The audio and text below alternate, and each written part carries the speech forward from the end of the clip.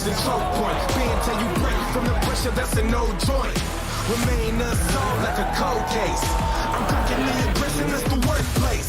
Yo, it's probably too late to be thinking about a life sign. Unload hate like I never need the right time. A mechanical God's playground. Mine off the air from your pipeline.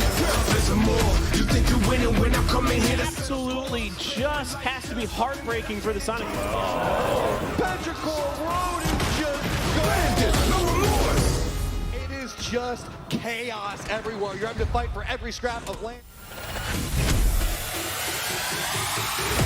Coming to annihilate, I can't be stopped. When it falls down, I remain on top. Live by, die by, I know where to go. Create chokehold. Dominate, dominate. You wanna breathe when I can relate. Terminate, being wheels, think I'm not right. Let them break you on the wind, don't hesitate. That's how you get them in a chokehold.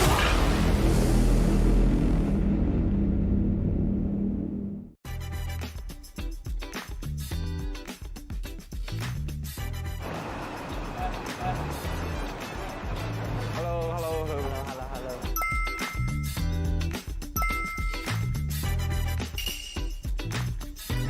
我的感想是，我也是希望团队能保持这个状态到决赛开始至结束。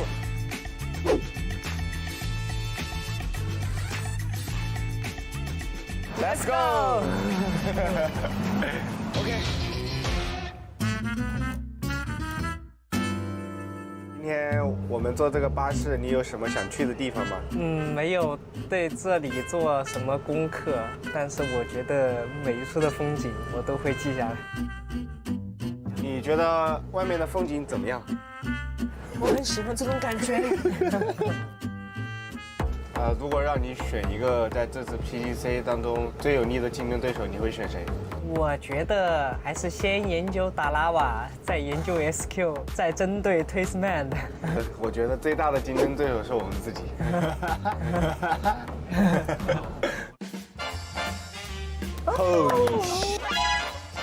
你的眼睛刚才一下就清澈了，你的眼神，我靠！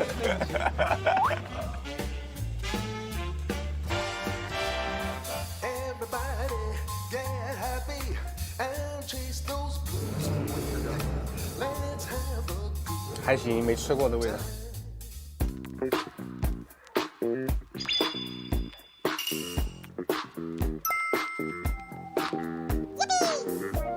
哎呀，是。你好，大哥。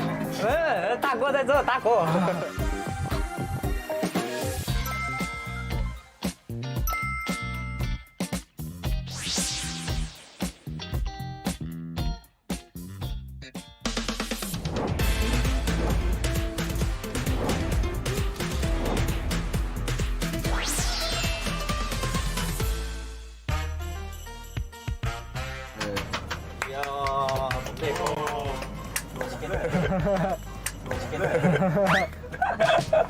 这么远的？你们选这个吗？好吃。OK。要不要带我？오. 맛있는데? 우리가 올 거라고 예상했어? Yes。是的。到世界赛之前，在进世界赛之后，一直对达拉瓦的表现，就是把他们当做他们赛区的1号种子、唯一大哥来看待的。所以说，我们是非常关注他们的在比赛上跟我们的会有接触的地方，会重视的更多。哦，谢谢大哥，谢谢大哥，谢谢。你把我们17当作是竞争对手吗？ 게이밍을 일단 누가 잘하냐라고 물어보면 어디서든지 빠지지 않는 팀이라고 생각을 해서 충분한 라이벌이지 않을까.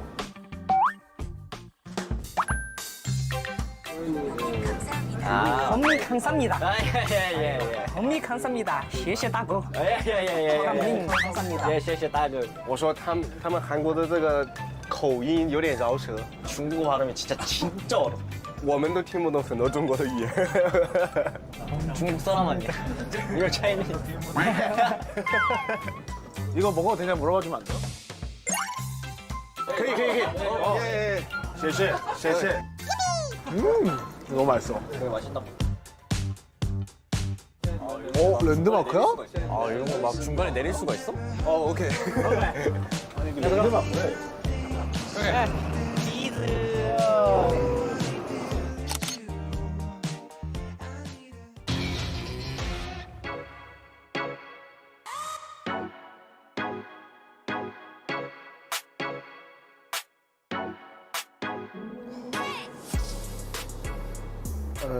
没有。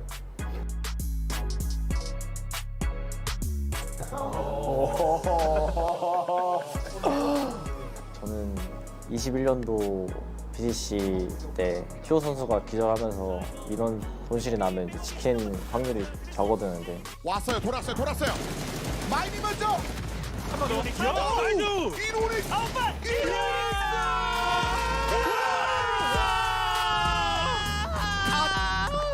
가시네요. 그걸 잘 넘긴 것 같아요. 그때가 가장 아찔했던 것 같습니다. 저는 항상 급파를 직행으로만 갔기 때문에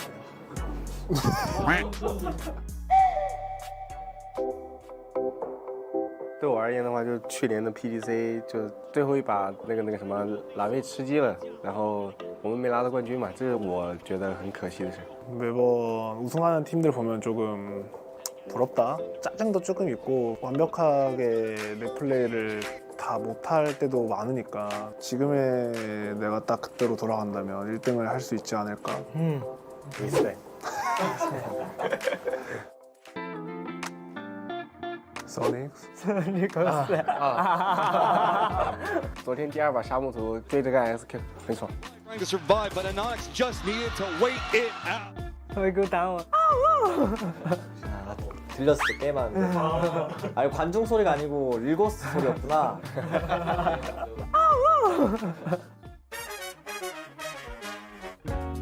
我想问一下首尔，就是你在就是官方定的那个选手薪资方面，你是最高的，这次你有什么看法吗？ 원래 이제 나는 조금 싸고 맛있는 좀 그런 위치에 있었는데 한편으로는 많이 뽑아주니까 잘해야겠다는 원동력이 좀 되는 것 같아요. 만족합니다. 혹시 우리를 이 그랜드 파이널 PGC에서 제일 라이벌이라고 생각을 하고 있는지. 目前看来是的，但是我对达拉瓦的期望就是对我的印象一直是小组赛会有非常亮眼的表现，但是总是到决赛的时候会有就是关键局的失误，给我的感觉。 그러니까 라이벌로 생각하지 않는다는 거지.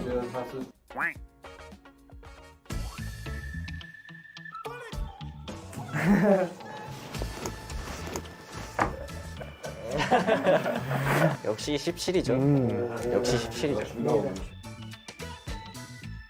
따라봐. 와, 아니다.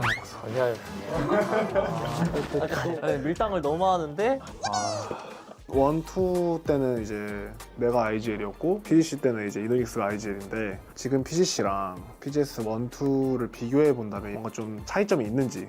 我觉得就是在以前最开始没交换的时候是首尔的时候，我觉得应该是偏稳定性，他们自己的体系更多吧。但是到 Inno 那个时候，感觉会更有爆发感一点，这个队伍的玩法。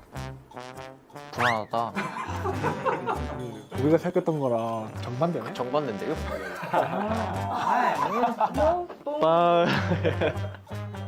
뭐 혹시 17 게이밍에서 키플레이어는 혹시 누구인지 말해줄 수 있을까?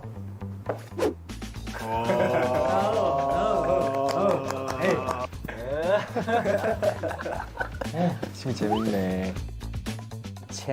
应该是前5靠实力，如果能拿到冠军的话，一定是会有运气的加成。 인정. 운 없이 우리가 1등한다. 꿀라. 당했다. 이게 아닌데. 아, 일단 1패. 我是沉浸在跟他们俩的交流之中，然后去了解一些东西吧，了解一些就是从我们外来的信息了解到他们的东西做对比，然后干嘛？我感觉也是蛮有意义的一点。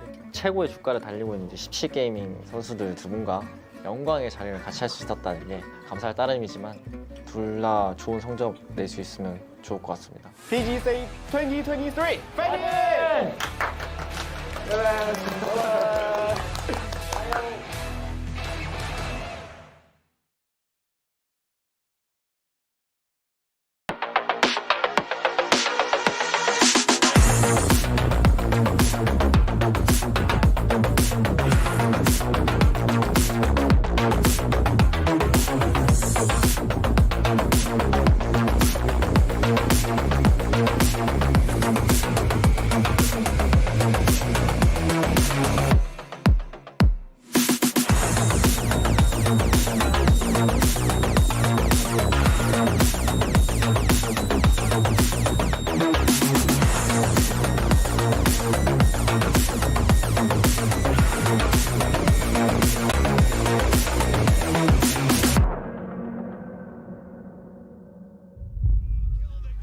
FaZe Clan is shocking the world. 18 kills and a chicken dinner. I don't know if it's enough, but goddamn Matchroom, they made a hell of a round.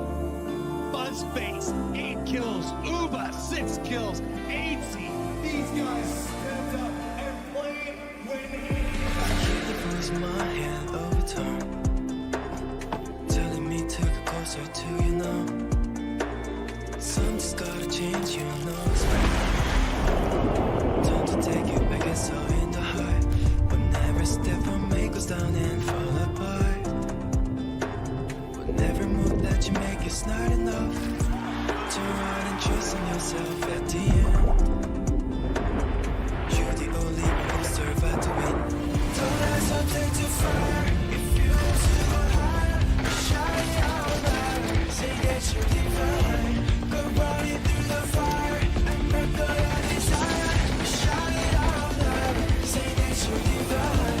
Go running through the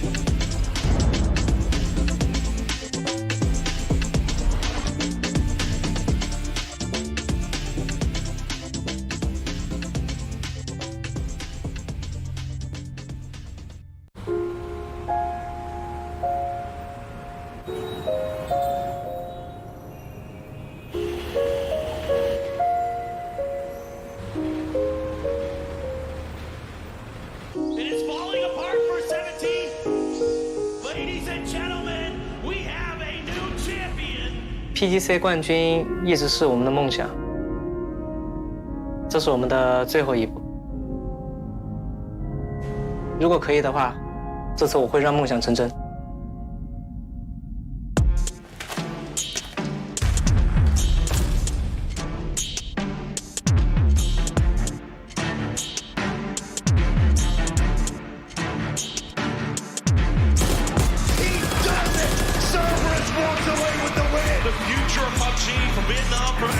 Sau mỗi lần tham gia PGC thì team mình càng dần càng hoàn thiện và mạnh hơn. Mùa giải PGC lần này sẽ là mùa giải của team mình. 当有人问中国队哪支队伍最强，人们可能会想起很多支队伍，但是在总决赛之后，每个人都会说出是天霸。ตอนเริ่มเล่นพับจีผมก็เล่นแค่เอาสนุกครับก็ไม่คิดว่าจะมาได้ไกลขนาดนี้ครับด้วยสกิลและความสามารถที่พวกเรามีเราจะเขียนประวัติศาสตร์ขึ้นมาใหม่ They don't even know how to back down. So we've worked really hard all year to be here, and truly winning matters most. Win or lose, I want to have fun with my team. Success will follow.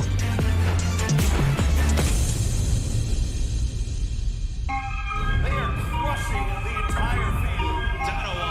Oh, that was just a miss. The whole white bird. 조금만 내면 다 할 것 같았는데 Twisted Minds has been removed. They will not be winning PGC. This might be a disappointing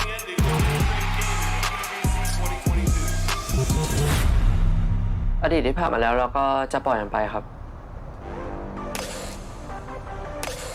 แล้วพวกเราจะไม่ยอมแพ้ครับ 프로게이머를 하는 제 인생에서 다시 한번 이렇게 좋은 팀원들과 할 수 있을까라는 생각도 되게 많이 들기 때문에 제게 가장 큰 기회이지 않을까 싶습니다.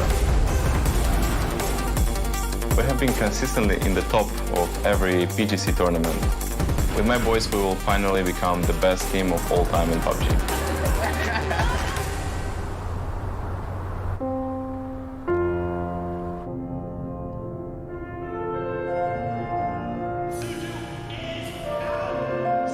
Gaming, they were just so close to the trophy, but now it's gone.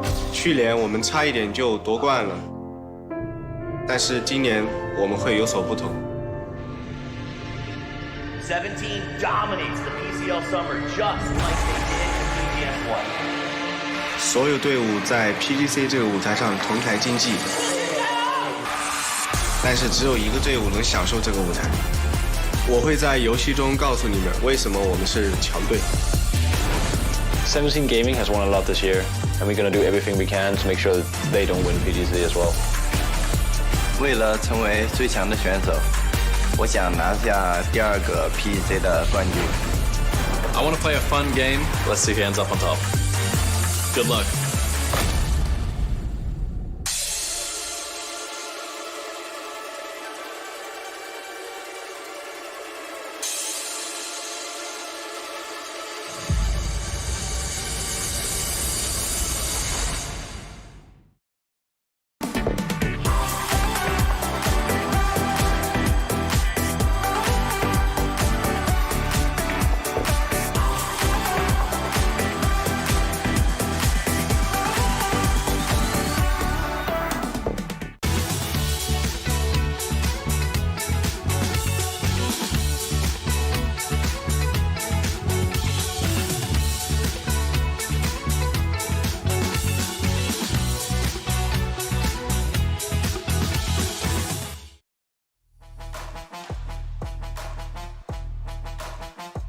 Good morning, good evening, good afternoon, wherever you're watching around the world. Welcome back for the final time to the PUBG Global Championships 2023. My name's Tavis. I'm joined by Avenger. 6 games left to play at an event that started with 128 players, now down to 64, and in 6 games, it'll be just 4 men holding that trophy and the pride that they've worked all of their lives for. And there's still so many teams that potentially could take it home, right? We've seen it so many times before. We saw Twisted Minds last year win 4 games out of 5 in the first 7, of course, but still over 2 days. It's possible. You can win 2, 3, 4 games in a day, and it could happen to any of these teams here still. So we have some that are going out ahead right now that are looking good, but it's probably going to come down to the last game again. Yep, and we're going to break all that down. But first, we got to give some love to On the Seat, the official gaming chair partner of PGC, the chair that elevates the gaming experience with ultimate comfort and exceptional performance. Choose On the Seat.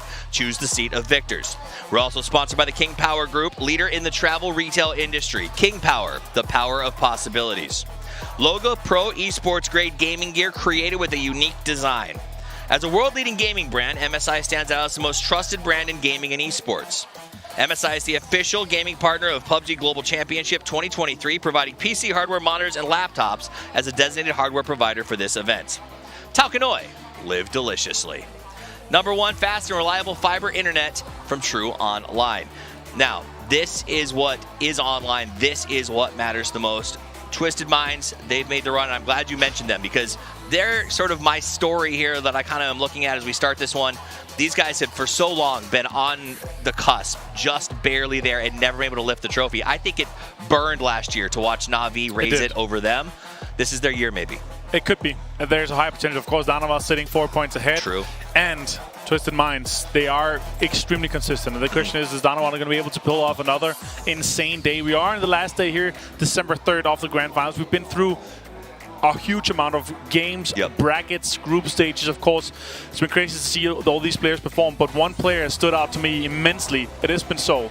And the question is really, is he going to be able to step up as he did yesterday, because he had some insane clutches. He had some insane point squeeze moments where they were able to put up points on the board where they weren't winning even the games. Well, I'm glad you bring up Seoul, because to me this is them versus Batu as two separate stories. On one hand, you have a superstar fragger who no longer has to shot call. Right. And on the other hand, you have a shot caller who's learned to become I want to say, superstar fragger. This event, he has played like the best of the best. He has stepped up to a role that he didn't need to, but now that he's doing it, it means that doing it well, it means that the other guys are still, of course, able to frag. But he's just taking this, I feel like, on his shoulders, the weight, he's carrying that. And that's obviously something that's going to be, he has to do that today as well. Otherwise, it's going to be rough. We're going to be starting, of course, day 3. Starting with Omar, we're ending in a wrangle. We're going to be playing for $2 million plus the crowdfunding here. $2 million plus crowdfunding, $10,000 for the MVP. But what matters most is look at how the money drops along the path. $280 for second, $160 for third. Huge drop-offs. We are literally going to probably be close enough throughout this entire bracket that a kill is going to be worth up to $4,000, $5,000, $10,000. And so every point matters no matter where you are on the leaderboard. This is the big show. This is the biggest event of the year. With that crowdfunding, these players know what they've got on the line. Let's talk about the teams that are here. And of course, the 16 teams absolutely stacked up. We have some teams that are going ahead, but they, of course, day 1 really showed that how close it was. We have Danawa in the lead right now. They're 14 points down to 17 Gaming and 18 down to LG. Somewhat of a good buffer, but they have Twisted Minds on their heels. They do. And then on top of that, the mid pack is very, very tight when you go down to New Happy. Big chance to climb up there. And then you've got Sonics, Pero. They would have to start out with just an absolute smashing first game to sort of get back in the hunt. And then V7, who was yet in the front yesterday, all the way down at 11. Yeah, maybe they shouldn't be hot rubbing Minas. That's not a bad point. Yeah. So that is, but what I do think was interesting is yesterday Danawa started at 11. They swapped spots. They did. I want to see if they can, right? So that tells me that some of these teams who are still in the hunt could do it if our top team's slow. But that's sort of where we're at. A player like Seoul, one of the players to watch for good reason, has to slow down for others to catch up, and I don't see him flagging anytime soon. No chance. Also, his average damage is just insane, right? 420 over Ixef to 275. Nice. Of course, kills Ixef been putting up, but he's also always the guy that goes in first. He's sending it, and he always comes in flying with shotguns and barrels and other things that it is hard to win these 1 versus 1. So Ixef's definitely a good case for him to still have a showing for him and his maybe MVP run. All right, and then so we got Pero, we got Twisted Minds, 2 teams to watch. I'm going to start with 17. We're going to look at them on this highlight reel. They are the first team on the chase. They have a great drop spot. They're localized in the center. But may I remind us of PGS1 when we were in Malaysia and, you know, they got ahead early on and they just were able to send center super fast, find positions to hold down, catch a couple circles, and they just ran away with it. I will say this, though, that hard circles has been a challenge for them because I feel like they would have been in first place now if we didn't have that much crazy hard shifts, first of all, but also edge circles, right? When you're looting center, you're in a situation where you want to be closer to the circle for over a statistical amount of games, right? And here, they have had a lot of hard games. Yesterday was not the type of the high moments that we saw for them and we kind of expect from them. They had a few more hard games, but they're still extremely consistent. And if we have a big game from them, they're of course also going to be able to take first place just from 1 or 2 good games. But yeah, these teams, they've been insane. Seoul, as I said here, the clutch moment, almost wiping out Twisted Minds here. He got 3 players down. Yeah. And then Batu cleaned it up with the drive-by. It's funny, you know, it was like team to watch Twisted Minds, but Seoul was so impactful throughout the entire day. Crazy. We couldn't do a highlight feature on any other team without Seoul sort of popping up and getting involved in it. In one of the other sides, like, oh, it's Twisted Minds highlights, but here Seoul is killing 3 of Twisted Minds before Batulins did the drive-by. Absolutely. Remember, if you're playing at home, that's how the scores work. It's the last day. I hope you join us for the next Twire round. Let's talk about who is getting the most points when it comes to Fantasy League. And it's Seoul, of course. He has had a standout performance here, of course, and the top Snakers still on tailing him. It's impressive. Snakers has been a he's been a player to watch throughout, and it's just impressive what he's able to do throughout in game and in general. Even though these guys, they are consistent, but he's getting so much damage done. He really is. Let's take a look at the Fantasy leaderboard. Toby's on top, Paper's on the bottom. I'm sure it'll shift throughout the day today. Yeah, it doesn't really matter who's in between, second to fifth. Let's not talk too much about it. No, you guys have had overall our talent team has had a fantastic run. It's been looking really good. It's been really hard. If you didn't have 4 players perform, you're just dropping off because most especially you guys on the top, including Poro, you've had some insane performances on your rosters, right? So talking about, here's a pick'em challenge. Remember, the votes are already in and locked. The crowd favorite, if you want to talk about who's put votes in, is 17. I think it's an excellent vote if you put your money in that spot. The Gen G voters, I love that you guys love them. That's all I'm going to say about that one. Yeah. Good vote. I will say, I do kind of want to talk a little bit about these top teams, those top fraggers that were on the fantasy board. I think Snakers was an interesting one for me. This is somebody that we, as a community, have essentially watched grow up over the last 6 years. Has found his footing. He's always been a good shooter, but honestly, it feels like Mime and him were like long-lost brothers waiting to work together. They are dueling in the maps. They're playing Miramar exceptionally well, so they get to start in a really strong spot today. And I think if Snakers keeps doing his Snakers things and Mime can avoid the revenge lust on the Sonics, they've got a really good thing out of them. That's obviously something that's a huge motivation, especially for these two teams, right? Mime is like, I want to, first of all, first grand finals here for PGC, right? So it's huge to see him have performance like that multiple times throughout the tournament. It's been top 5 on damage. Like, it's looking extremely good for him, but he is looking to be better than the teams that he just got replaced in. Absolutely. That's one of the biggest motivators when you get dropped, is you want to be better. Another big motivator is getting your hands on G-Coin, and you have a chance to do that today during the first match. Once the first kill happens, we'll have a code for you to get 400 G-Coin, and in the 5th match of the day, once the first team is eliminated, we have a code that you'll get anywhere from 800 to 5,000 G-Coin. It is random, but make sure you get that number in so you have a chance to earn a little something extra. And I think that that's what it comes down to, earning something extra for a lot of these teams, especially some of the players. They want that MVP. That's $10,000 extra. I wanted to show you guys how the voting is going to go. Yeah, of course, it's going to be the castle's going to be putting in some votes from all of our regions, and also our production that has been looking at all these players and all these games, looking at all the clips. They're going to have a bit of a weight in their vote too. So yeah, of course, exciting right now. It's looking good for Seoul, looking good for Eichstätt, and overall, we've had some super impressive plays throughout. Let's see what happens today, though. We could still have some clutch moments that's going to be shifting the votes a little bit. It is, and to me, I think one of the biggest takeaways here is we've talked about land jitters throughout the course of PUBG. There's no way to prepare for the final day of PGC. I don't care how seasoned you are. So every team that's on the top, that's on the race, this is a moment where they've got to get their head straight. They got to make the right choices, and they got to push. We're about to push into game number 1 in just a minute, so don't go anywhere.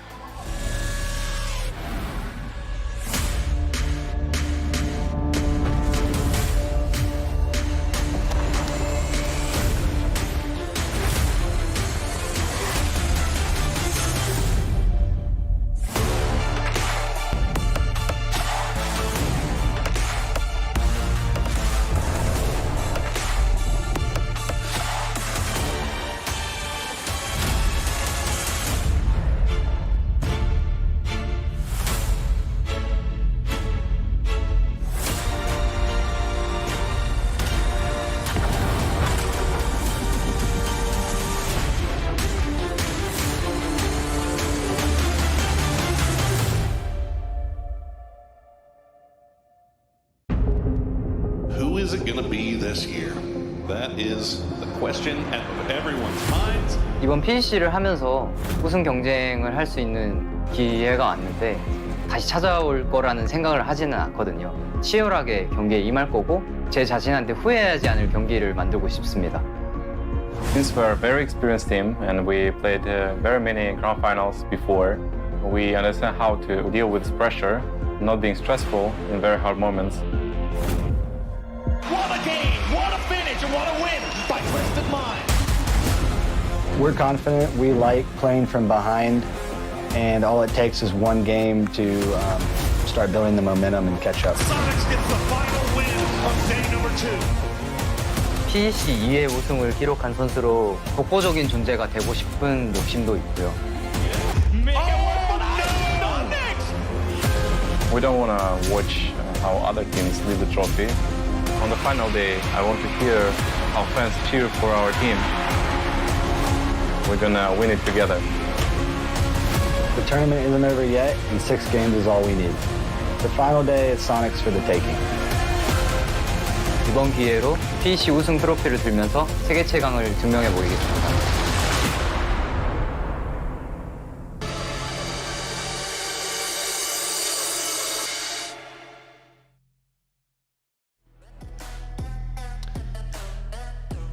Hello, everyone, and welcome once again to sunny Bangkok, Thailand, where we are ready for the final day of the 2023 PUBG Global Championship Grand Finals, Toby. It's going to be absolutely amazing. I mean, all of these matches throughout the tournament leading to this very day. And you can tell in all the players coming into today, they say they're not nervous. They say we're calm. We got everything under control. They know what's on the line here. And there's still no way of telling who's going to come out on top.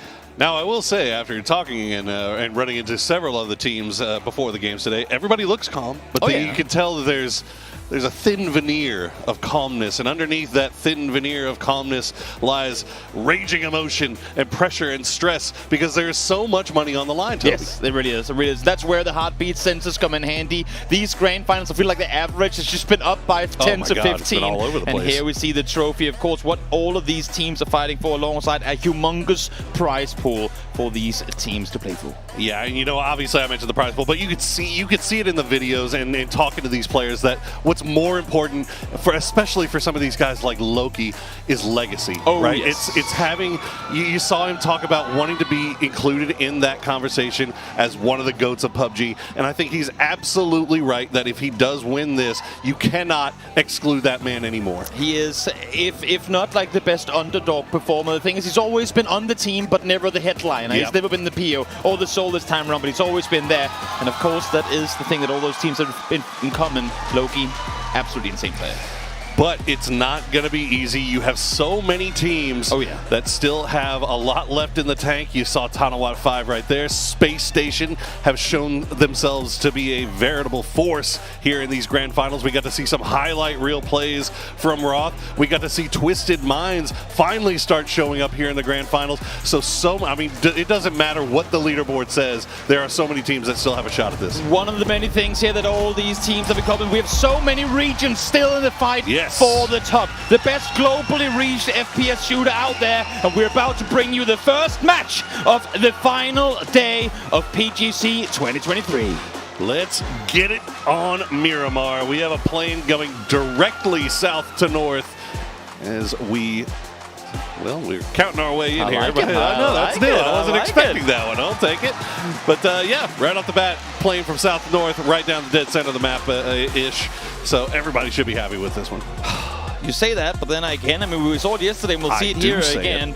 Gen G, they have a bit of a stretch if they want to make their way to El Pozo. Now they know that as long as Tiamba can go towards the east, they probably won't go Monte Nuevo either, but a few stretches might come in here and there for teams in the early game, which could cause commotion. And this is where, as much as we hate to see it, because we want to see the final day be perfect PUBG across the board, but this is where teams start making mistakes because the anxiety, because the pressure gets to some of them.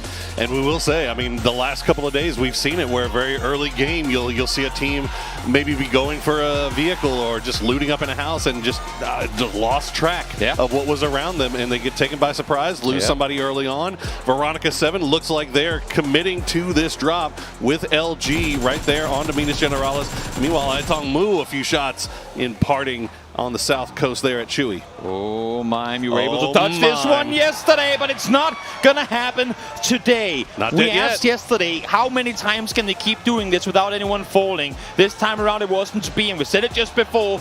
You can make slip-ups in the beginning of tournaments, in brackets, work your way into the finals, but seeing how close this leaderboard is, there's no room for error in this final day of matches. And it's still going.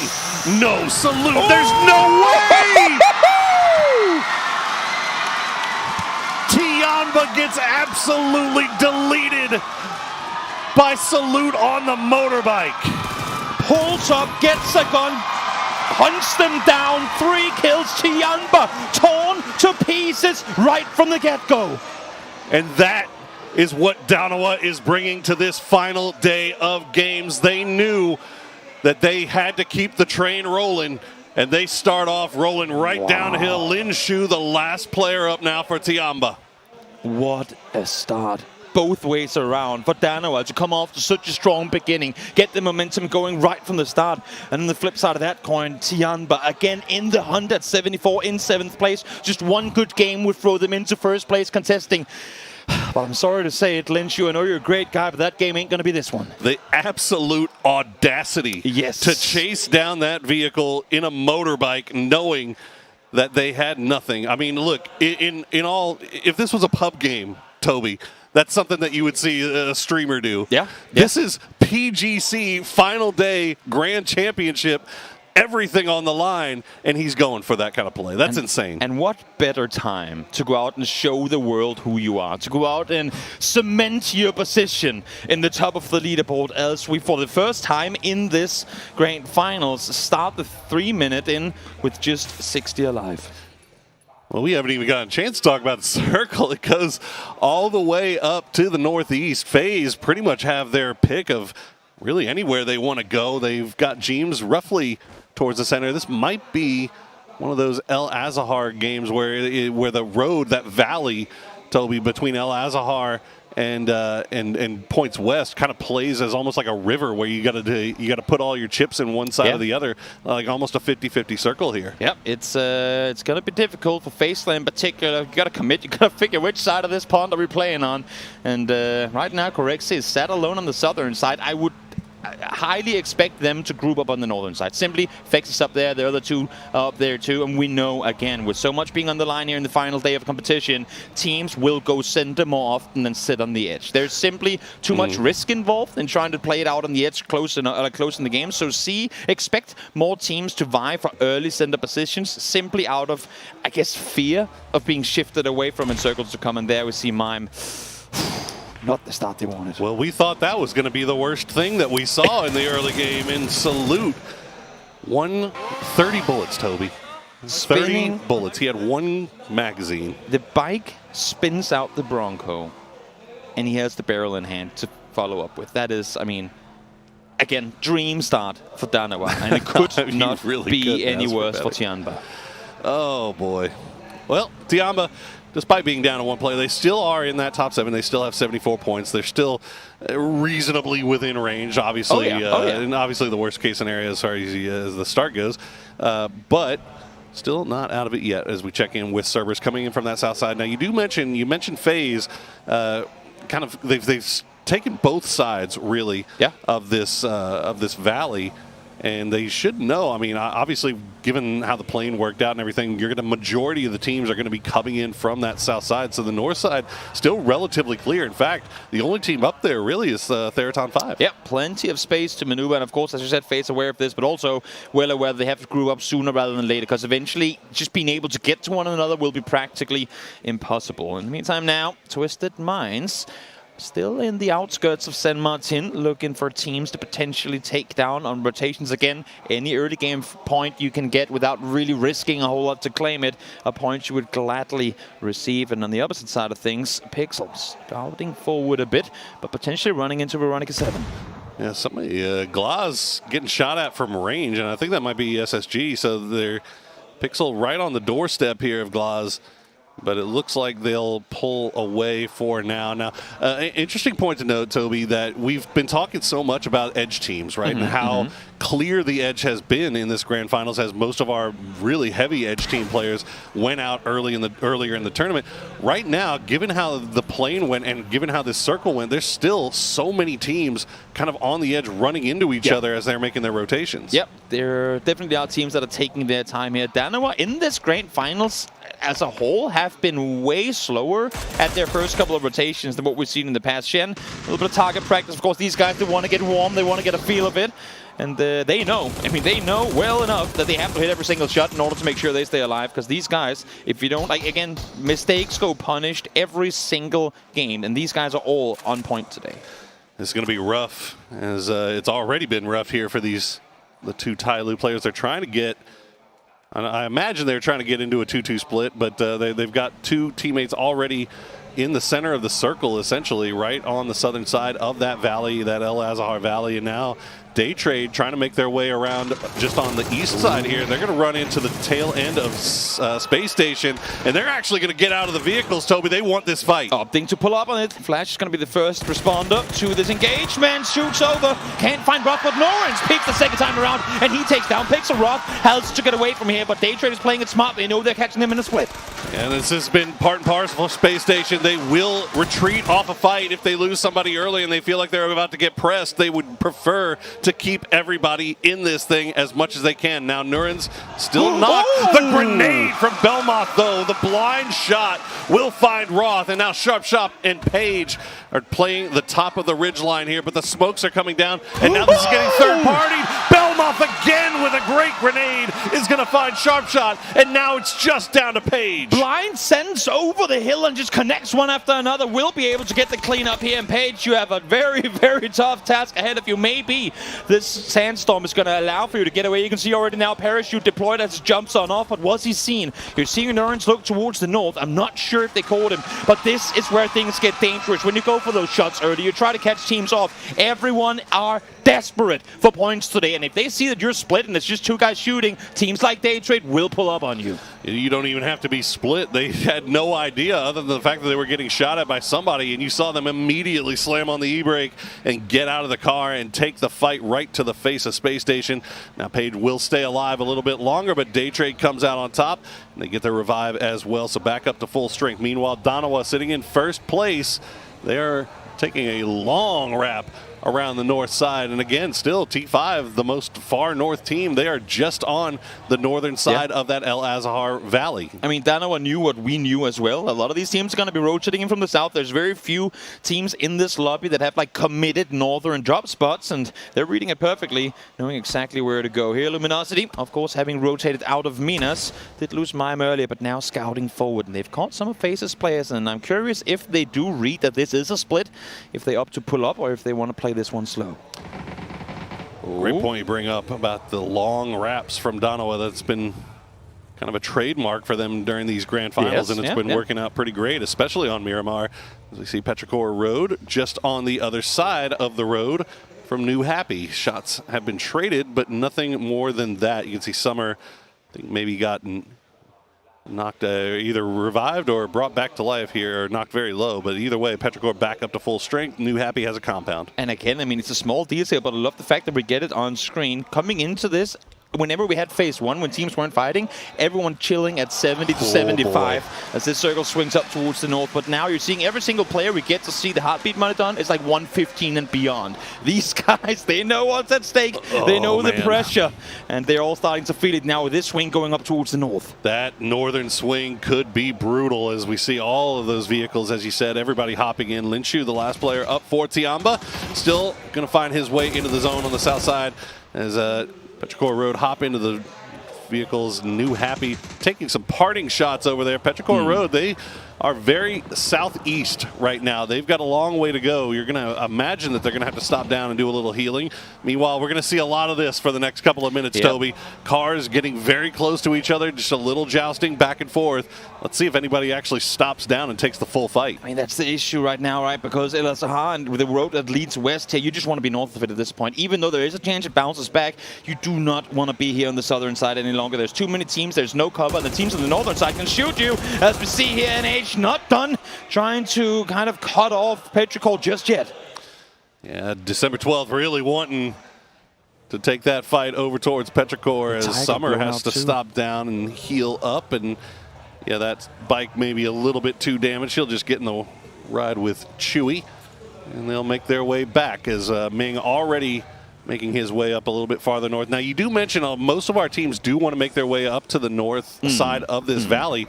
There are a couple of teams on the south side, though, that are comfortable. Tai Lu, LG, Genji in particular, all have compounds. 17 also has a 2-2 split on both sides. You can see they're taking a little bit of fire here, but nothing too terribly serious. You say that, but it's tires getting popped, and if you consider where they are, if this circle swings away, that is a very hard rotation for them to make. Cerberus, of course, again, I mean, as we said with Danawa, realizing where the pressure is going to build from, and are going north. Himes, though, headshot mid-air, will have to get down to the ground, 23 damage to follow, but somehow able to make landfall. Oh, it's ironic that they're landing in the graveyard right there, because he just narrowly avoided it. Imaz with 5 HP.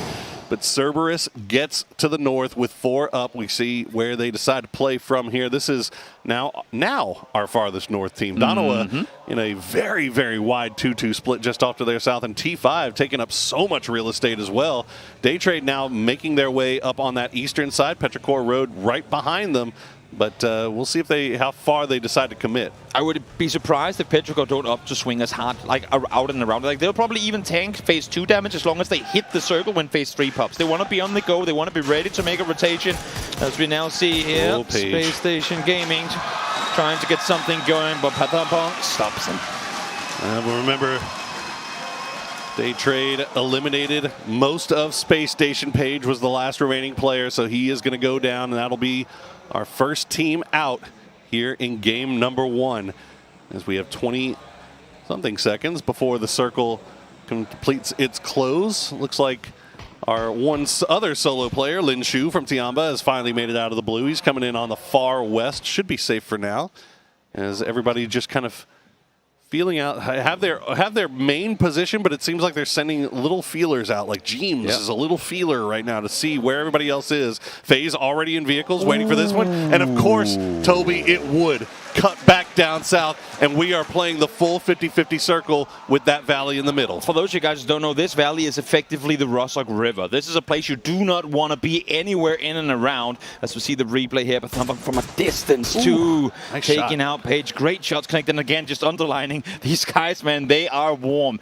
coming into the state. Dynamo, one of the first teams now to full speed send it. We'll see where they up to go, as Lin Shu also is trying to find somewhere to call home. Oh, he's got to go somewhere. Donawa making it right past FaZe. The rest of FaZe, fortunately, inside the compound, but it doesn't matter. James going to land the big shots onto Salute. He's going to get taken out. Is he going to get stolen away before James can finish him? Yes, he will. And now Patapong immediately swaps over to James. A lot of damage coming through, but damage done on multiple teams. I don't think anyone is really going to be massively rewarded off it. As I say that, though, Danawa continues on forward. Little Ghost finds one, but gets instantly traded. Okay, 2 up still for Donawa as an Onyx and Soul now arriving. They got Xiaobei pinned in the smokes. Grenade in hand for Xiaobei. He's got to keep on the run as Xiao Wu is going to find Soul. And now shots from the back. Donawa getting pinned from every direction here as Xiao Wu has a nice little split here. This was the 17-2-2 split on both sides of the valley, Toby, and it's working out great for him right now. It's working out for one, but also they need to play it smart, and they do so here, covering each other's back. Xiao Wu and Sushu, great work at defending correctly there to find the final kill. That is a big takedown. First team out is our current first place team in Danawa. Absolutely huge. It looked scary there at the beginning when Danawa got 3 instant kills onto Tiamba. It looked like they might start running away with it, but 17 gets in the way, and now the top place team is out. Everybody else sees that on the leaderboard. They know that they can climb here. We see X-Left and Petrichor Road. They've got pretty much a little bit of free space here on the eastern side. Now, Day Trade is in a 3-1 split with Belmoth holding the hard cover, but there is this nice ridge line for Petrichor to work with. Meanwhile, second place team, they've seen Donawa go out. They're hard crashing onto the FaZe compound. Let's see what Twisted Minds can do. All these players, of course, fully aware of what's happening around them. They know the pull-up has come through, and Twisted is well aware that there's a team on the inside. We have Lin Shu on the east. You can see him in the minimap in the bottom right corner. Could potentially, if he dares, go for a little bit of a third party, see if he can shoot someone in the back while they're looking elsewhere. But this one is going to be quiet for a while. You just cannot allow for that first knock to come through. I'm loving the fact that James is getting back closer towards the building, so should he be found, there might be a rest to follow. But he's maybe the off angle that the team is looking for. But does he know that Batulins is just over the top? He's out in the open. James is the swing man here for FaZe. But I think, you can see him. He's looking over there. I think if he didn't spot him, one of his teammates did. So Batulins has been sniffed out. FaZe retreating back into the compound. Now, the good thing for them right now is this is a straight 4v4, but you can see on the map, Gen G starting to creep up in that direction as well. And now more teams might be heading that way as it cuts north again. Toby, this circle is just absolutely brutal. If you wanted to encourage Gen G to go elsewhere, well, this ain't it. This is the the biggest invitation you can get for a third-party opportunity once this does fight. Question now becomes, does Twisted Minds even want to take this fight? They find Correxy, but look at this. Half the team is already leaving. Oh, the flush comes through, though. No trade. No way to kind of set up a saving private Correxy. So one comes through. Does that make them commit? Batulins has fallen back. Well, we could see, you mentioned, Twisted Minds were already sending it. Batu already up to the north. But off of that knock, this fight has played out. And as a result now, Gen G starting to creep in on their backsides. We'll have to be careful about where they are. Perfectix, I think they realize now the situation that they're in. Batu feeding that information over. They're just going to immediately get out of that as Ixlef gets knocked by the flaming vehicle. That should be a res, I believe. They are all by themselves up on this northeastern side of the circle, but Cerberus collapsing. The 1 mile an hour run over is arguably one of the more painful ones. As we see now, they of course saw the knock and the kill feed. They were the ones to get the kill just before, so they know exactly where these guys are positioned. And because of this, Salalsi now allowed to push on forward, and this has Petrichor leaving. But they're going straight into the open arms of Cerberus. Oh, James had the angle. It doesn't matter. Pushus will back him up, and now that's going to be Chewy71 trying to survive a little bit longer. The vehicle will explode, but T5 now has him dead to rights, and he will get picked off by Xiao Bei. Another point going in the bag for 17. Yep. Gen.G on the eastern side still have yet to really engage, as we'll see if FaZe will allow them in, if Twisted Minds will do something. We did lose James just before, so maybe that's me feeding across wrong info. But again, still looking for an entry point to this circle up from the west. And towards the east, we have New Happy, V7, and Tyloo still all looking for ways to make their way into the circle. Several teams on the south really kind of biding their time, waiting for all of that nonsense, all the kill feed to slow down a little bit before making their move. Now you can see Veronica 7 pushing in here. Perfectix actually going to find Songjang as Gen.G has arrived onto the FaZe compound. Meanwhile, another fight going on here between Cerberus and V7. All these teams trying to fight for space in the open. Tyloo pulling up on New Happy now as well. We see it here as they've made landfall. 2 of the players down to low HP, but they will stay put. Now LZ did go down earlier, but able to fend off for now. The circle is closing in, though. They have to make their way forward. Gen.G seeing that in the kill feed, or Twisted Minds rather, seeing Gen.G and FaZe in the kill feed. They know exactly where this fight's going on, so they're coming down once again to see if they can maybe do a little bit of third party in the valley. It's New Happy and Tyloo. They tried to send it a little bit later, but New Happy still in great position. Atonmu, the last player alive, will get cleaned up there by Ming Ming. Loving the setup here from NAG Esports. They know that they can only peek this fight from one angle without getting shot in the back, and they execute it to perfection. Circle swings up towards the northwest. They're on 5, blessed with that shift going that direction, but they now know too that they have to fend off against all these teams that are coming in from the east. 3rd on 5, holding strong despite the circle going north and south and north and south. They said, you know what, we like our compound, we like our chances. Let's just stay here until we're forced to move, and it pays off nicely here for them here in the late game. Now V7 and Daytrade still fighting in this open zone. The smokes are down, but there are multiple teams that have angles on into this, most notably being Cerberus and 17. We have 5 teams on the eastern side of the circle, but because of 3rd on 5's position, only 1 team in my book will be able to make it into this next circle. Once we start closing in just about 10 seconds time, the east will light on fire. And again, I only see 1 team making it, and with the way that 17 is currently positioned, they're currently looking to be the ones that are going to make their way on in. So V7 will survive with 3 up for now. Nurin's the last player up for Daytrade. Will get spotted out by Glaz, and that will be it for Daytrade. Cerberus, meanwhile, still hanging out on that north side. Luminosity down to just Snakers and Flood.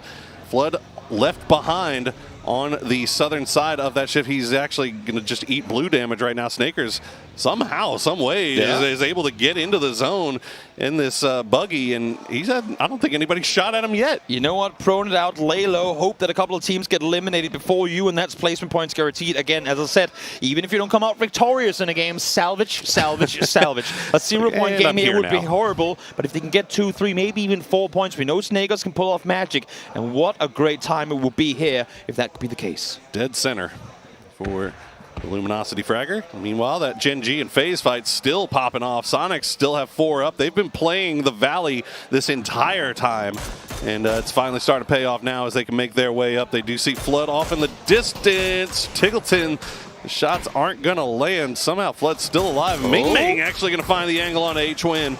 And now December 12th actually taken down as well as the push is coming in from 17. New Happy, we're not expecting that at all. 17, 6 kills. Absolutely insane timing on the wrap there. A lot of help coming through from the fact that Flood is able to find 1. They thought they were safe in taking shots towards Sonics. Not quite so. Great turnaround. Nice pull up from 17, and importantly so, able to take them down early as Gen.G finds finds face as well. Signs of life from Gen G here on the final day as they clean out FaZe, they clean out the compound, they managed to keep 4 alive. Twisted Minds still on that northern side, but you can see they've taken a knock as well, so no full pushes coming from them. 17, after cleaning out New Happy, will turn their attention over to the remnants of Veronica 7. Do they know that it's another team they have up close here? Because they got the knock onto him, as maybe they think it's a couple of players from Cerberus that they have up close. And now with this circle swing, do we even want to head north? Do we even want to go into an open downhill fight with Therodon 5 having eyes on as well? I mean, you can see 17 is not in the greatest of shape right now. A lot of damage being done to him, but they're still 4 alive. But while they're engaging in this fight with V7 Funpin, Sonics is taking their best next spot here. But you can see the shots coming in from Xiao Wu. Shrimzy will find the knock onto Xiao Bei. His little ghost will get taken down by Sololzi, and 17 is falling apart. Crucial timing on the play here by Sonics. They know they have to come underneath. They know they have to push them out on the edge of the circle. And yes, they only have a car for cover, but here it's all they need. They just cannot get knocked here. A few trades coming back and forth, but as we say again, none of them go in the way of 17. Now it's just Xiao Bei and Sushu left on their feet. Oh no, Cerberus tried to creep down here and take out what was left of V7, but they put themselves at exposed to Twisted Minds, so shots coming through from there. Xiao Bei now the last player up for 17, trying to hold against Tosi. He knows where he is, up against the rock, the peak, there it is. Nice knock from Xiao Bei, keeping 17 in this thing. Trying to go out, maybe get a little more heals, get something going. He knows that as soon as he peeks off to the left, he's going to be in trouble. Do they deny it? Looks like he's going to. Yes, not sure if it was intentional or not, but will fall down again. There's nowhere for them to go. Sonics played it perfectly in their rotation earlier. Nowhere for them to go. V7 down as well. 6 teams left alive. Deny, deny, deny. Right now, Therodon 5 still has the compound. Gen G has a compound for themselves as well. Now Cerberus has been pinned up against the wall. Sololzi going to deny, and Tiggleton will actually steal Tycon away, so that's at least a point going into one person's pocket here. Sonics now 2 kills. They have lost 1 player. I believe they've lost H-Win, as they are now 3 strong on the southern side. Twisted Minds 4 strong on the north, and then you have our compound teams, and then you've got little old Snakers hiding out right in the dead center. Kick saw the vehicle. We'll see if maybe he's going to throw a nade down there. We've seen him be very successful with his utility usage, so maybe a kill feed pop up in a moment with Luminosity taken out. Wouldn't be too surprising. That is, of course, if he opts to go for it. Twisted Minds in the meantime, 3 kills. They've played it slow from the start, and there it was. It was tick, not kick, but able to get it. As Twisted Minds now sit on the very far northern side, has to make a decision. Do we go east, do we go west? I think the best play right now is wait this one out, see where the next circle is going. And you can see just how this is how this whole tournament has been going, Toby. We've got to our top 4 teams. You've got Twisted in first, but all the rest of the teams here are lower down on the leaderboard. They can make a jump here as Twisted trying to send it a little bit closer to center. They've got lots of ridge lines to play. Yeah. They have left Batulins behind to keep track of Therodon 5, make sure they're not backfilled. Again, as soon as they force Gen G into the compound, they know exactly what space they've had to work with. There's been no fighting up by them outside of Cerberus. When they died, that's when they pushed in. That's when they took control. Circle swings west. Yes, Gen G has the compound, but I'd actually favor Twisted Minds in this position, because if this next circle, final circle, shifts off of the hill that they currently have, they have nowhere to go. On the other side of that, Twisted Minds got a big ridge to work with right now. They do, but they've got Therodon, full strength Therodon 5 that have to kind of come down onto him. So Batulins needs to be very, very careful about how he plays his position on the north there. If he gets knocked, the chances of him getting revived are very, very slim. And Sonics, they still have to figure out how they want to get inside this zone. The south would seem to be the obvious play, but Gen G is looking for it. They are waiting. Again, you got 19 seconds for you to hope that other teams make mistakes, cause fights that you can then third party. But of course, everyone knowing what's on the line here, do not want to be the ones to engage first. The smoke wall is fading, but Tulins knows that this is the time for him to try and make a run to regroup with his teammates, and he's successful in doing so. As I say that, though, the headshot does come through.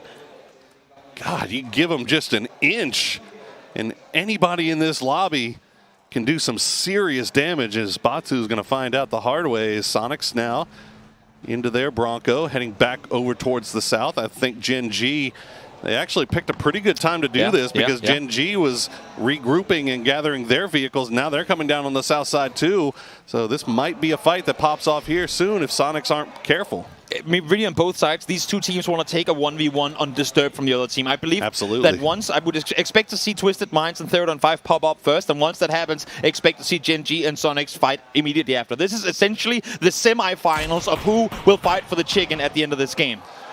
Unfortunately, for Sonics, they have a little bit of hardcover to play here as Perfectix will find that knock on Panampong. He is very close to Hatsawat, though, so that might be Rezable. Rossadid being the anchor man here right up front, has the grenades in hand. It's going to split the uprights, unfortunately. Hatsawat not going to go for the res, but rather trying to take the shots as Rossadid will find Perfectix, but immediately Batulins with the trade, and Gen G and Sonics also fighting on the other side of the map. Exactly. Both fights taking place now. There's knocks on all sides, which means this is when we engage. Gen G full on pushing on in Batulins, trying to buy time for the res onto Perfectix to come through. They get the one confirmed. Now they know we have a 4v3 in our favor. In the meantime, towards the south, the fight unfolds. Util still in hand for Theraton 5. They've got Twisted Minds pushed right up against the blue. They're finding some damage here as Sonic staying alive somehow, some way. DG98 is the last one up. He's going to keep peeking it, not finding it. The flashbangs coming through.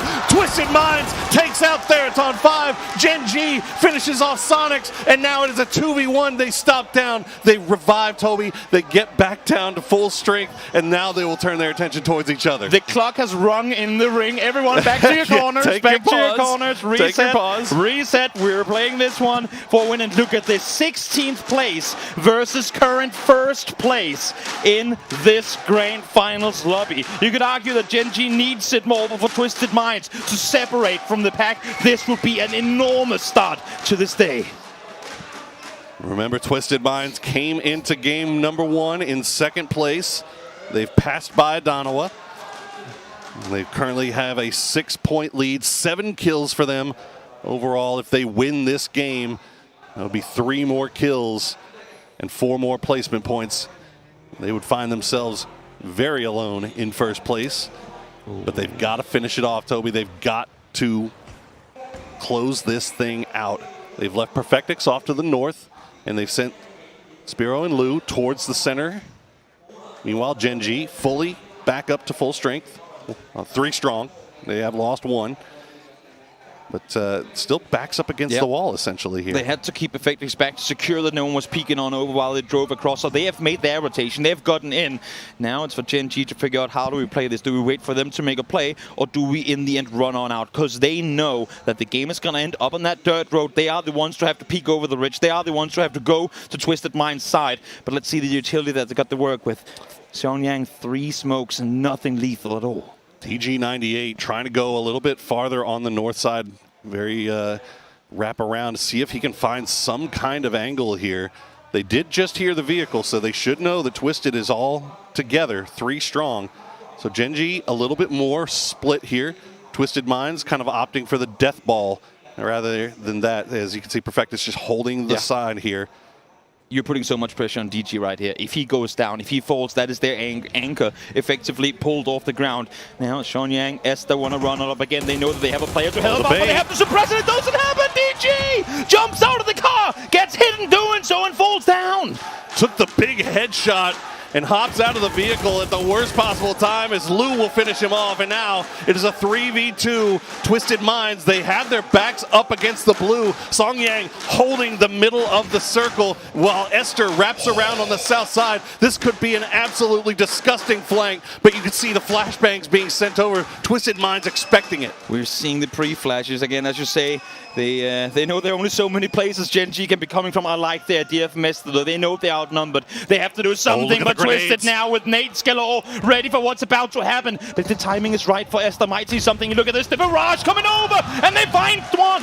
Perfect triple nade from Twisted Minds. Now Esther, the last player up. Spiro going to peek this top of the ridge, and he will find the kill. And Twisted Minds grabs a hold of 1st place. Wouldn't want to start off today any different whatsoever. This game played perfectly into the Twisted Minds playstyle, being able to wrap up north, allowing other teams to come through, and then just slowly but very smartly drive their way into the last couple of circles and claim it in the end. It's always been methodical with Twisted Minds. They had their missteps early on in this tournament. There's no doubt about it.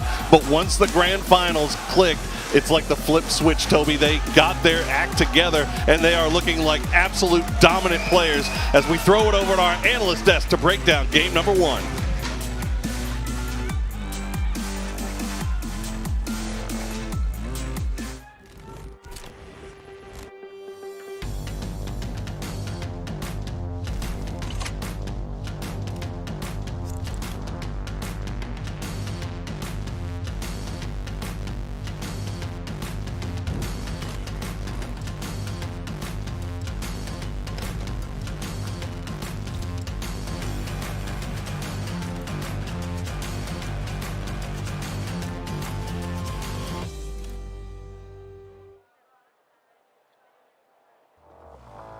Twisted Minds gets their second chicken dinner and takes control of the leaderboard along the way. What a great game. Let's take a look at how it came to be.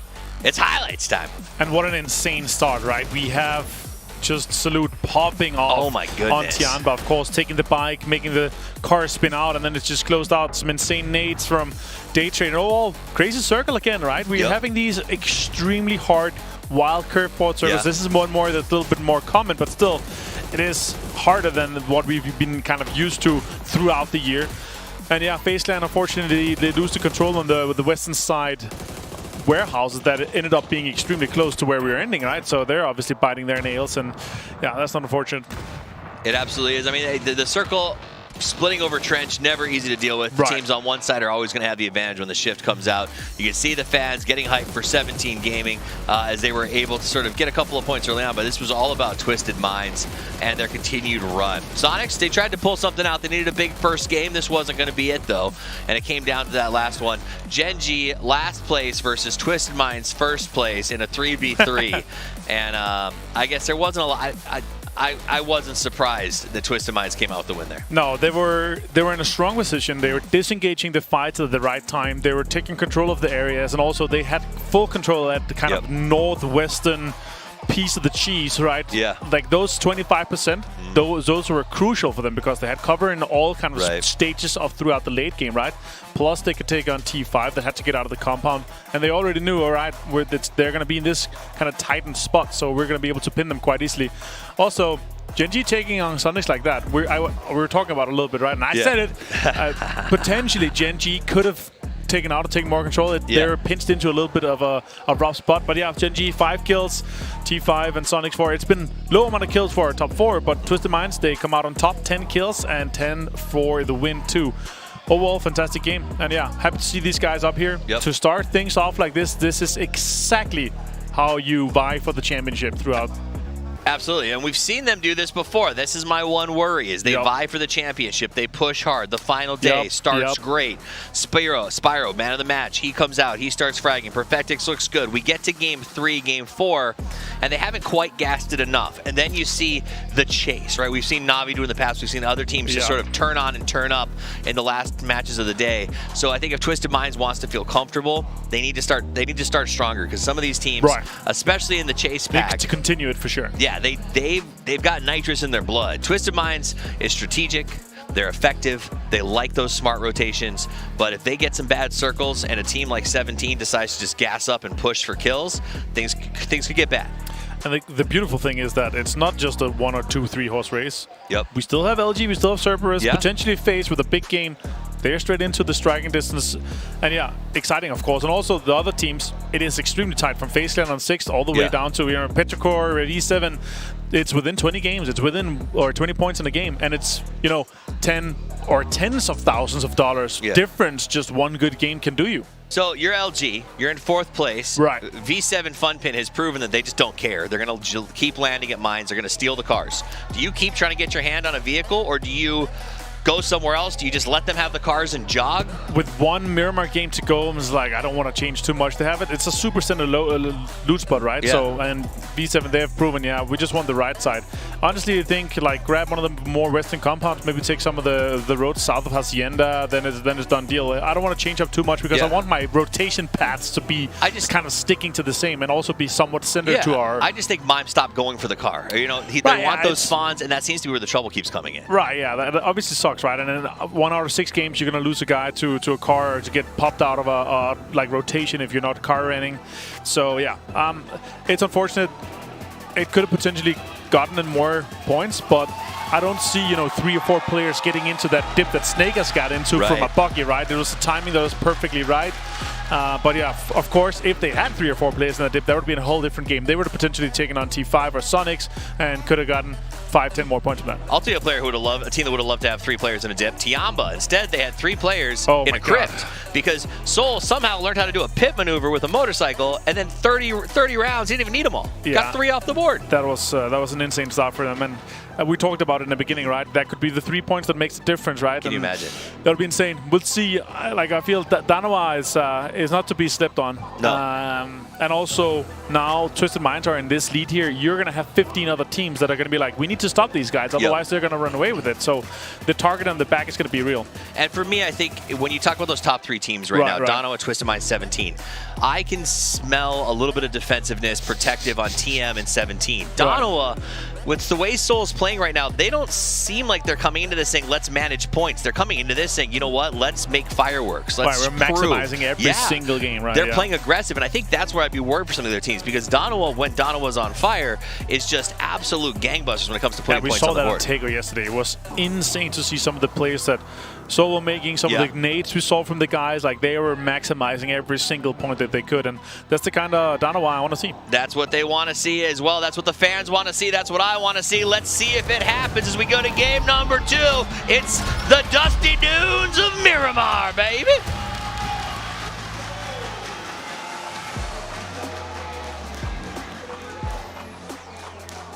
Thank you very much, Tobbies, and we are here for our final game of the tournament on Miramar. Toby, we saw Twisted Minds take a much-needed victory. That last game, what will we have in store for us here? I mean, already amazing plays right off the bat. Yeah, on behalf of Twisted, I'm very glad they came out victorious in that game, mainly because, as I said at the end of it, this game played perfectly into their playstyle. I don't imagine them getting a lot of chances like this for the remaining 5 games. And again, as you said, there's only one left here. There's only one left here. The Des brought it up. The Des brought it up that maybe LG not wanting to take the time to deal with the Veronica 7 nonsense, and instead of landing at their normal Minas General spot, they will instead go all the way up north and play out of Campo Militar. Now, Tiamba is a little bit close, but shouldn't be anything too terribly bothersome to them, you would think. Now, does Luminosity landing this far north foreshadow a Patona ending? Is what I'm curious to find out. Probably. We'll see if that's going to be the case or not, as everyone gets parachuting or gets their loot game going. And of course, because LG is this far up north, no commotion on the southern side. Tiamba also don't feel like going back towards Salute. And you know what? I perfectly understand that. Absolutely. Well, let's see where the circle is going to take us.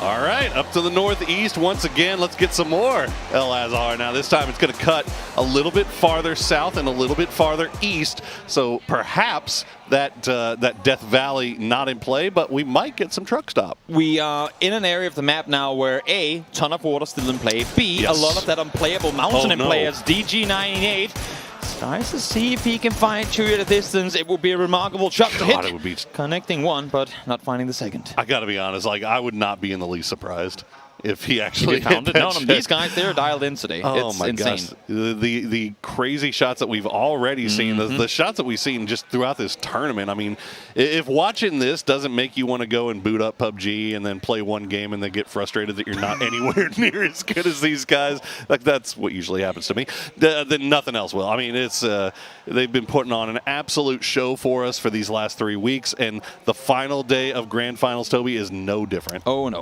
no, it sure isn't. Now, one thing that is very interesting to me about this circle, again, bring up the map if you haven't already. We should have a counter in the game for how many times I've said that. I'll continue to say it. One thing that's interesting here is, and we talked about it last game too, how there are some of these teams that like to do these wide reps when they don't get the circles. Danoa, we see them here on screen, like to do so. Genji does it as well. Issue being, you effectively only have half of this circle's kind of perimeter to rotate in from. You can't go wide east, you can't go wide north on this one because there's a mountain you can't go over. And I guess technically you could take a boat, but then you have a whole other set of troubles if that's what you're planning on doing. I mean, between water and unplayable, it feels like more than 50% of this circle is out. It is, and that's the funny thing, because not only is half of it literally unplayable, but a lot of the rest of it is a big valley that you don't want to be in. It's an open hillside that you can't really make plays from.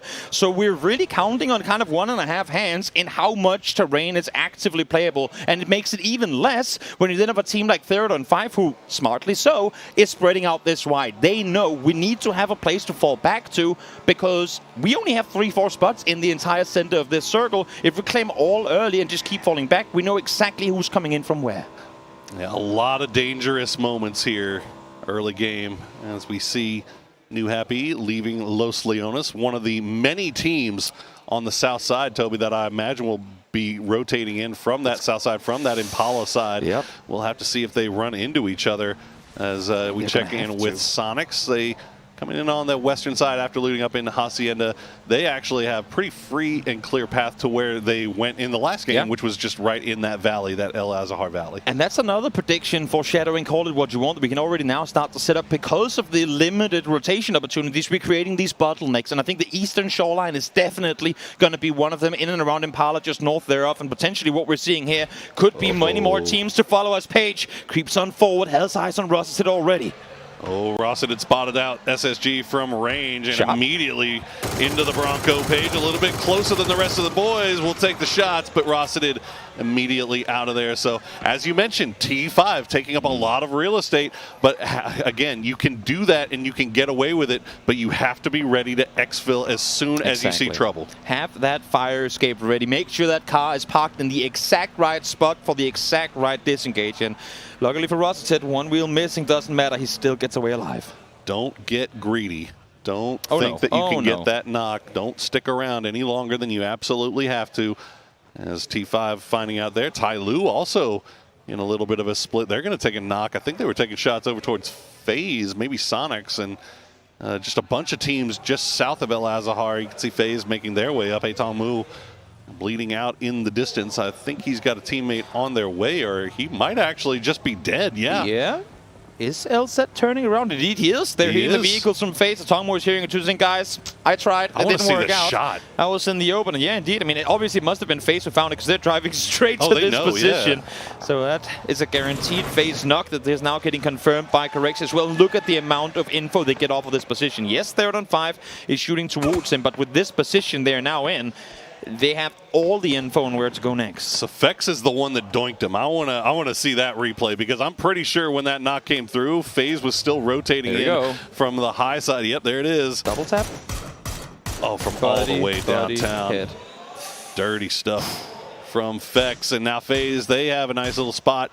Not the most northern team, but they've got a free path into El Azahar if this circle does decide to hard shift off to the north.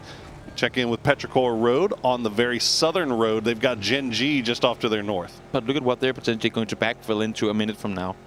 They trade right in front of them. You happy up there. Space Station Gaming. I mean, if you're trying to pass one team, go towards the next, that next team is instantly going to be up there to try and take you out too. So I think Petrichor, it makes sense that they're slowing this rotation down a bit, because they know if we can hit this circle by the time the new one pops, and then either one, I mean, obviously react to where that circle goes, that's the perfect play, because then we'll have all the other teams in cars too. No one's going to be sat there ready and waiting for push to come through. Yeah, coming from the south side, it just looks like absolute suicide. If you look on the map here, it's just nothing but teams just centered up and playing around those roads that lead in from the south here. Now Sonics is going to find an angle. Gustav will get taken down. The flush won't be able to come out. Fortunately, FaZe have a rock there that he can hide behind. And now Fex actually been spotted out as well. So Sonics trading some shots here. The res should come through, though. I mean, you say they have a rock, but that's about everything they have to work with. And their vehicles are then, luckily for them, they're a little bit down below, so the tires will be safe. But FaZe now having to figure, what do we do? I mean, this position is perfect to scout from, but now we're being suppressed by Sonics. So we're hoping that someone's backfilling Sonics and allowing us to make a play. But right now, I think it's very dangerous to keep 3 up here, because keep in mind, they still have one on the other side of the valley. Yes, indeed. And they're pushing this. Okay, so Sonics, well, Fex has been kind of caught out in no man's land here. Now, Sonics should know he's here. They've been taking shots over right towards him as Tiggleton will get taken low by Fex. And if they didn't know he was there, they sure as heck know now as the grenade's going to come through from Fex. Will find Tiggleton. Beautifully placed. Perfect prediction from Fex. For Fex, though, is this an engaged nade or is this a good excuse to try and make a run back to safety? They know one is going to commit to the rest. They know one is going to hold the anchor. What are they planning to do from here? They are starting to group up. Gustav Correxi are here as well. James still has yet to group up with the team. You can see he's stuck on the other side of the road. And I think this is Sonics calling it quit. They're getting back. They still have the compound to work with. There was no one behind them. This would be a smart time for Sonics to try and disengage. I think that's exactly what they were doing. They had Kickstart holding the line from well off in the distance. Now each one a little bit closer. Oh, no, Patampong. He finds an angle onto the IGL from Sonics, so that might put a pause on things. Looks like FaZe, though, fortunately for Sonics, they're pulling back away, and LG actually taking shots at him from north of the city of El Azahar. So this fight, it looked like it was about to turn into something, Toby, but now the third party, fourth party, they're going to force them to pull apart. Hilltops are amazing. From there, you can see absolutely everything. Downside is absolutely everything can see you too. Oh my God, and Batulans. as you can see, Batulans now from the far northwestern side too, finding a couple of shots. Good thing for Sonics is, as they disengage, while it might not have been the prettiest disengage, they keep all four alive. They keep their vehicles for rotations to come, and they still have a perimeter. They still have space to maneuver. Now, Twisted Minds does get a bit closer, but FaZe don't up to engage. LG not engaging either. So despite everything that just went against them, it actually played out all right. Well, at least for now. As LG, they make their way through the city. Danawa has now arrived. Late arrival. They're playing on the north side of that El Azahar Valley.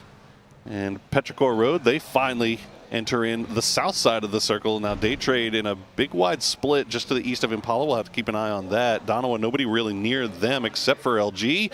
Where are we going? And we pull away from the city back over towards the coast. And once again, Toby, about 40% of this circle just completely unplayable. Brutal phase 2, and what a time to get it in the final Miramar of the year in competitive PUBG. As we now see Petrichor try and make their way on forward. We saw them on the southern side earlier. We knew that they were going to take their time, rotate in late, but here they are with Daytrade right around them, and the cowboy fight starts happening on again.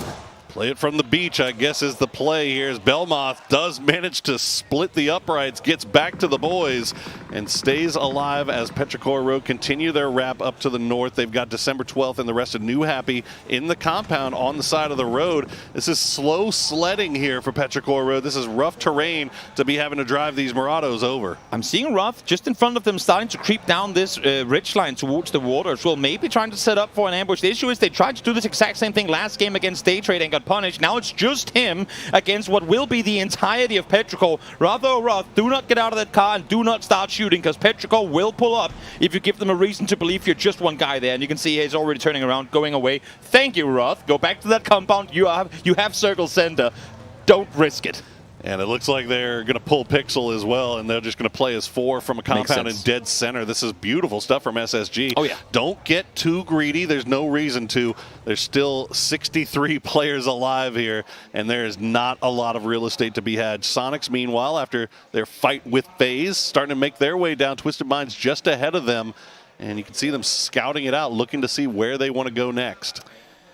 This next circle, I mean, again, the next one could still include water. We are not out of the water run just yet. We are hoping, of course, that we're going to go back on land, because if we still include water, it's going to be absolutely brutal. Danawa, as the furthest north team just a couple of seconds ago, now looking to become the furthest southern team as they opt to go all the way through Minas, all the way south around, and again, taking their time. Again, they know what's at stake here, and they honestly, if it ain't broke, don't fix it. These rotations have been very good for Danawa throughout this tournament, so smart that they're trying to play this one a bit slow. I am telling you, the reads from Danawa on how the edge is most likely going to be available, that you can get away with these super long wraps. It's been absolutely brilliant, as Loki kind of left behind on the ridge of the Alcantara is able to kind of spot out a little next movement place for them in the south side, so they know they have it for free. Meanwhile, Theraton 5 Vex and FaZe right on their doorstep. The grenade coming out from Patapong, not going to find anything. And I don't know if they realize that Correction, Gustav, and James already in their back line, but Patapong in a perfect place to do a little backstabbing. The spray comes through. Immediate shots in return. FaZe keeps everybody alive, but now the push comes in from the other side. Patapong will go down, but Hatsawat will find Gustav. The knock, the flush comes in immediately, and now Hatsawat Thanadol, the last two players alive. He's spotted out James on the hard cover. 18 HP for Hatsawat, not going to be enough. Crucial knock from James there. It's great having an anchor player at a distance, but if it doesn't find the damage needed, it's not going to be too much help. Luckily for them, Correction and James working together finds the rest. Yes, they lose Gustav, but a center position claimed. A team taken out with now plenty of space to maneuver, and you can see as soon as that kill comes through, Vex is instantly back on the high ground again. Let's see this next circle. How brutal, PUBG, are you going to be? We swing towards the line. Not as brutal as it could have been. Twisted Minds find themselves in a compound towards the center of the circle. That SSG compound looking real nice as well. But Cerberus, they're taking shots at Twisted. Twisted maybe, I guess, didn't like the spot that they were in. I don't know if they spotted out Cerberus, that the shots were coming in already. But they are pushing right in between now. SSG has an angle. Sharpshot will find Batulins. Going to get taken away by Page. Sharpshot still has an angle onto all of this. Haisaki has it as well. Twisted Minds in a world of hurt right now, Toby. It was Danawa in the previous game that took casualties, and now it's Twisted Minds. And once they saw that our current first place team is under fire, 3-4 teams instantly looked in this direction. Look at this Cerberus running out into the open. They want to claim these kills. They want to take out Twisted Minds before they can get anything going this game. Perfectic's going to go for the res onto Spiro. The grenades from Haisaki going a little bit long here. They managed to flush the knock.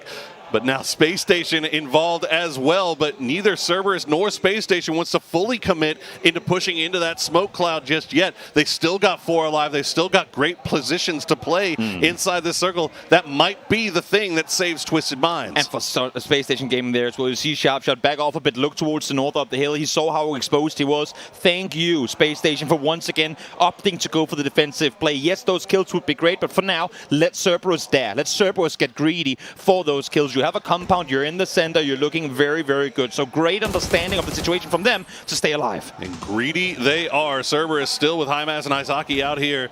Twisted Minds going to take the fight right back to them, though. They have still got frag grenades to play with, still got utility, and they did not like their position of just relying on smoke and a couple of portable shields to survive. So they try to take the fight back to Cerberus. It looks like Cerberus will respond in kind. They've got somebody coming in from the north side. Meanwhile, LG, they're getting pinched here by Petrichor Road on the east. All the teams starting to make their way further north because we know that the southern mountain is going to get shifted away from. And here, Summer is trying to find Rello. Can't connect, though. Oh, the last final bullet in the chamber takes down Rello.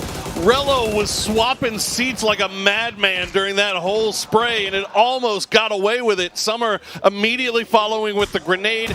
Go to full landed right on top of him. Fortunately, LG immediately Flood picks him up and gets him out of harm's way. Fights happening across the board here. Sonic's pushing down as well. Sharpshot looking for Perfectix. Will find him. That's the one-shot Dragon up for you. That's now, once again, Twisted Minds down to just one. And Cerberus actually taking shots towards SSG. They're going to force him to pull away a little bit here, so Perfectix will get flushed out. Spiro now the last player up. Cerberus still hanging out here. They would love to be able to get rid of this last player, and they will. Twisted Minds, no good deed going unpunished. They finished first in game 1, out in 15th here in game number 2. And how will these other teams be able to capitalize as we full swing north? Tyloo wouldn't have it any other way, but look at the teams that now have to fight their way in, and those fights have already started. Ixlip trying to find Snakers, won't be able to do so, but they find the Segel of LG. So if they opt to follow through, they might get even more. As I say that, no kickstart from a distance finds Mime instead.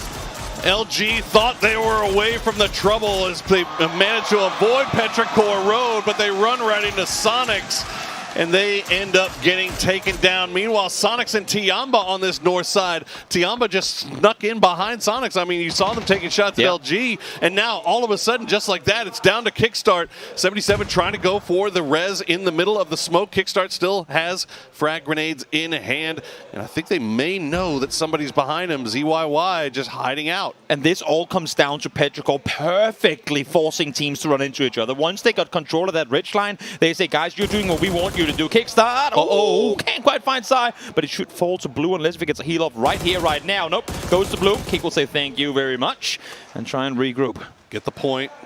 Make sure you get the point. As Kickstart back on the move again. 77 has that angle. Doesn't land the headshot, but does do some significant damage with that Dragunov. But as you see on that mini-map, Jeems is creeping. He wants to get over here, and he's going to find 77 right as Ming takes out, or Linshu rather, takes out Kickstart. 1 HP to work with, and Ming from down below will find the last again. Sure, Jeems doesn't get the extra point, but look at the amount of space that FaZe Clan just got up towards that northern side. Again, we said it, there's plenty of space in the circle theoretically, but that's an open hillside, and as long as the Space Station Gaming compound is in, you literally cannot use that at all. That's why we're seeing so many teams in the south, on the western side, trying to creep in. They'll rather try to brawl their way through these ton of teams than playing on the northeast because they know that's suicide.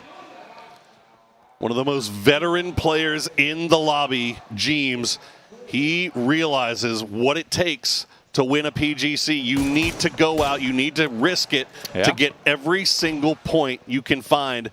And he managed to do so there for FaZe as Petrichor Road trying to make their way past SSG. Meanwhile, 17, they've got Gen G and Donawa right on top of it. It had to be all the orange teams, didn't it, Toby? Korean sandwich being eaten on the southern side. We'll see who comes out victorious. Is Xiao Wu, the first one to fall. Loki finds him, and now Vilgos realizing that there's place on the eastern side as well.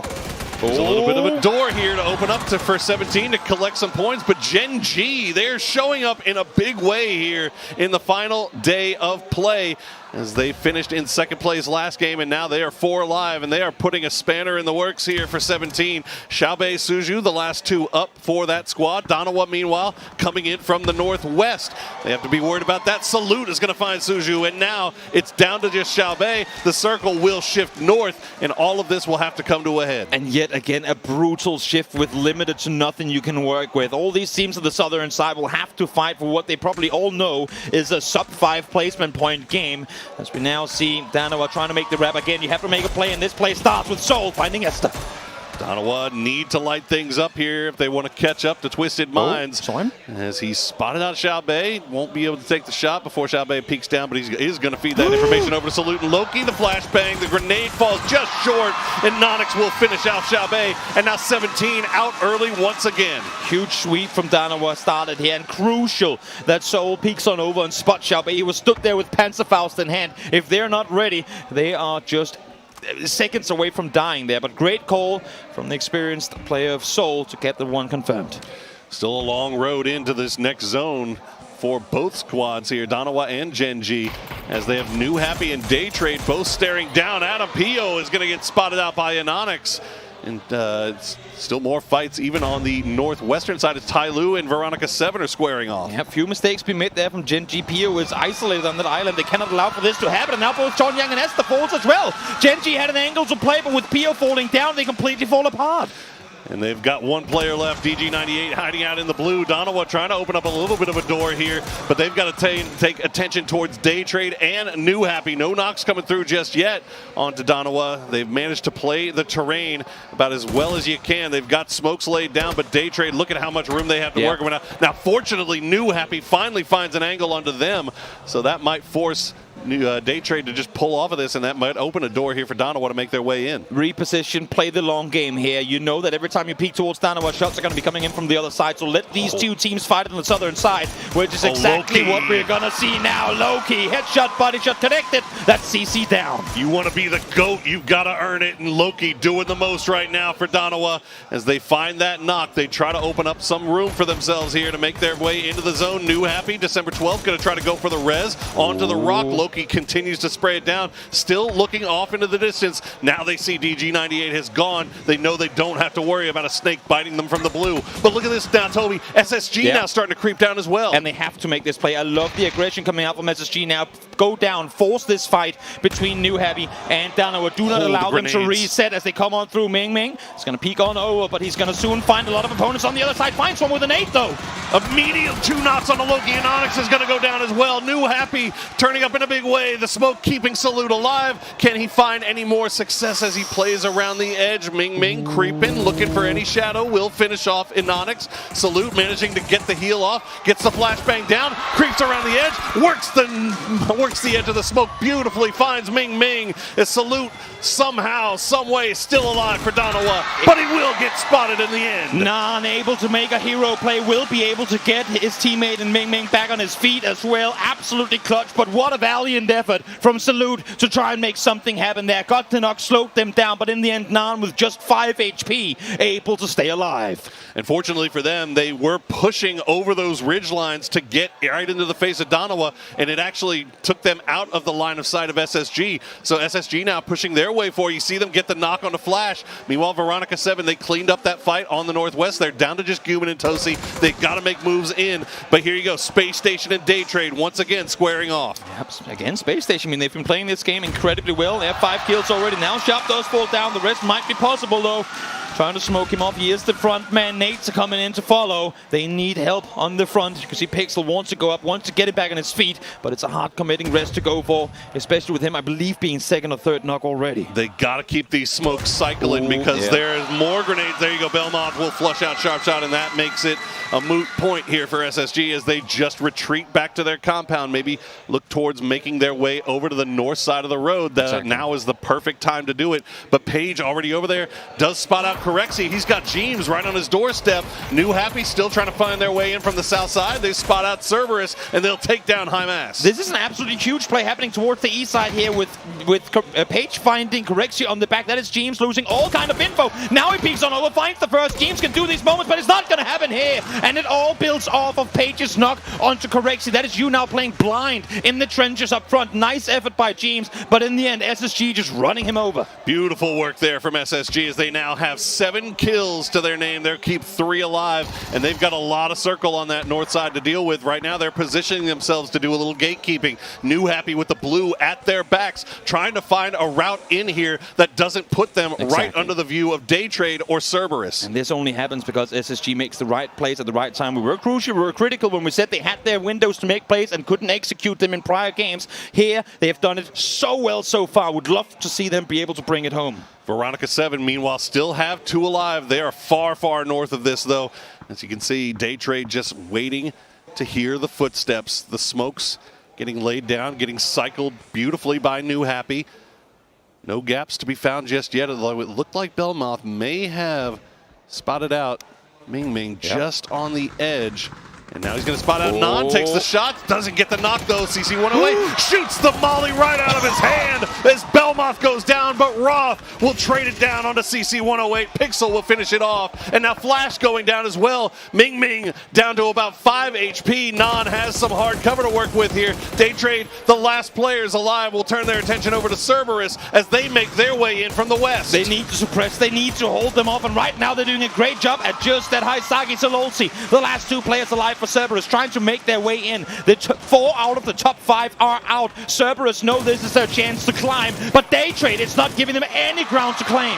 Nurin's a beautiful spray. 2 alive now for Day Trade. Still alive, still inside the zone. SSG, meanwhile, spread out. They cross back over to the southern side of the street to try to find an angle. It wasn't there, though. New Happy, they've got Ming Ming, they've got Nan, but they've got to make their way across this road, and you got to wonder how much utility they've got left in the tank. This is the most dynamic I've seen SSG throughout this entire tournament. Again, knowing where the pressure is building up from, trying to force teams in the direction you want to force them into in order to set yourself up for a great end game. Incredible plays coming out, but we'll see now Guman with the FAMAS in hand. Can he find Sololsi?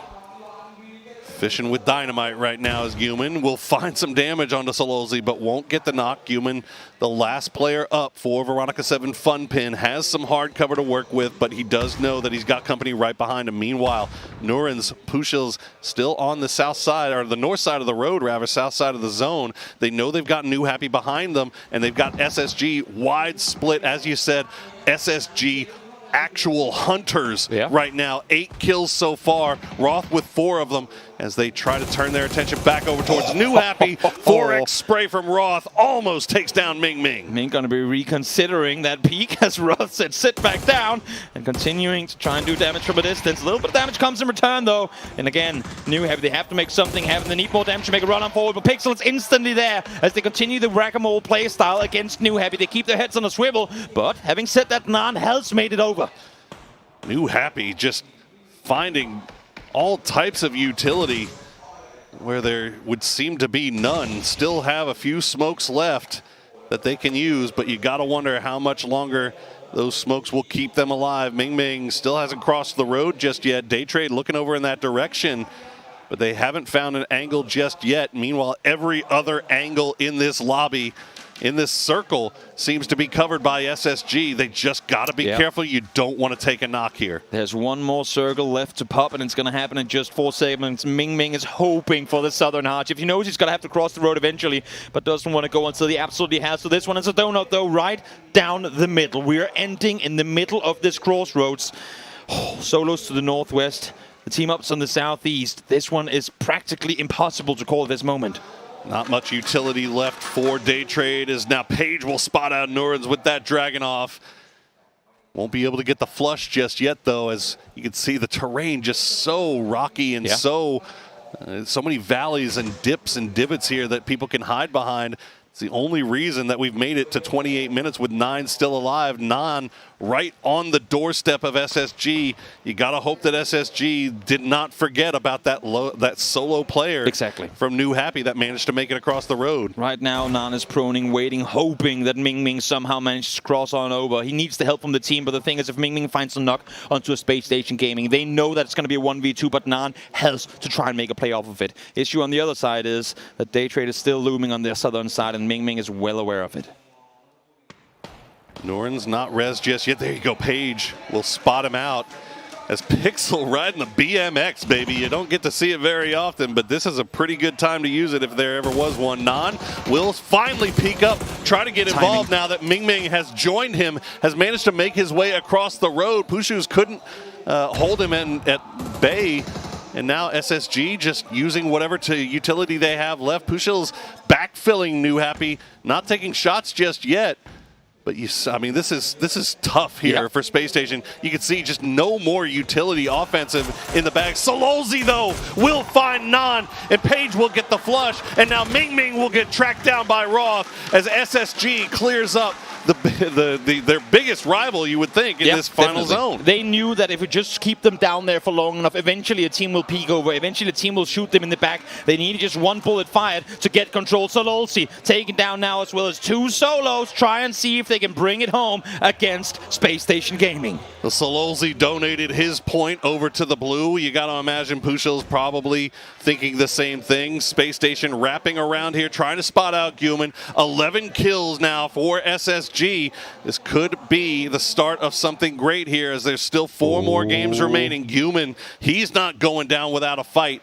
You can see he has got that FAMAS in hand, and he is looking for any excuse to use it. Space Station Gaming here. They know exactly where they have them now. That's one spotted on the other side. One tap headshot. That's the Dragon up for you. Pushils falls down. They spot the last as well. As Guman is in the open, and Space Station Gaming brings home a phenomenally well played Miramar game here. It was dicey at times, Toby. It was nerve-wracking at times. But in the end, the trio from Space Station managed to clutch out a beautiful 13-kill win. And fortunately for them, they're able to pick up a lot of those kills at the end too. None of these solos donating their points over to the blue. A 30-minute game of PUBG is a string of decisions having to be made, and you have to be right about so many of them. You can make a few mistakes, all right, but you have to be so smart. Space Station, I feel like, made all the right decisions at the right times throughout this entire match. And they were playing aggressive at the right times too. Let's throw it over to the analyst desk to break down that last game.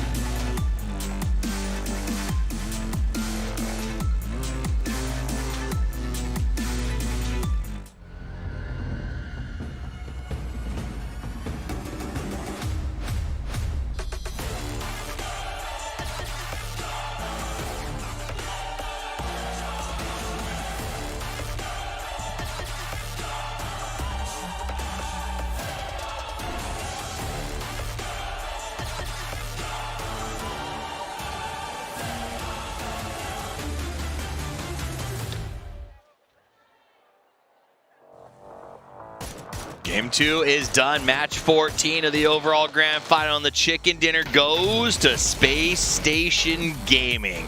An absolutely great area control that they turned into a victory with a little help from their friends taking down NH Esports there at the end. Let's take a look back at the highlights. Yeah, super well executed by them. The amount of control that they were able to take, and also the firefights they were winning, right? We saw Page pop off with the Dragon. Obviously, Roth have another Roth game where he's dropping 5 kills. 4x spray. Super insane control here. Again, it's one of the best rifles in the game, so insane to see. That's a full auto SLR and PO. That was crazy to see with fully zoomed in at 8x. Yeah. He could read his mind with that zoom. He looked into his soul before he pulled the trigger. He did indeed. That's pretty funny. But I like seeing Roth be willing to go head-to-head with Ming Ming on that sort of like long-range spray contest. It was nice to see that kind of confidence. And for SSG, who started the day in the 14th position, this is very important. Huge for them, of course.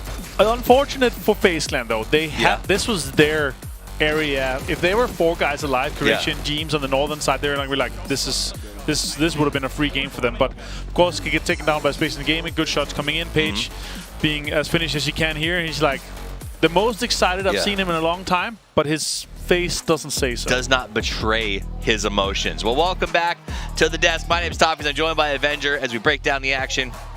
2 games of our last day are down. That means there's only 4 games left to play before we crown a champion, the lone survivors here of PGC 2023. And I'm going to tell you, I thought Cerberus was going to make a little bit more out of this map. Yeah, I got to say, when you have the saloon control on the west side there, and you have the majority of the control, it feels like it should have been a big game for them, right? But they got picked apart. They also the kind of send on the southern side that cost them a lot. They're not even the top 4 here. Yeah. But of course, 13 kills for Space and Gaming looking good. Day trade, V7 Funpin in there, but not the kills that you need to get if you want to be shooting off the leaderboard. Which I think is where SSG is going to be very happy. 23 points they're going to walk away with. Let's look at those chicken dinner stats. 6 kills on Roth. Nice. 4 over on Page. Pixel and Sharpshot. Doesn't matter how many Ks they have.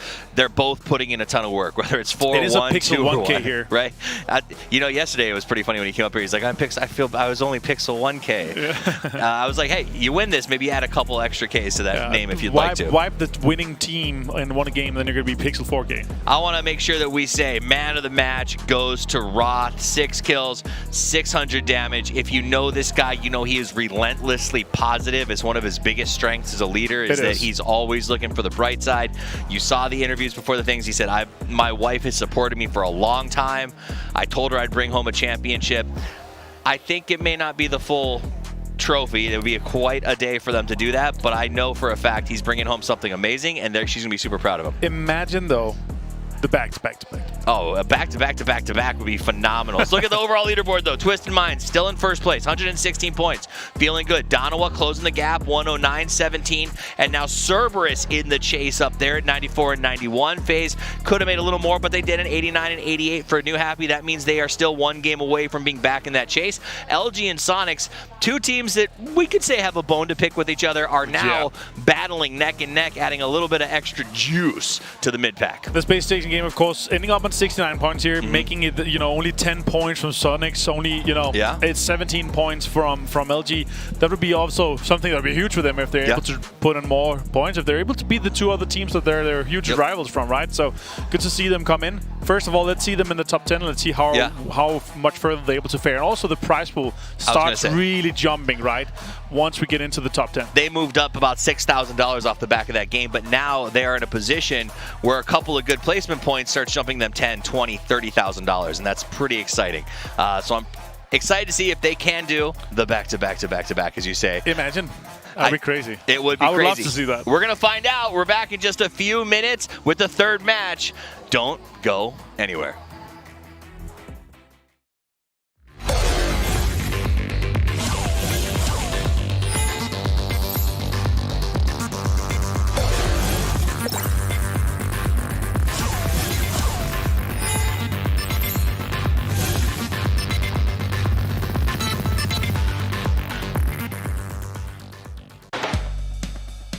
Unleash my shopping spree. Duty-free from big brands. At all King Power stores. And King Power online. It's possible. Enjoy great selections, promotions, and privileges. The power of possibilities. King Power. Hanuman's forces have set up their barrier. They are waiting for sunrise before they release their guard. With my magic, the night will turn. Enemies beware. Mayara is coming for you.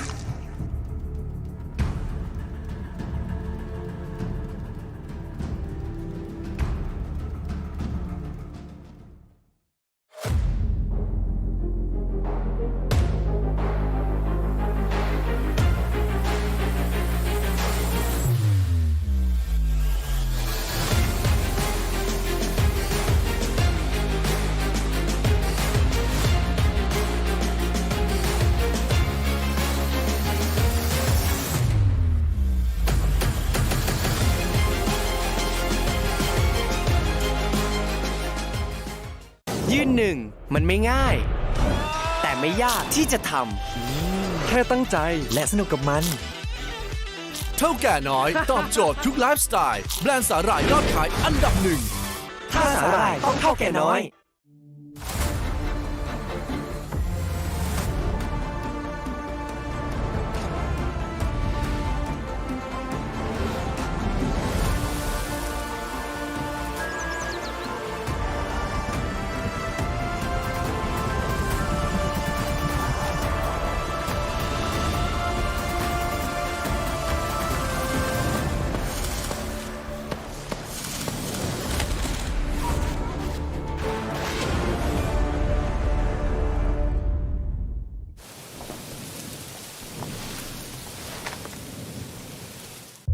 We were enemies in battle. It was an honorable kill, an honorable death.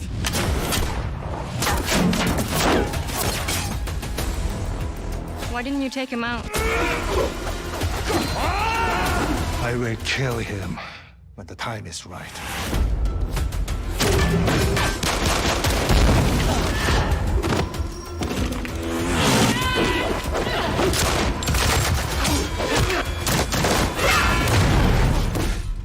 Now, it's time for you to die.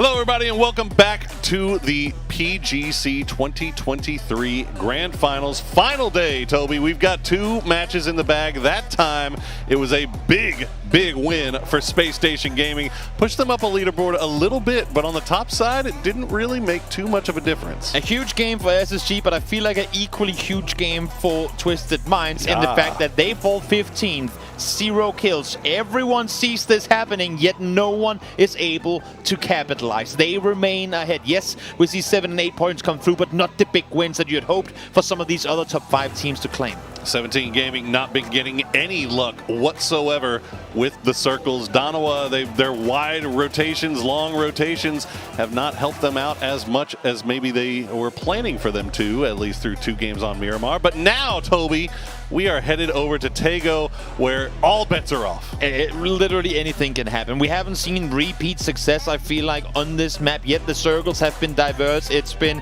crazy from start to finish. We can see the map feed already and seeing, again, fair playing paths coming through. Yeah. But if there's one thing to say about Taego, I feel like it is, even in areas where for the most part you think things were safe, because teams still don't know all the places to play, we see chaos commence in, again, rather playable areas of the map, and seeing the chaos that we've already seen today on Miramar, this is only going to follow.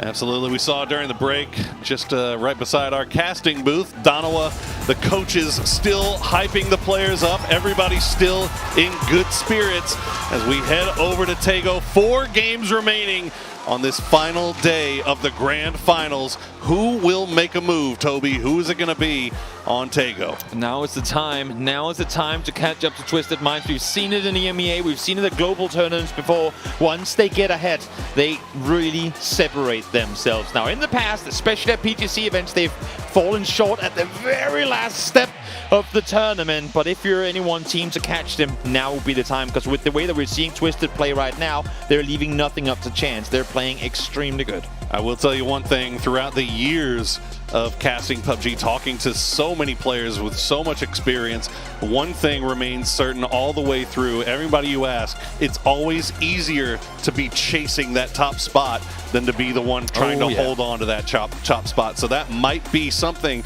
that works in Twisted Mind's favor right now, as or Danawa's favor rather, as they find themselves chasing down Twisted Minds. It's we'll see what they can do. Is anybody going to land anywhere close to each other? 17 a little bit close to Petrichor Road, maybe in splits as they drop for vehicles, and Theraton 5 and Danawa way off to the north, but I think Theraton 5 should be avoiding that. I hope so. I mean, all for Danawa, just get the hell out of there. There's literally nothing to gain trying to take early game fight, but as you can see, just splitting the north as a circle will head up here as well. I feel like we've been blessed with a couple of interesting northern circles. Again, anything between Danawa and really where New Happy is positioned, that entire mountainside there plays a lot like Stalber. It's a very interesting place to have open hill fights, or Potato Hill more really on Erangel. Open hill with plenty of trees to maneuver around. And again, the interesting thing that kind of throws in a little bit of a curveball is teams don't know still all the perfect angles to peek from. And that causes for some very interesting end games. Well, since we are here at the PUBG Global Championship and we are the ones on the mic, I am going to make a recommendation right now, Toby. Go for it. The mountain to the south of Army Base here on Taego needs a name, because we've seen so much action happen right there, so much going on around that mountain. I propose we name it Kingmaker. I was going to say something else, but now I like Kingmaker a lot.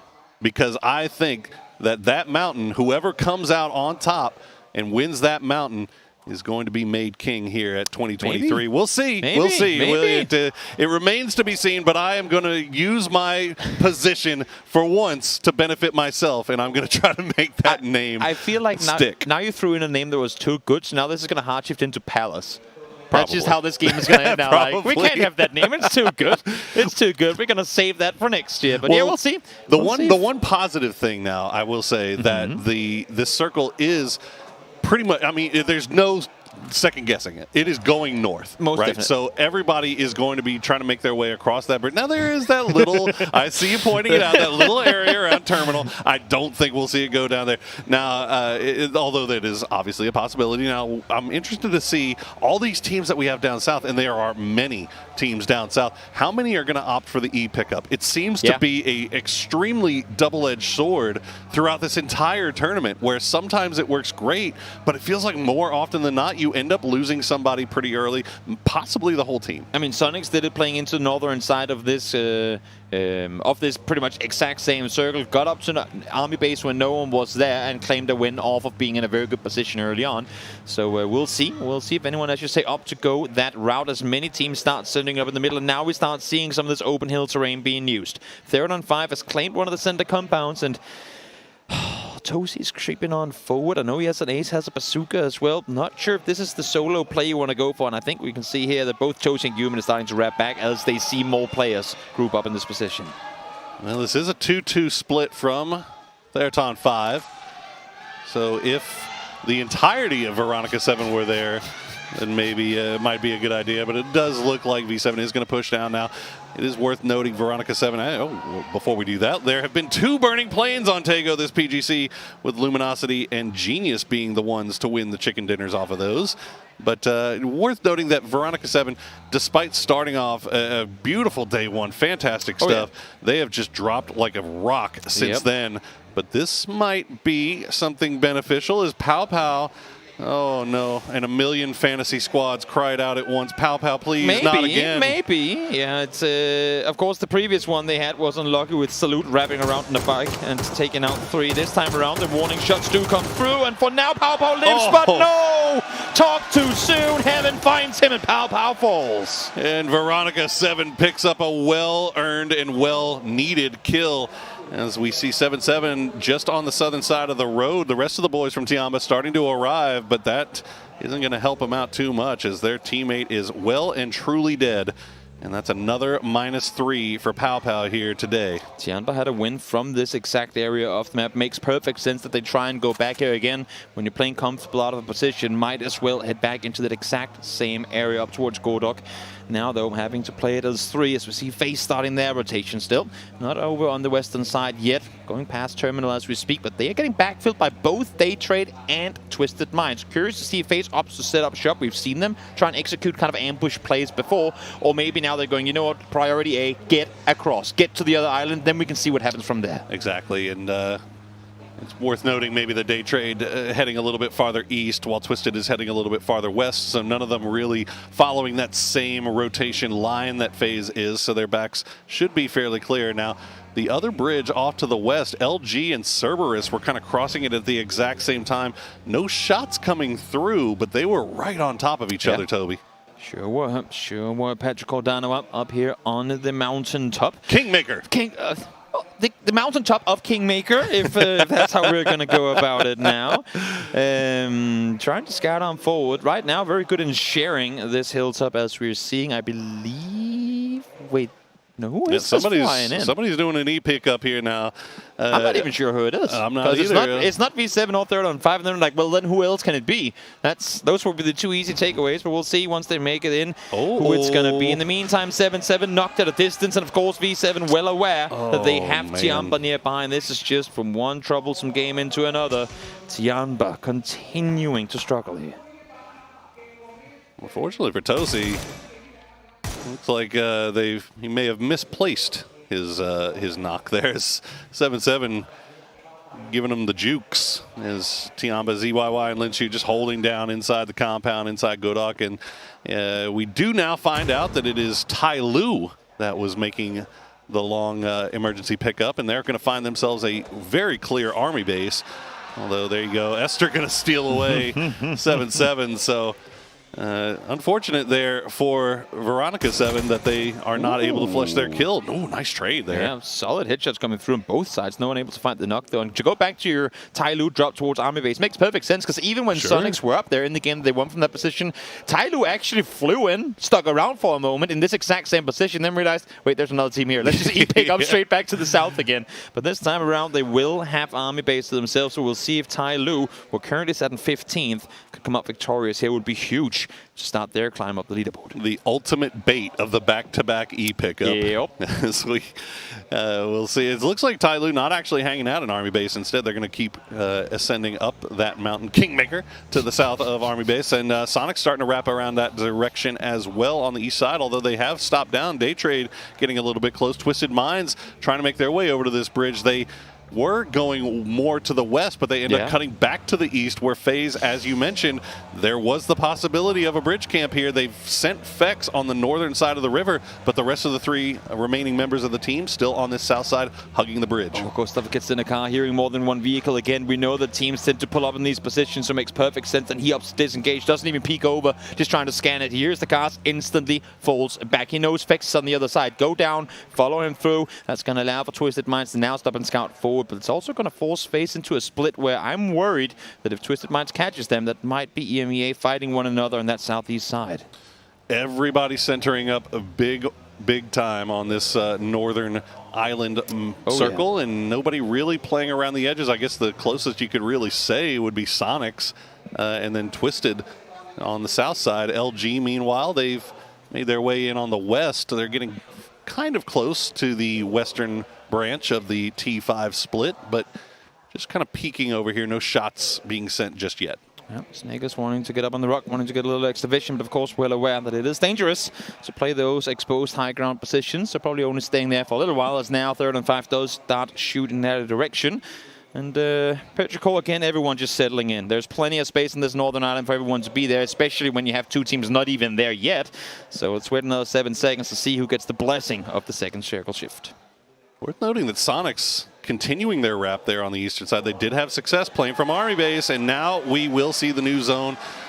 The Kingmaker Mountain will be a big part of it here on that eastern side, but SSG have a 2-2 split on the road in the valley. They're going to go ahead and pull everybody back together. Looks like T5 going to do the same. LG right behind them. Donawa, meanwhile, creeping up a little bit closer. They have Petrichor Road just to their south, or downhill, and now Tai Lu above them, but they should have no idea that Tai Lu is there. And now you can hear the shots coming out. Might be Loki that got spotted. Could be a perfect third-party opportunity for Tai Lu here. It's just Loki spots them coming. Shen taken down. That's a big part of the assault here, falling on the hands of Shen being knocked. Only problem for Donawa is that everybody's split. Loki, the northernmost player here, or the uphill-most player. Now you see Salute still looking down there. He's kind of try to come up here and provide some support for his teammate. And Day Trade, they hear that going on as well. They have just arrived on the eastern side of the mountain, peeking over, but they're going to be kept honest by Anonix and Soul, taking a few shots over in that direction. We saw it when we were up here on day one of the grand finals. This hillside, this mountain is a third-party fiesta. Absolutely. Once these fights start happening. And we don't even have all the teams up here. We don't even know if the game is ending up on this mountain at all. But for now, teams set very close up high as these teams on the southern side still make their way on over. FaZe, Twisted Minds, having to figure out how they want to go about it. And Petrichor, again, well aware now that Dana was in the nearby vicinity, but I think they do not want to engage unless if absolutely forced to. No, because it's so hard. I mean, that's the thing about Kingmaker, is that there's so many ridges. There's so, like this whole area right here. You can have a good idea of where one player is and no clue whatsoever where the other three guys are, and that makes it really hard to really want to truly engage on a fight. Meanwhile, Twisted Minds, they bide their time, let FaZe get across the bridge, and now they will backfill here a little bit. They immediately cross the bridge, cut to the west. They see FaZe just uphill from them. Yep, FaZe seeing a lot of crates, eyeing those, of course. I think both Gustav and Fex got a little a little bit out of that one. As now Twisted Minds see them too, try and go on over. New Heavy spotting FaZe on rotation, but FaZe, they're going right into the open arms of Veronica 7 here.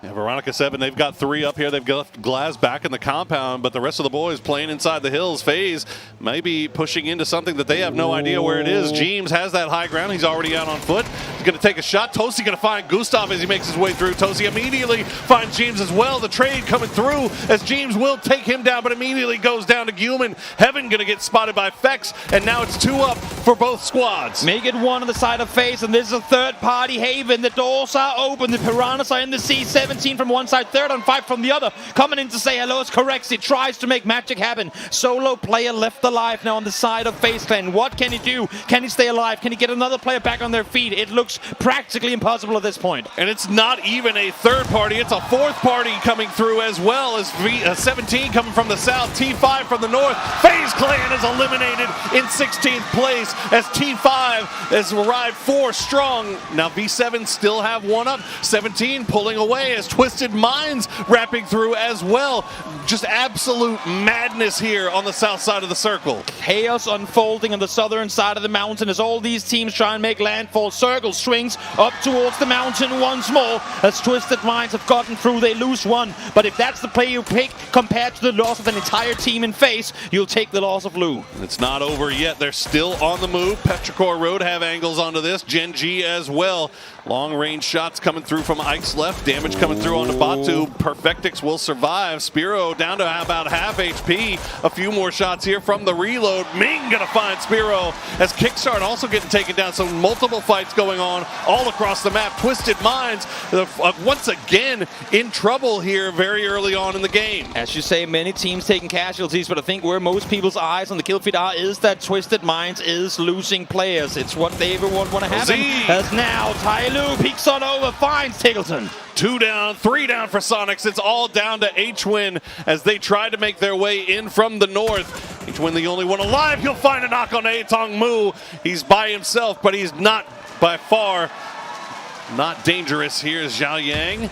Slowly makes his way. It doesn't matter. LZ will be the one that gets him. Clean stuff from Tai Lu. Yep, solid play coming through. And again, very quick in reading where the push is coming in from. Tai Lu needed to be fast about it too, because Cerberus is right next door. Perfectix, solo player left alive for Twisted Minds. Back-to-back 0-point games would be atrocious. Last game, though, they got blessed by no one catching up. This time around, I'm not so sure that's going to be the same. It'd be absolutely brutal. And now Donawa taking it to day trade. 2 knocks and a return as well as Anonix gets flushed out. Soul Loki Salute still on that low side, or the high side rather, of Everest. Day Trade has a little bit higher ground than them. Flash still knocked. Bushil's making sure that nobody is creeping up while Norins goes for the revive. Bushils. What are you gonna do from here? You can see he's just said that he wants to peek north, but he also knows that his back is completely open to the south. So while the rest is being committed to just trying to hold the angle, trying to make sure that no one wraps around or catches them off guard. Smart that he kind of puts the foot on the brake here to try and let the rest come through. I think Donawa has to be having eyes on that kill feed as well. They know that their quarry right in front of them, Twisted Minds, is bleeding and hurting. Down to just Perfectix as LG creeping in from the western side. Padampong going to get spotted out by DG98. So Gen G still getting involved up at the top, actually just off to the west. Dead center circle really here with LG just off to their west. A lot of teams in this game playing out of their natural habitat. 17 getting to sweep and spread out on the edge. New Heavy down there as well, trying to take control. Danawa right in the middle of all of the commotion, wanting to get action going too. Outside the circle, we still have Chianba and V7 in Gordok trying to bring that fight to an end. Not that I think either of the two teams are going to high impact the rest of what's going to happen here. But of course, everyone waiting for next circle to pop as we send up once more. There you go. New Happy has a compound. 3 teams on top of Kingmaker and Gen G just off to the west in a beautiful gatekeeping spot. But a number of teams have to make their way in from the north as Tiamba does finally find the last player left in Godok, and let's see if they can survive as 2 coming in from the south. As you said, 17 already there, but they're looking off to the north. They've got T5 to worry about. Meanwhile, Space Station, they are completely surrounded by Cerberus. 3 teams on the southern half, 10 on the northern. Commotion is going to commence up here, and it starts right here, right now. Sharp finds one, Roth finds another, but it's on 2 different teams. And now Space Station knows that they got multiple teams in front of them. This is going to be a dangerous fight to take no matter where they go from here. SSG trying to pull off the very aggressive split in that forest, and as a result they end up taking fights to 2 teams. They are fortunately finding kills there, so that is good news for them. Meanwhile, 17, this is what we were looking for. They're pushing into T5. It looks like T5 has sniffed them out though, already taking shots over that direction. The fact that they're 2-2 kind of just containing each their team is incredibly impressive as Luminosity continues to take casualties. Page again out there doing damage, finding knocks and kills to follow. SSG waking up here. They've put LG down to just 2 players. As 17 trying to find an angle to take Theraton by surprise. Now they have lost Padampong. Hasawat going to have to get on the move once again as that grenade falls just short. Lil Ghost has that P90. That is absolutely terrifying as LG will get spotted out by Gen G off to the west here. Now as Tiamba trying to make their way in from the blue. A few shots from 17 will give up the game here. T5 should know where they are. I mean, Tiamba is just going to add more fuel to the fire on this western side of the circle. Thought they were going to be safe, but as you say, now they go into a full stack of T5 players as they peek on over. Linshu instantly taken down, and now it's just Sai left alive. Where, oh where do you go from here? And meanwhile, on the northwestern side, that SSG split finally getting punished as they're losing players left and right. ZYY just going to leave his fallen teammate as Rossadin pushes out from the compound. Now Gen G is going to spot out Perfectix, and that's Twisted Minds down again with 0 points, Toby. Now is the time to climb, and while last game was tough for the teams in the top, Danawa 17 both in good positions to rack up a lot of points in this match. Cerberus back on the move again. Solozzi and Hymas. Solozzi will lose the 1v1 with Sharpshot. Actually wins it. Hymas going to lose the 1v1 with Sharpshot. So SSG now down, I believe, to just Page, who's inside circle, nowhere really near this. Can't get the res. He's out in the blue, but maybe can pick off a few more points as T5 still now wrapping around. ZYY hiding in the shed. 3 up for T5 as 17 has managed to allow them to live, but look at the ridge line that they're on as the circle will finally pull away from the top of the mountain and over towards this valley. There's so many teams wounded out here in the west, and the way that 17 is splitting up, trying to take control is perfectly for them. In the end, Sai will fall 3rd on 5. Want to try to reset here, but they have so little space to maneuver. Now Tai Lu making their way down here as well. The fight on the western side is still far from over. Ain't nothing good in the neighborhood here for T5, despite the fact they get that kill. They've got a solo in Page and a solo from Cerberus making their way over, as well as the well-trained eyes of Little Ghost finding it, but Page actually going to get the last shot into that, gets the credit for the kill as well. And there you go, SSG finally eliminated. Tanawat and the rest of Theraton 5 also eliminated. Solozzi, the last player alive for Cerberus, the only player alive from that western side. Jumps ahead of 17 now as well, Cerberus. While the game hasn't gone perfectly for them, still 6 kills, now placement points, as well as Gen G. Starting to take this fight towards Tai Lu. If they do not execute this instantly, you can be pretty sure that 17 is going to be right there to follow. And Donawa right there with them as well as they start to make their way down from the mountain on that northern side. Tai Lu will find the opening knock,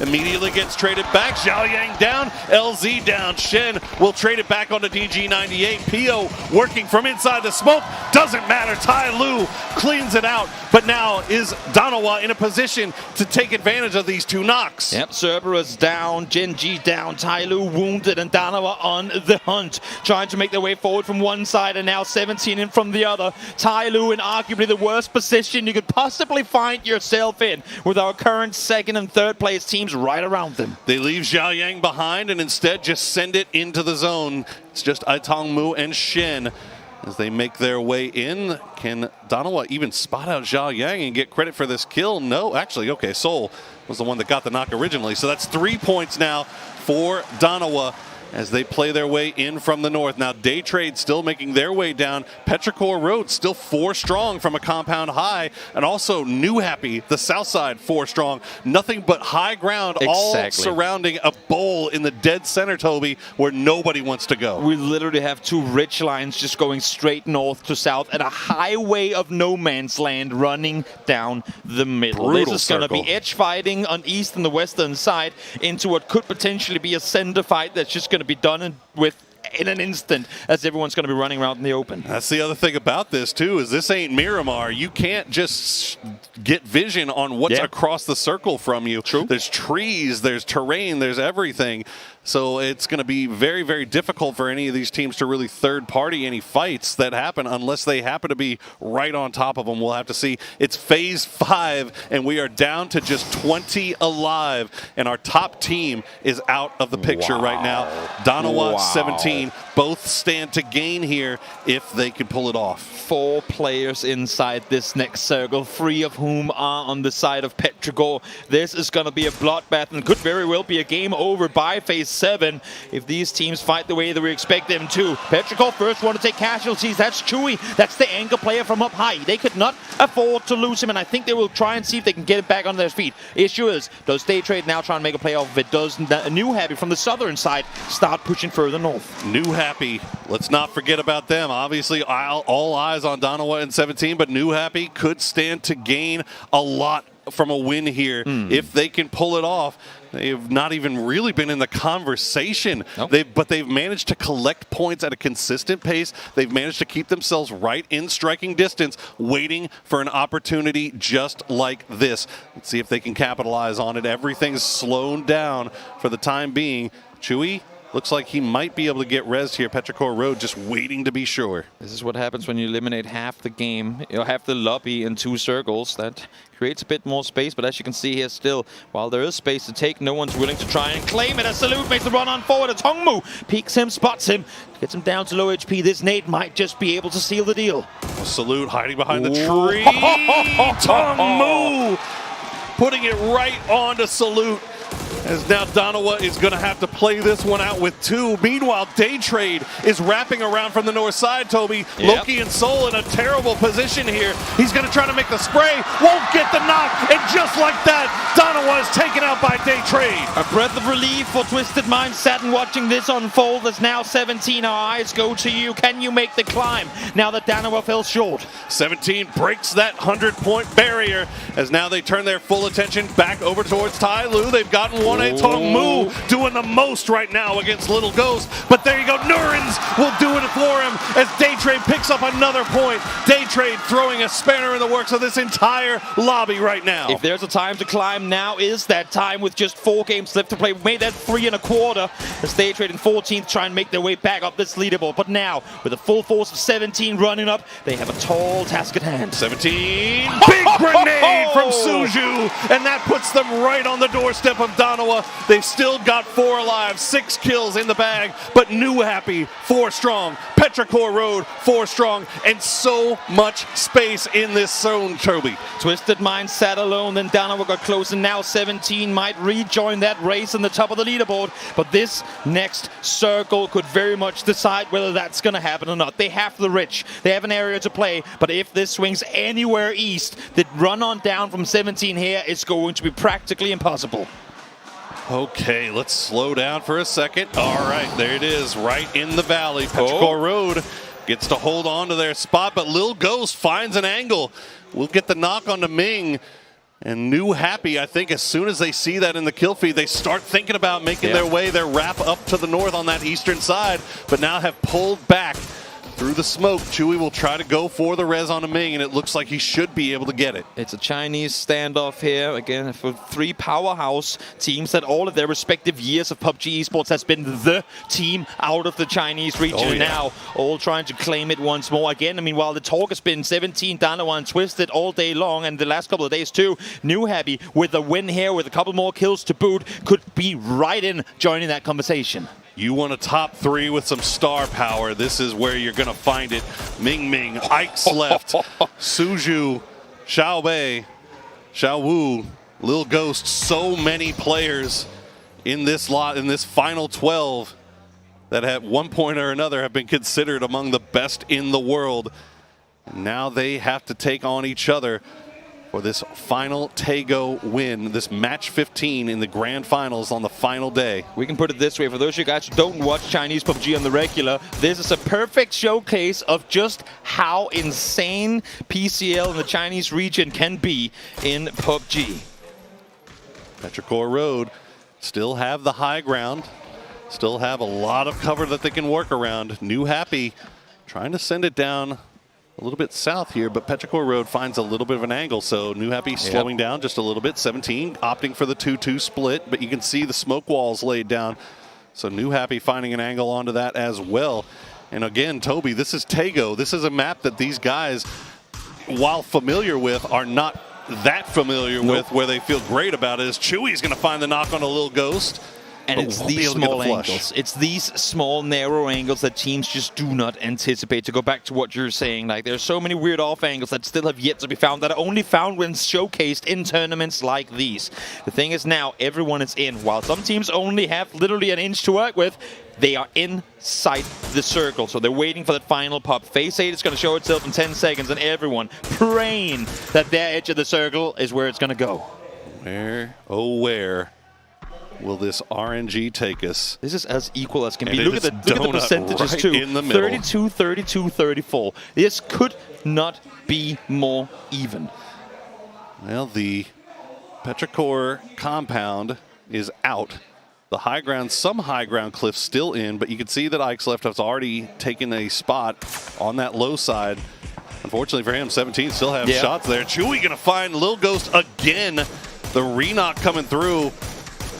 Should be rezzed once more, but Lil Ghost, you gotta imagine he is just broken and busted as far as armor is concerned. And again, in the upper hands, we would say that New Happy down on the southern side have the hardest time trying to make their way on it, but because the circle swings just a bit east, 17 will have to make the first move. Now, they do have cars, they should have a couple of smokes too, but if they can find the knock here, if they can find the knock on Petrichor and then allow themselves to get into position off it, that would be huge. But as you're seeing here, Ikesleft being very smart about the way that he peeks, only allowing for one shot to come through before going into cover again. He has a 3 helmet, he knows they only have the marks to work with, they cannot find him with one tap, so peek on over and get back into cover. 17 laying the smoke walls down. The blue has finally arrived on their backs. They have to make a move, but New Happy and Petrichor Road both staring them down. Shots through the smoke will do damage, but no knocks come through just yet. Ming Ming, CC, what a wait. He'll find Lil Ghost. We had a feeling Lil Ghost might be pretty busted, but Ming gonna get spotted by December 12th. Takes down and flushed. So that is now New Happy full strength, while Petrichor Road and 17 down to they're just denying to the blue at this point. I think 17 realizing the situation, not much they could do, but they have managed to gain ground here onto Donawa and Twisted Minds. Too much for them to fight for here, knowing that New Happy is in the race too. Now is up close with nade in hand. It's going to underline it over. Let's see if he finds anything. Does he get the double off it? No, bounce is just short, but Ming Ming is there, ready to take one down. Ikesleft falls, second 8 to follow. Will he find the target? Yes, he will! That's 2 falls for Petrichor. None, you sneaky boy. They had no idea. Chewy now the last player left alive. The grenade will land right on top of him. None pulls off a miracle for New Happy, and they are back in the conversation. They were in the valley. They were thrown down, hoping for the best, and in the end, while they were the ones in trouble, they called the ambulance. But as they said, that ambulance wasn't for them. Don't call it for me, call it for you. New Happy comes back in a big way and collects a win in what was arguably one of the most difficult top 3 here, difficult zones, and they managed to pull it out. Unbelievable stuff. It was a 1.5 horse race in terms of the points coming into this one, with New Happy getting a win here. Now that's an even 4 horse race with 3 teams at 100 plus. What a finish to game number 4. Let's throw it over the analyst desk to get us ready for the second half of the day.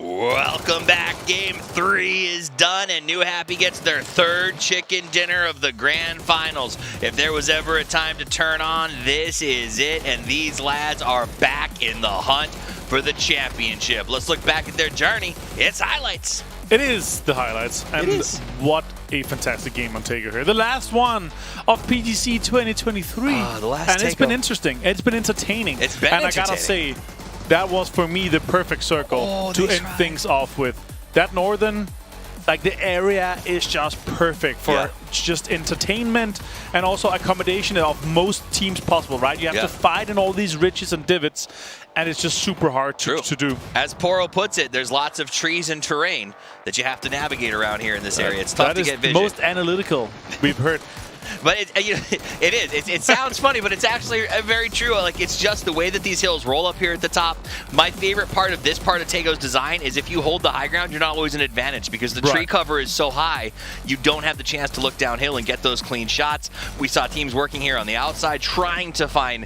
Every pickoff is through the trees, just barely there, and reminds me every time I watch it how much these players' vision is better than mine. Yeah, it's crazy how they're able to also navigate through like those small, tiny angles, right, to make sure they have the advantage.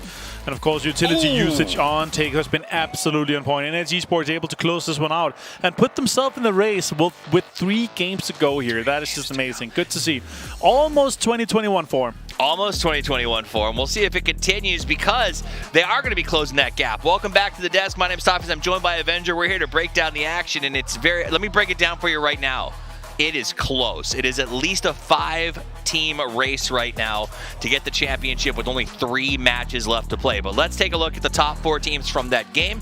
17, Petrichor, Tyloo, and New Happy. And the big takeaway here is our leader went out early. Our second place team went out early. 17 and New Happy had to put up points, and they did. They did, and they put themselves in the race here. Danawa got a little bit of points, which means they're also super close to Twisted.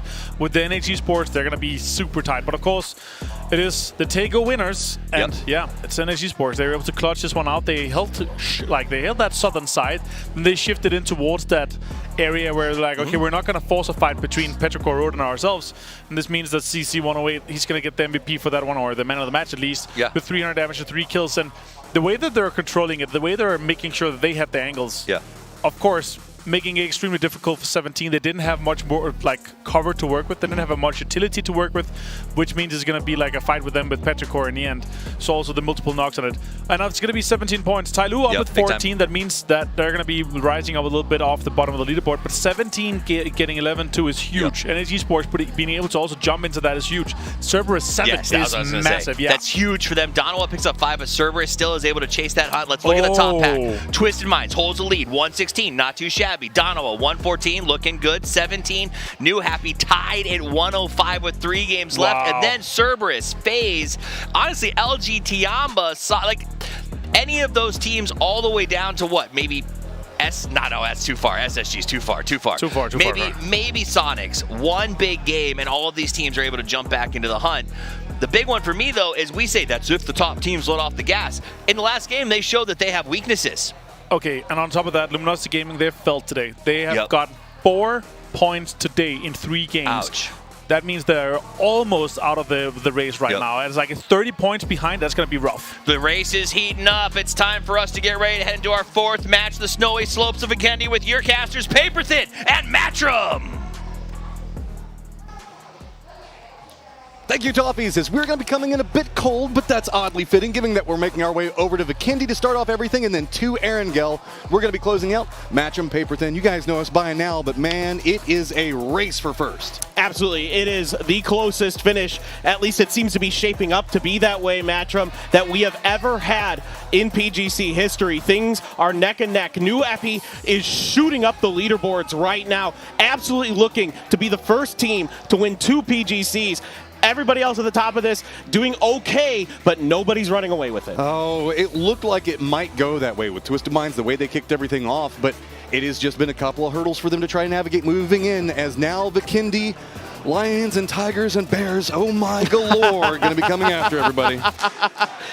And it is just incredible. So far, the games today have just been an absolute pleasure to watch. We've been losing our minds in the green room watching the games so far, and now we finally get to see who's going to come through. Big smiles on the faces of Donowa.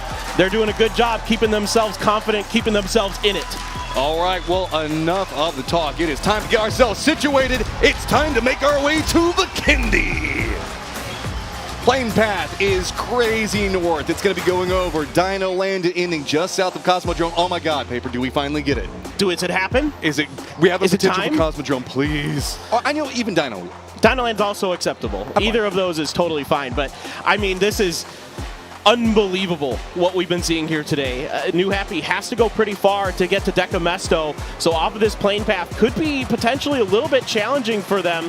It's just been an absolute treat so far. 17 needs to pick it up, but again, keep in mind, 17 is definitely an Erangel team. I mean, that is the map where they really explode. So if 17 can keep themselves in it here on Vikendi, then absolutely you've got to start thinking about that team as a potential champion. LG was in a good position at the start of the day, and it's been a bit of a slide for them, but they are also our Vikendi squad. They're the ones that have been innovating, really messing around with different stuff, so we'll have to keep an eye on them as well. Maybe there's some signs of life that could be happening. We see the drops not a lot in the dust-ups. Looks like everybody's going to get a pretty decent amount of space. The only eyes that I'm going to be drawn to is all of the America teams all cutting into the exact same path, and that's never As good. is tradition, right? Like, you guys just seem to have very similar ideas about how to attack the map in your region, but Twisted Minds going to be keeping our eyes onto them for sure, as they are absolutely, they're on top, but it is unbelievably close right now.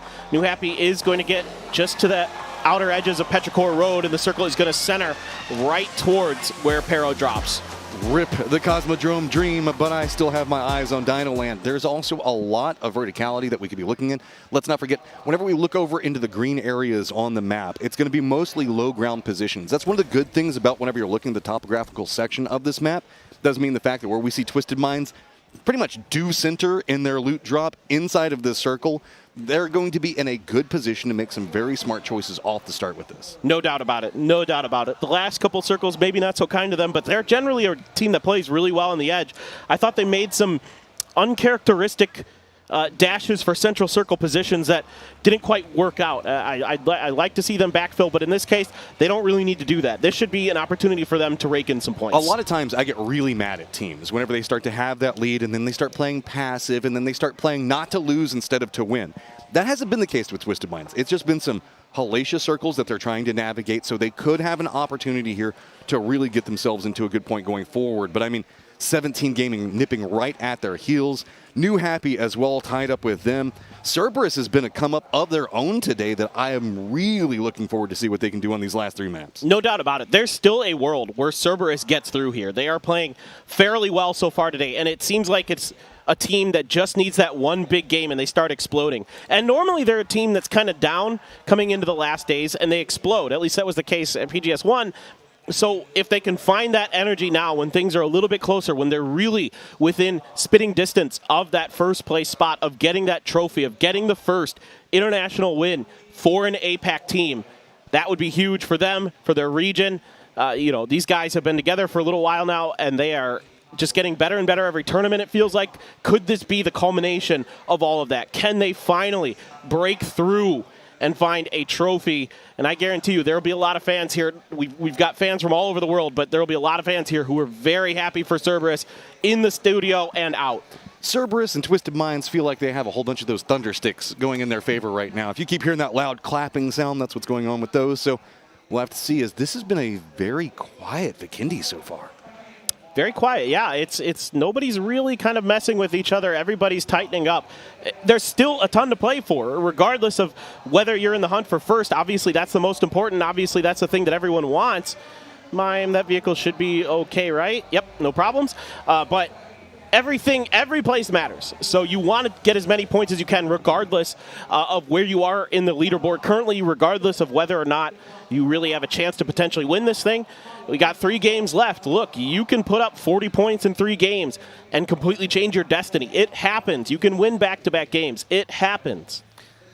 This is the dream, right? It's a year of games that have built into this stage. Hopes, dreams, livelihoods on the line for each one of these squads. So yes, while some of them probably not going to be reaching up and touching that first place position like you're talking about, every single position on this matters, and we are looking at the 16 best teams in the world in PUBG right now. No doubt about it. This has just been one of the most fun lobbies to watch ever. The most fun. I'm just going to call it that. It is the most fun lobby to watch ever. These guys are all putting it all in the line every time, trying to find those big plays. Looking to harass Cerberus a little bit. Cerberus actually going to rethink their movement here and kind of stop up and fortify their position. Yeah, down into the southern area. Keep in mind they are running a 2-1-1 split, so with Cerberus just next to them as well as Twisted Minds, that might be hard to hold on to. We've got a couple of rotations as well that could lead to some drama, as I believe LG looks like they might be going for 17 Gaming's position. That might be a fight that could pop off. Almost everything else pretty quiet right now. It's just jockeying for position along this hillside right now just due to the strength of this position in general, and Twisted Minds already positioning up. They're going to get a high ground advantage back down into where Cerberus is going to be playing from. So Cerberus in a little bit of a split, but I mean, without all of V7 there, you can't really call it like a very dangerous point yet. No, not at all. It seems to be safe for now. We'll see if that continues on the Lumberyard. And Batu going to use this high ground that he loves. This is the the quintessential Batulins play, get up as high as possible and get the info, make the decisions based off of that. Danawa coming in from the coal mine from the northwest, just going to be taking their time, trying to get as deep as they can without making any contact, try to play off the edge. They're pretty good at it. Salute's going to load up a Panzerfaust in this car, see if that comes into play later. Was keeping my eyes off screen here that Sonics and SSG were getting a little bit close to each other, but it looks like both teams have decided to peel away, not make anything out of what is essentially potentially nothing.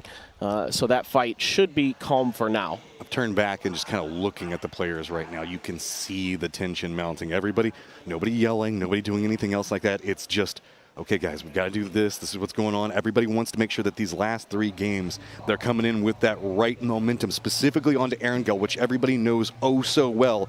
Having a performance on Vikendi can kind of catapult you, get that momentum going in that right direction, and it looks like it is going to be Danawa aggressing into this one. T5. He's on the gondola. Oh, do they read it? Looks like it is going to be T5 getting out very, very quickly. And we've already seen this play try to be done once, and this time going to go ahead and buy the space. He's got himself the right way to do it off the start, though, right? Imagine if that hit. Just imagine a world where that hits. But, of course, there's plenty of Panzers to be found on top of those, as those are the areas where only Panzers spawn. So could potentially grab another one. I like what Danawa does there. You know, sets up a timing play that if Theraton 5 sticks around, you've got a real opportunity to hit them in a couple different angles and make it a really difficult fight for T5 to deal with. But T5 very wisely there. Recognize there's an open position to their southeast. Let's just drift over there and get away from a fight early. We don't need to take that. That's very much T5 style, too. Yeah.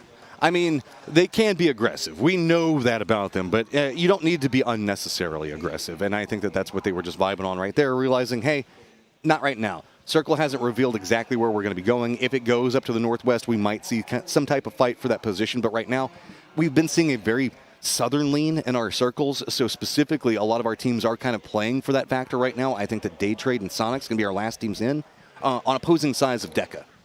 Yeah, absolutely. Everybody's just looking to get centrals-ish. They don't want to be on the hillsides around the edge of the green space, like where Petrichor Road drops. There's outside of the compounds that are on those edges, there's a lot of downslopes, and they're pretty wide open. There isn't a ton of trees, actually, and rocks and things like that, so you got to be a little bit careful. And you know that any team that tries to get into territory near Petrichor Road, near New Happy, things like that, is going to be in a world of hurt pretty fast, especially with the way New Happy's playing today. They are on another level. They are out to get that first ever 2-time win. Well, we say it, you got to step up. When the moment is there, this is the time. This is a full year of build into it, so you can't rest back on the, oh, well, if only I had played this one game different. You just have to take destiny in your hands and grab it. NH wants it. They want it so bad, but in the position they're in right now, they at least have the opportunity for it. But I mean, when you're going against 17 Gaming, Donna with Twisted Minds, there is heart, there is desire, there is drive on every single one of those squads. Yeah, and tons of experience amongst all 4 of those teams you're talking about. I mean, you think about Twisted Minds, who's been oh so close so many times, winning a lot of domestic titles, but then tons and tons and tons of top 5 finishes, second, third places across so many different events. Can they finally break through is a big question. Danawa, you've got that tremendous experience of Inonix and Loki in particular, winning so many different events across, a couple different years even. And 17, we know what they're capable of. We saw it at PGS1. They won the PCL Summer. No doubt that they can get it done. Still so quiet right now. Just a couple of shots at Day Trade, and that's about it. I believe it's going to be LG as there's the circle. Goes pretty centered, so most of the squad's going to be pretty happy about that. Most notably, we need to look into the south. It is going to be LG, Day Trade, all kind of cresting in the same position. SSG, Sonic's also going to be moving over there. Remember what we were looking at a second ago with B7 as well as Cerberus. Cerberus is separated up into the north, so that means that B7 should be able to get that hillside around Lumberyard, but I doubt that they want to stay there. That's not necessarily prime real estate. Yeah, no. That's definitely not where you want to be necessarily. Twisted Minds on the move, leaving the lumberyard and looking to set up as close to the edge of Petrichor Road's compounds as they can safely manage. Ooh, this is risky, though. Yeah, T5 is just like sending it deep, and they're going to lose players. Rossiter Jr. already down. I mean, this is just a directed send in, and inadvertently assists Twisted Minds, because now Petrichor Road is just lined in directly onto this one. Chewy and Eggslip just demolish anything that T5 was trying to get going there. That's a desperation send for T5. Yeah. Felt like they wanted something central. If they're going to get some big points, if they're going to shoot up the leaderboard, they had to go for something huge. But Petrichor Road, sturdy as always, so ready for it. And Chewy and Eggslip just absolutely annihilate them. Other potential brewing fights, V7 moving more north while Cerberus is going to be collapsing in. You can see that Twisted Minds going to be playing this hillside for now, and with ideas that nobody's going to be back behind them to the southeast. This is playable for right now, but Cerberus keeps creeping closer and closer by the second, and that is a vulnerable angle for them. But again, V7 could be coming up back behind Cerberus. Now it could be also Twisted Minds that could feast off of everybody coming down the hillside, just depending on how this plays out. No, you make a really good point. Here we go, the opening knock from Hisaki. Is V7 going to get involved? It's a real question. They're really peppering Twisted Minds. Oh, actually, it's going to be Donawa who's helping out Twisted Minds inadvertently here. Put a little bit of damage into Cerberus. Cerberus on the move. Are they going to make a play for this? I like this. Cerberus realizes if they have an opportunity for first, it's going to be against the squad lined in here. They're inside of vehicles. They're moving aggressively, trying to get into nade range. Lou is at least going to do some damage to try to shoo them off that angle, but Hisaki, he's got vision in. Can he tap somebody out? No! Instead, Hamas just going to go ahead and hop inside the vehicle, run behind the smokes. Can't quite find the angle to work with. Maybe now Solzy can do something, but Twisted Minds reads this. Where are they going to even be running to? I love this play from Cerberus. They know the leaderboard. They know the situation. They are going for the throats. Perfectix is going to be found by Hisaki. He has been clean with that Mark 12. And now Twisted Minds limping away from this position. Day Trade still got some harassing angles onto him. They're at least going to be able to get away from that. But now it is going to be a very weakened position that they're going to have to be running down towards. LG and NH, the new targets over here. No doubt about it. Take a quick look back at the defensive line that Aches left, and Chewy are able to set up. A little bit unfortunate for Patampong with that. Panzer hits the tree in front of him, not able to get it go where he wants, and Aches left has a bit of a pop-off. Shout out to Chewy. Whenever you have an explosion go off like that right in front of your face, sometimes it really messes up like your focus on what you're staying in on. He was like, no, I know exactly where he's at. I'm not giving up. Flood getting those couple of shots in on Twisted Minds as the rest of LGs are going to kind of regroup over here, but it doesn't look like they're pursuing this right now. And LG, if they wanted to, could find an angle to potentially punish Twisted Minds' positions. They need points badly. I'd be more concerned about the Sonic's positioning. We just saw Tiggleton get a high ground position. He is playing to the west of the hill. If he gets up on top of it and starts looking over into the east, that's going to be right into Twisted Minds. New circle pops. Petrichor Road in their defense is going to be real rewarded. Yep, this compound, I've seen it before. The circle does give it a lot of love, but it has a lot of room. It has room for multiple teams, 2, sometimes even 3, could end up squeezing into there as circles collapse. Donawa going to keep their hillside in, so this high ground position that they bullied T5 out of is giving them a ton of info, a ton of space, and Onyx and Soul trying to do what they can to make SSG's rotation that much more difficult. Oh, dude, but it's stalled down SSG enough. They did a great job of navigating where all the down what positions we're at, but it's going to be right at the time that Day Trade's going to be roaming into this.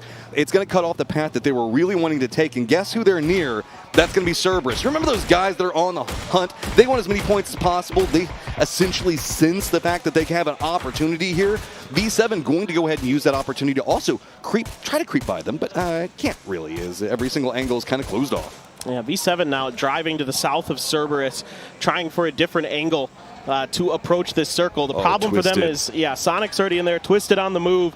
They're surrounded by 2 NA squads. Yeah, I mean, where are you going to send it? Sonics look like they don't really vibe off of this. They're going to shift off of that hill. That's going to relent and at least give Twisted Minds somewhere to play as they're losing vehicles. They're losing everything right now. It's full on damage control for them. No, I mean, even though they got somewhere safe-ish for a moment, they lost their vehicle. They're out of the next circle, and LG is swinging on their backsides. And now we can see V7 trying to move down into this point at roughly the same time that Sonics are moving in. A bit of a standoff as both squads realizing, okay, this is going to be pretty dangerous. Kickstart looking like he's playing around this point, but Glass has got a line into Tiggleton and gets the knock on to him. A lot of damage comes back in retaliation. Smokes are going to come down. The rest of V7 now making their way to support.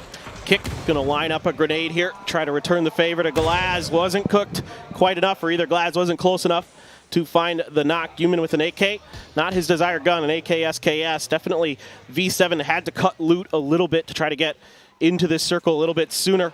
But still, up close and personal, the AK absolutely shreds. And it's strong if you can control the beast that it is with that kick. Looking out, Twisted Minds still have LG that's pretty close to them. LG going to be rotating just a bit to the north. Well, it's going to be 17 Gaming taking some shots, but don't forget New Happy's over here as well. Well, I say over here, about a kilometer away, but they have vision on what 17 Gaming is trying to do. Twisted Minds still alive, but you got to say the positioning is scary. And I would hope that LG is considering just gatekeeping Twisted Minds as much as possible. Twisted probably going to try to rotate off of this position. It's just too strong for them to really have a good chance of breaking through, especially with those vehicles. Rello getting some damage. Mine going to find a knock. They now realize who the target is in front of them. 100% focus fire is now going to be coming out. Even 17 Gaming's like, oh, that's who you're shooting at, and now starts also peppering some shots in. V7 trying to make their push in. They are going to spot this one out. Exchange it, though. Look at those nades. The fire coming out from Shrimzy as well. And now Sonic's trying to hold the line. H1, Shrimzy still up. Shrimzy so good in close quarters combat in this event, especially with that AR. The grenades now splashing around the outside of V7. Shrimzy going to reposition and go for the res. This is a really nice spot to res in.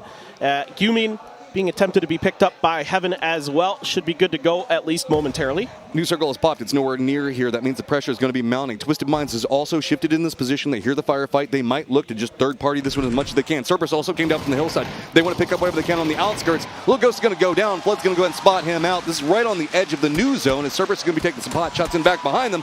I'm caught up in this fight, though. This one has a ton of impact we're going to be looking at. Yeah, Twisted Minds hoping to maybe salvage some points off of this fight, but both V7 and Sonics got back up to 3 players each, so they were able to turn their attention in that direction. Good awareness from V7. Heaven, Shrimzy under bombardment as he tries to flee. Spyro gets H-Win out in the open. That might be at least a point, yes. And that's just full on damage control right now. Last one up, realizing the problems, trying to get some more out of it. Now Sonic's going to be cutting it back to the path where 17 Gaming and LG were presently at. See how they have to make that hold. V7 realizes the fight is done. They're going to go ahead and hop in some vehicles. They're going to be running away from Spyro's positioning. Can he find another one as it's going to be revealed right in front of him? He can't. The meds. He's got to do it. He's got to commit. Yeah, this is the last first aid in his bag. Maybe he can find some more here. Yeah, 4 more. But the Sonic see him kickstart takes him out. Okay, now you've managed to pick up something, Sonics, but you have a path of major resistance in front of you. V7's already used that opportunity to move in and gatekeep, so this wall is now officially V7, LG, and 17 Gaming with Sonics limping into it. And Donawa was falling apart to Tai Lu, but Tai Lu getting shredded by FaZe Clan. Grenade up and over. Oh, that's just a stun from a Tungmu. Tungmu, last one alive now. It's a blue zone out there. Donawa's an Onyx thinking about a frag, but a Tungmu on the angle is going to get the knock. Nice read onto it.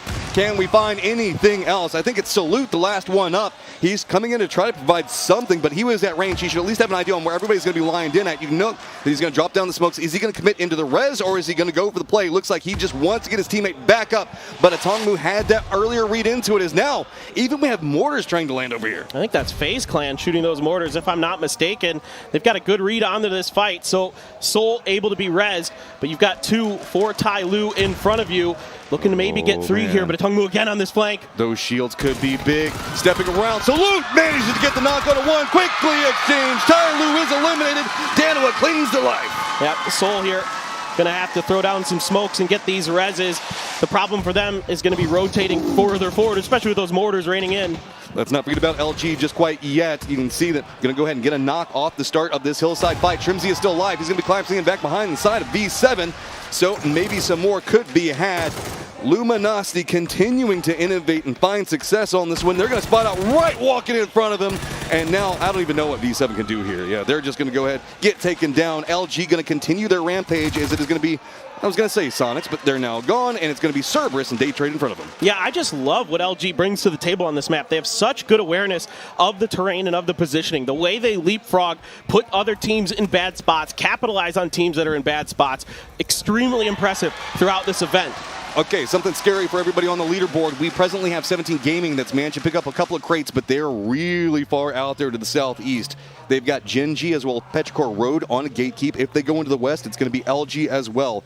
we'll have to keep an eye on how they opt into rotating. Danawa is starting to be a lot more comfortable up in that northwestern area, so they get a second to breathe. But you can see, this is the rotation that 17 has to make with a very, very hungry Gen G with sightlines. Yeah, there are very few good options here for 17 other than to try to find a third party on an edge or try to make the unbelievable heroic crash onto potentially Peshkor Road. But I think they're going to try to swing maybe all the way around this circle, potentially use this snowstorm to their advantage as it is cutting off the entire eastern side. Well, NH is having the exact same idea. Tiamba's already hunkered down inside of it. Here come the shots coming up from Gen G on to 17, but it's just going to be a firm commitment right up into this one, and these guys are right on top of each other right now. Everybody's just moving in for the rocks that they're going to be aware of, and no! Going to go down. It's a rock firefight. Not up on top of this one, but no vision to be had. He's spotting them out one by one. Finally goes down.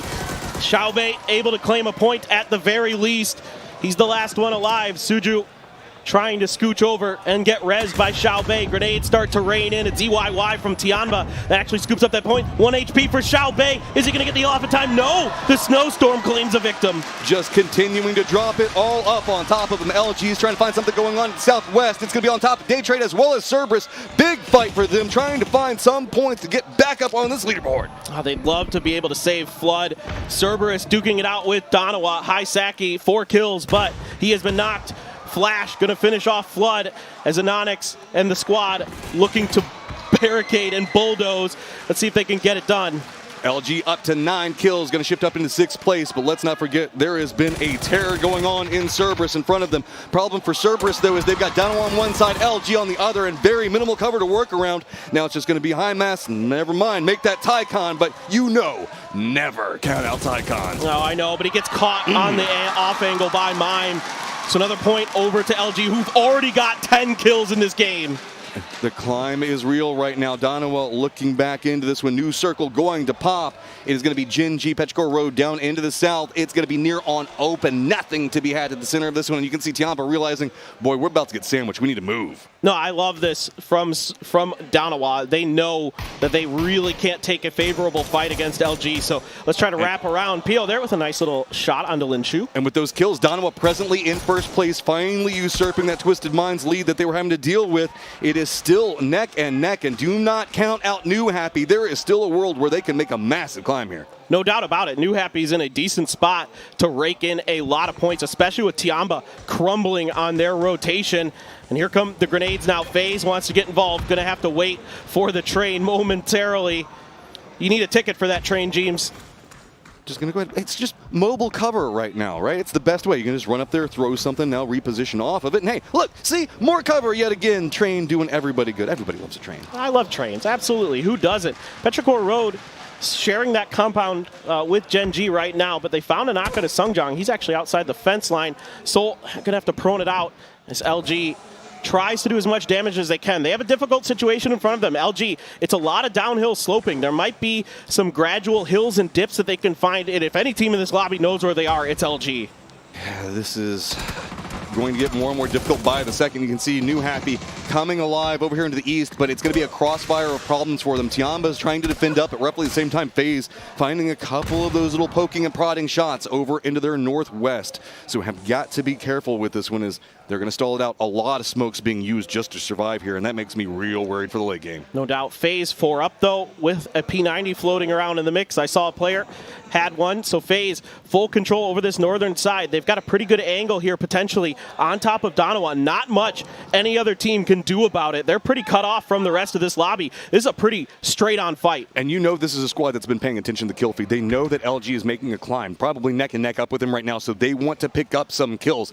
Running this 2-2 split is going to be quite strong, but can we see Soul and the rest of the boys for Danawa defend up off of it? Gonna get some damage out. Nades now starting to come out, and it does look like the initial tempo is going in FaZe's favor, but not quite yet getting what they want. Oh, these grenades starting to rain onto Salute. They've identified and isolated his position. Anonix with a Panzer out on this edge. Feck's gonna see him. Grenade does about half damage.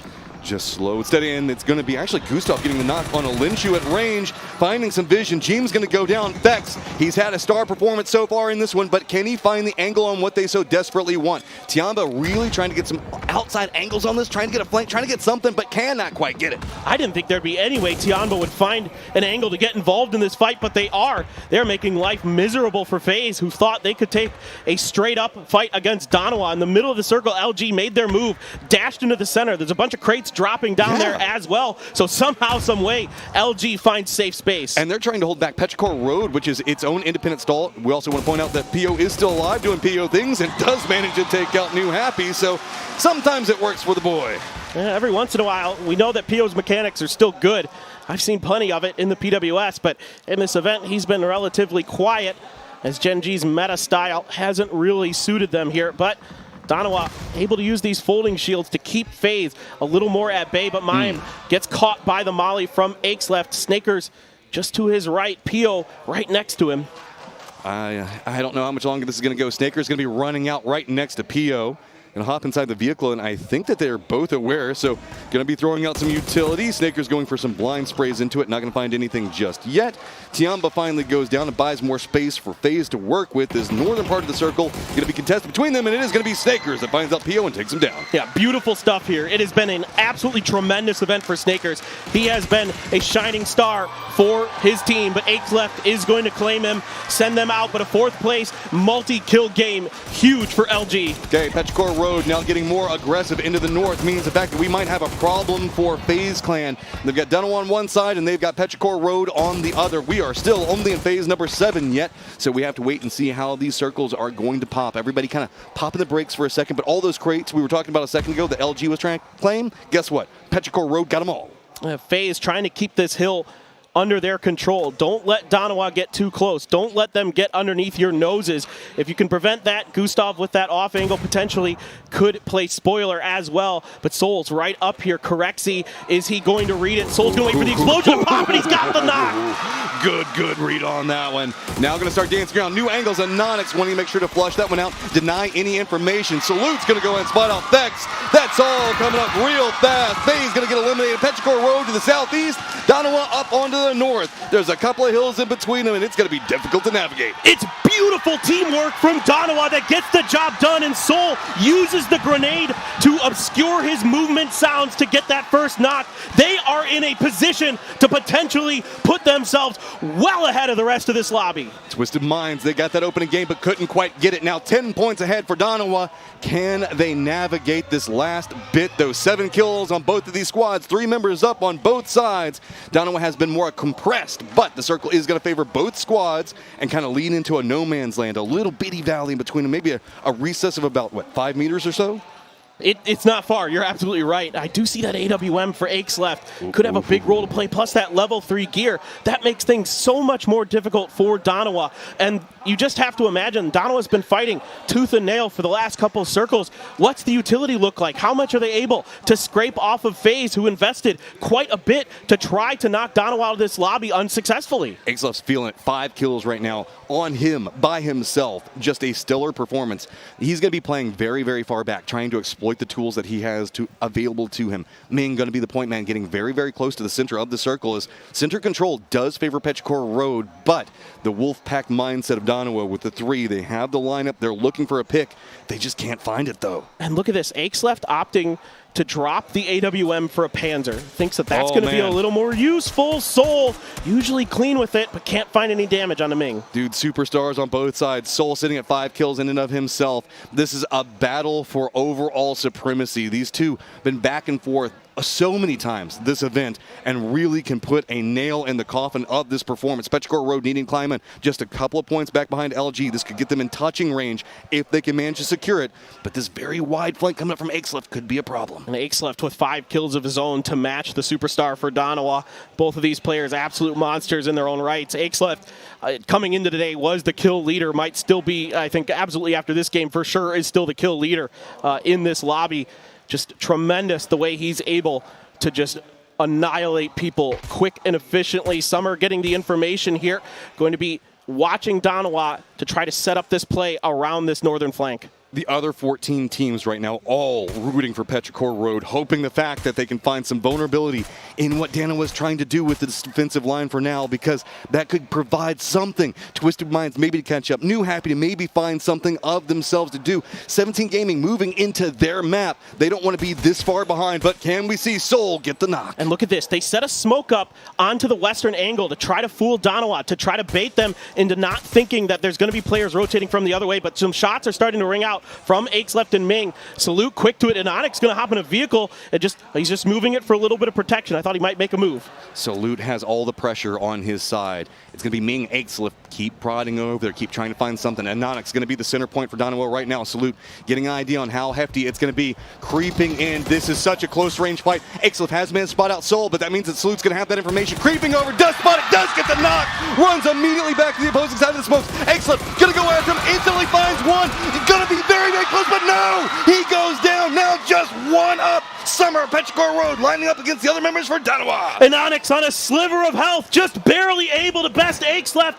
Soul wrapping around, trying to buy a little bit of time. And Onyx, does he know the pressure's coming? Oh, he gets the knock onto it. We're in a 1v1. Soul on one side, Summer on the other. Hill in between them. They are fighting this one out right on the edge of the blue zone. Soul can't get to read just quite yet. Spots up that.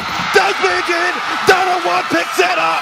Danawa on track for destiny, and Soul does it again, looking to claim yet another MVP title for himself this year.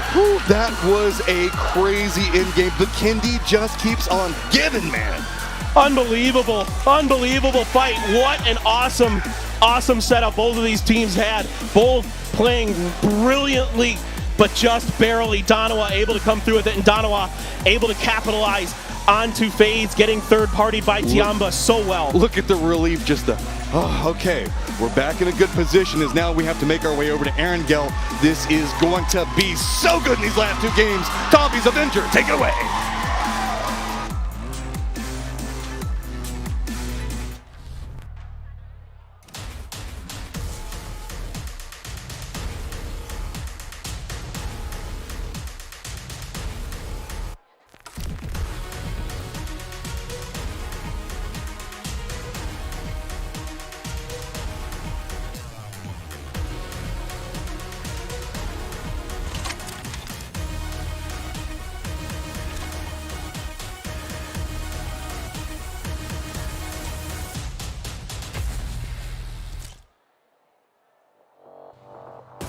Dono wins another one as they come out with a chicken dinner in our fourth match of the day. And I gotta be honest, as we take a look back at these highlights, Seoul has made a bold statement. I think I know who I'm voting for when it comes to MVP. I think so too, yeah. That clutch was insane. Clutch. I was expecting a Dana won this one. Right. But that was great. I like those. Those punts are great. But overall, what a fantastic set of matchup we've had. And I gotta say, I've been thoroughly enjoying our Tagos and Vikendis because those extra curveballs, that unknown territory and terrain that these players are faring through, that they probably never had to play in such a stacked lobby before, is just making it so entertaining to watch. So yeah, it's been lovely. And also the way that Dana on the western side, the amount of control that they had, they're going in and out, the pressure and the poking on these teams are just crucial for their win, because that meant that FaZe went down to 3.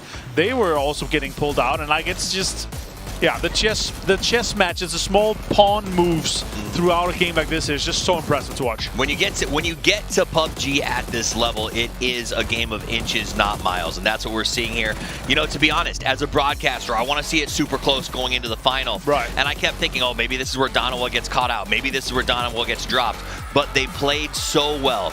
Inch after inch after inch. It doesn't matter how many inches it was. They're going to find the space. They're going to find a way to go the distance. They're hyped. You know, it's funny because when you see them in the morning, when you see them getting ready, they've always got a bit of a, honestly, mopey demeanor of like, oh, it's going to be a tough day today.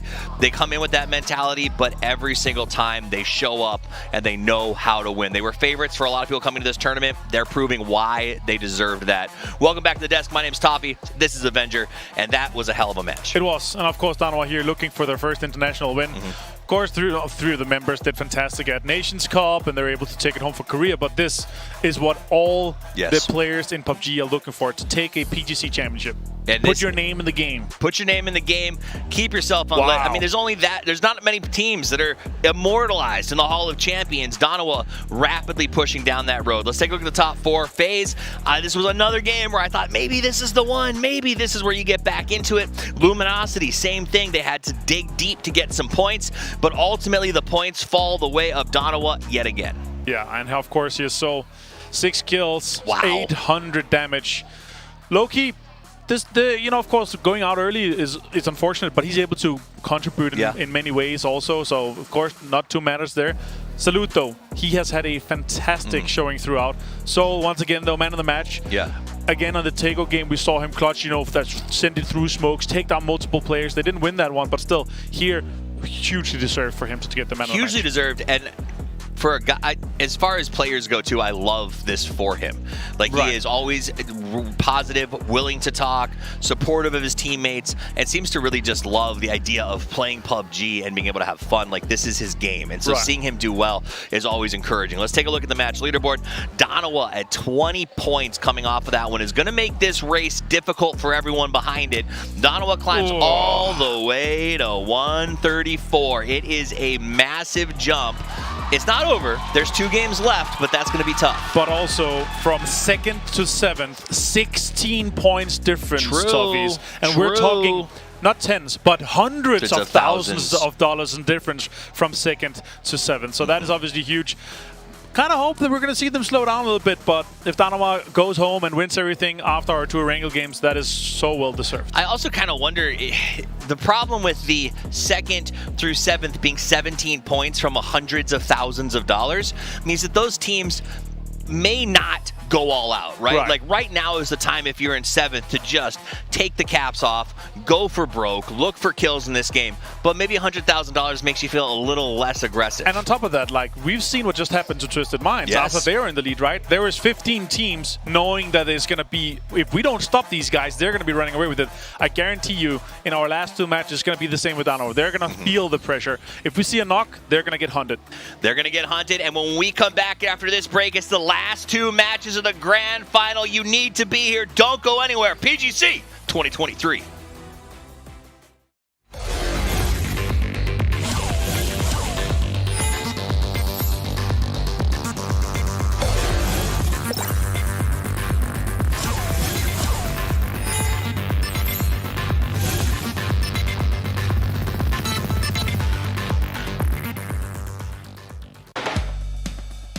Unleash my shopping spree. Duty-free from big brands. At all King Power stores and King Power online. It's possible. Enjoy great selections, promotions, and privileges. The power of possibilities. King Power. Hanuman's forces have set up their barrier. They are waiting for sunrise before they release their guard. With my magic, the night will turn. Enemies beware. Mayara is coming for you.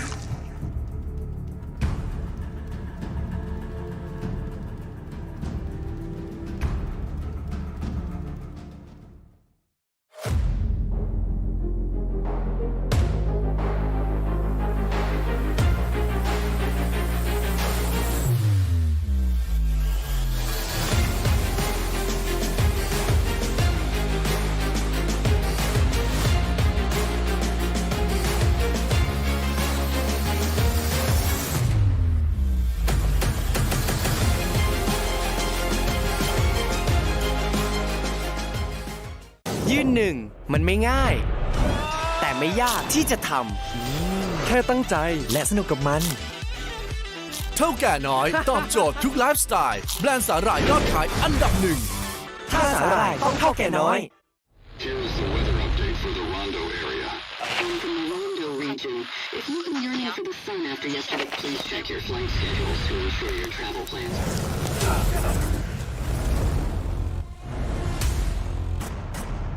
Why did you come to us?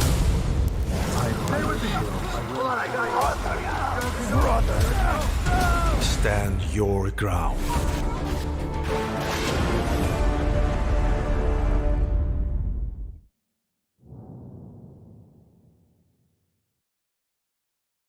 We were enemies in battle. It was an honorable kill, an honorable death.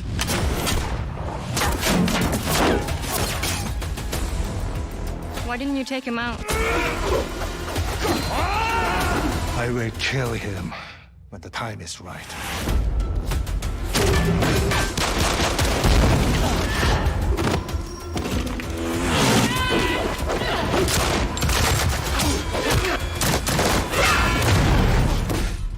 Now, it's time for you to die.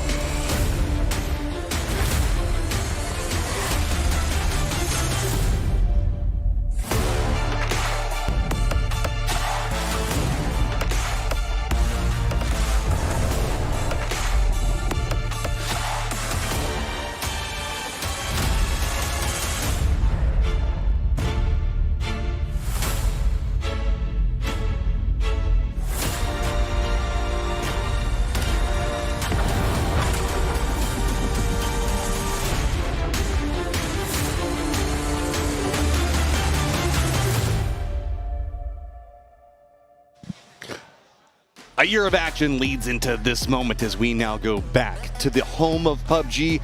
Erangel, 2 games to decide who's going to be able to take it. Donowa with the lead, but keep in mind, Twisted Minds only with 17 points back behind him. Absolutely. It's a win that is going to separate Donowa right now from the rest of the pack. And they have really come alive on Vikendi, fighting tooth and nail. Arguably, maybe inarguably, the best fighting team in the world right now. They are winning so many close fights, but it's their teamwork and their coordination that gets it done. But the Twisted Mind fans still here, still supporting TM, trying to give them some energy and some big smiles from Batu to boot. Just give them that last little bit. We've been talking about Twisted Minds time and time again. Oh, so close, but just can't quite get that first place position. Is that going to happen again? We are presently living in that world as even New Happy just right back behind them, 7 points. I mean, New Happy has come alive in and of themselves today. Oh, they've been phenomenal today. They've just been in it almost every game, deep into it. If it wasn't for Pio in that last game, that really could have been a different story, but he found a great angle to take around the outside of that rock, caught New Happy in a rotation, and eliminated them. And, you know, even though it hasn't been the best day for Gen G, was that a pivotal moment? Was Tiamba's backstab onto FaZe the pivotal moment? Soul's clutch, though, that is going to be the biggest moment of that game for me. Well, enough of the hypotheticals. It is time. Erangel, we are going to go ahead and kick off our last 2 games. We are in, as Toffees love to say, the penultimate game. What, oh, what can these squads do? Can they hold it together when everything matters? The grassy pastures going to bring us to the end of the year for PUBG Esports. 2023, so close to be finishing. Donowa so close with their date with Destiny. Can they hold on? Can they get it done? They just probably need to rack up 4 or 5 points in the next couple of games, each game, and they probably have it locked down. But the real question is it going to be allowed? Is anyone going to be able to stop them? Well, if there's a squad that could potentially do it, let's not forget this is 17's home turf. They have had a very quiet today, and they ain't going to keep with that. They're going to go ahead and make something happen here. You know that they're not content with where they are on the leaderboard, and they are going to make as big of a stab as they can for that first place position, and they don't care who they wreck to get there. No, I think you're absolutely right. I mean, this is a team to be feared out in the open, and let's say we get a center circle somewhere near Picado. You know, they're going to have priority on positions. They're going to be in it probably pretty deep into the game.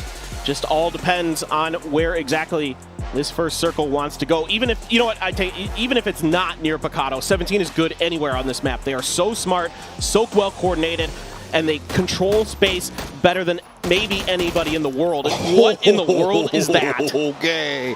I was about to point out there is 1 point separating LG and FaZe. They are right next to each other. The circle goes over to the peninsula for Milta Power, leaning in that maybe we're going to be going over to Lumberyard Way, but let's not forget there is still a decent chunk of Military Base Island in the circle with the bridge that connects, and we often get that bait circle whenever it's lined up like this.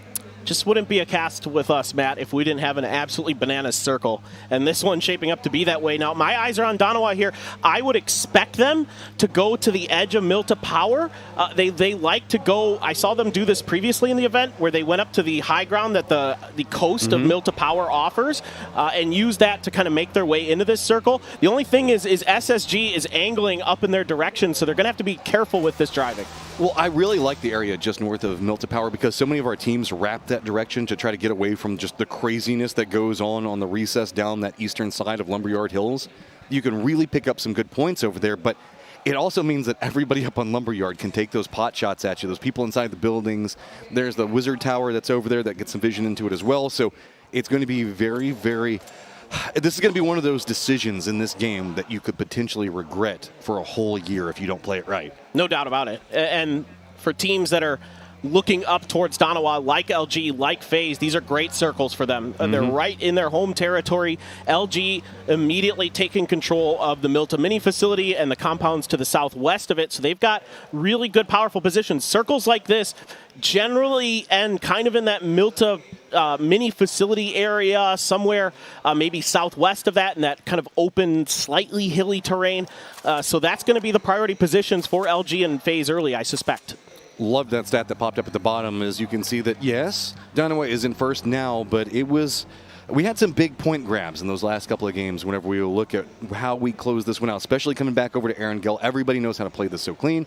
Gen G making this wrap very, very early are going to be cutting right south of FaZe. Not going to be able to get shot too much, but the split, they might be able to catch LG pretty unaware. Yeah, and just in case you guys are wondering, spray from Jeem's not doing much, but the point system, if you're just tuning into PUBG Esports, you're new to PUBG Esports, you can see in the right-hand corner of your screen, it explains our point system. 10 points for first place, 6 for second, and then you go a point down to 6, and then 1 point for 7th and 8th, and you get a point for each kill. So that's why these teams do things like go for kills if they're maybe on the outside of the circle looking in, try to take fights, stuff like that. Really important part of the PUBG Esports ecosystem. PO is going to go ahead and get landfall, and the rest of the team's going to be following in back behind this. This also does mean that LG is probably going to collapse a bit more to the south and open up the northern part of Milta Power for those other teams to work with. SSG up on Lumberyard, running a 2-2 split kind of at the time, but looks like they're going to be regrouping. Donawa has moved all the way over to Lipa with 2 of their members, as the other 2 are still over in Yasnaya. It does look like they're eyeing that eastern approach that you were talking about. And I'm not exactly sure how far they'll get. It just kind of depends on what the other teams do. Donawa's going to be very diligent here. It's going to be a lot of pressure on Anonix as the IGL and as that front man, as that information gatherer, to make sure that their space is clear. 17 cutting in fairly early, well ahead of Twisted Minds, V7. They are leaving Suju in Pachinki itself to get his loot still, make sure that he's good to go and geared up, maybe load up a vehicle with some extra panzers and some things like that, or mortars potentially, as they make their way up to the Lumberyard Hill. Okay, so now we can see that Suju is going to go ahead. No, yeah, he's going to go ahead and get some information with his body and seeing how many people are about to be shooting at him. Looks like FaZe has already spotted them out. 17 are still cresting up to the top of Lumberyard itself, so they should be okay with that one. Twisted Minds are also going to be coming in back behind this one. No real obstacles as everybody is just kind of committed into Lumberyard and that coastline. Yep, actually Suju with the E pickup went all the way to the very southern tip of the Milta area, like southeast of Milta, and he's now parachuting. I'm really curious. What in the world is 17 doing in this game? Maybe this was to map out who's all in what compounds below them, since they don't have that information. Whenever you come into Lumberyard, it can be really dangerous over here, specifically if the shift's down in the south. You don't know what already is claimed. So instead, they can get to this hillside, and it might have cost them a member being in an odd spot, or he might have died, but with that information, the other 3 might have had a better chance. But I've never seen this from 17. This is really unorthodox. This is digging deep into the playbook to find a way to climb. And now committed into a 2-2 split. Reinforcements going to be coming into this one. This is, I feel a bit desperate, but not at the same time. This is we really need to get points and we need to kill everything around us, so we're just going to commit in. Problem with it is you're putting yourself right between FaZe and LG, who also just want a massive game here. And FaZe doesn't want to give up those compounds on that edge, on the edge of the city, because those are good pivot positions. Again, sometimes in these circles, the edges of the cities are where a lot of teams want to play because it gives them safety, reconnaissance ability, and the opportunity to keep vehicles safe and make moves. Well, making moves and keeping vehicles safe is going to be a bit harder, as now V7 is going to cut right in front of Donowa while they were making this approach, and Onyx is going to go ahead and spot that one out, playing the position you were talking about just one moment ago. See if they're going to go ahead and play along the peninsula itself, or they might stop at a couple of the compounds or go into Milta Power itself. Tyloo, one of our tailing teams, not going to find a bridge camp over here, so going to be very, very happy about that one, as New Happy do manage to make a position shift just to their west. Sonics, as well as Tiamba and T5 are odd teams out, as Day Trade is still down in Novo. Well, New Happy trying to contest territory, but Shen quick with the trigger, taking CC down, looking for the grenade. CC there, is it going to be good enough? Nan takes a headshot as well. The grenade hits CC, doesn't get the flush. Gets a nice solid airburst on it. Shin looks like he's got another line on that toss. You have to see how the bounces go for it. It doesn't go the way that he wants, but you can see Tyloo now firmly lining up over here, realizing the fact that they have an opportunity to go for some more kills in it. Nan trying to defend in. He can't go for the res just yet. He needs to get a knock. He does manage to do it. That's going to put a big break onto this one. Can he get over there in time to res his teammate? Blue Zone nade right back behind him. Just narrowly gets it. The second one, though. Oh my God. A Tong move finds it. The staggering of the utility here, so brilliant for Tyloo. The Blue Zones push New Happy back, and the grenades are perfectly at the edge of that. So well set up. Just going to venture in. Ming Ming needs to make something big, keep his teammates up and alive right now. You can see Nan still just limping away. Luckily, though, they at least have a fortified position they can play for now. Unfortunately, also do have Sonics coming up right back behind New Happy. And Cerberus continues to just play spoiler for Twisted Minds off screen. Ming Ming gonna wrap around to the backside, trying to cover the angles as best as he can. And look who it is. It's the Sonics. They're going to be watching this. Kickstart's got a bolt. I mean, they can see all these smokes down. They're aware that something big is happening over here. Looks like Ming Ming is already going to get in the vehicle in time to kind of crest away from it. As Shin now back up. Looks like he's getting pretty aggressive in on this one. Tyloo really wants this one. Ming Ming is going to go down right as soon as he manages to crest in, but Shin up on top is just refereeing any form of movement right now. Nan's going to be dancing around through the outside of this one. Sonic's not going to get too invested in it, so this is a pretty contained fight right now, but Shin's high ground and this rooftop is just massive. A brilliant move from Shen. Nan doing what he can to scrape points together. He gets one before he's finally taken down. Tyloo has sent New Happy, the third place team, packing. This is such a strong fragging squad. We know that Tyloo, whenever they get their feet underneath them, can find some really big successes here. Question is, how much more of a climb can they make in and of themselves? Kickstart really wanting to get some more damage, maybe even get that knock. Doesn't quite get it, so Sonic's going to be unofficially gatekeeping down over here next to the bridge. Oh, he hit a body shot in there, too. That was a nice piece of shooting for Kick. Just a few inches higher, and he might have been able to find a head and get a knock on a Tyloo. And Sonics tried to third-party this fight, but Shen wasn't having any of it. He wanted that fight over fast, getting up on top of that house. So smart. The guy is crazy good close quarters. I want to point out right now, Donowa's positioning on the circle is real good. If this ends up going and staying up into the north, we often see them shift down into this area. They have essentially just put up a perfect position for themselves that if we go down to Milta Power, they can rack up a ton of kills. Yep, this is looking pretty good for them, especially with it drifting back up towards Lumberyard. Playing uphill into Lumberyard, it's tricky, but not the worst. There are definitely worse spots in the circle to be, like south of Prison is very dangerous to play around, but not too many teams are going there just yet. You do have Petrichor Road, who's pushed far enough towards the lumberyard that they're not in that danger zone. 17 going to make this maneuver. They are able to escape from the Milta area all the way back up here. Unbelievable. Friends stay together. Going to go ahead and regroup, feeling pretty good. And now Donovan's going to go ahead and find Human, take him down, picking up more points and starting to get more separation away from Twisted Minds. Yeah, and V7 kind of took the spot here, and here comes Daytrade. I saw them going for the lift in Novo. They are under fire from like 3 different angles. But it's going to be all about this defensive line for LG. Mime's going to go down. Good play coming up from Poochills. Rello just goes, nope, we didn't get there in time. We've got to surrender it. This is crazy stuff from Daytrade. Just had to gamble on something being available, and they caught Mime as a solo on his own. Had they dropped to their north, they would have been right on top of Donawa. To their southwest, right on top of the 3-man stack of LG. And Belmoth tried to go for Milta Mini, and Gen.G is making him pay. Gen.G still running a 2-2 split. If we do see this go down the hillside, also very, very strong. We'll have to see what's going to be going on. Daytrade having their members finished out that's going to be kind of the way it's going to go with him. Belmoth was entirely unresable in his position. Poochill's at least going to be able to get res now. And we'll have to see is V7 and their pathing just going to be continually harassed, as they are going to have Tiamba that's going to be back behind them. And even if they manage to crest down, if they don't stop here, they're just going to run right into the waiting arms of Salute down to the south. It's really difficult now for V7. I think they were hoping to make a wide wrap around to the other side to come in from the west. Instead, they were shut down by Tianba, and it's going to have to be an entrance just towards where Petrichor Road has posted up.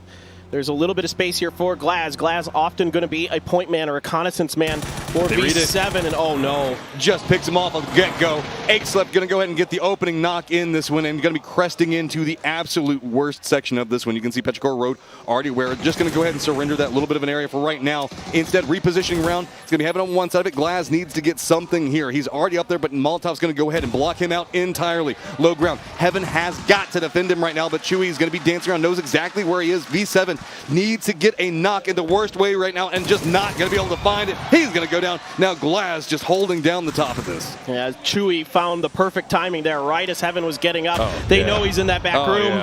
Yep, the mollies have covered the rest of the space. That's an easy cleanup for Petrichor Road. Tiamba wanted a piece. They are kind of creeping up here. That would say that they're not full sprinting, just sending one member up to see if they can find something.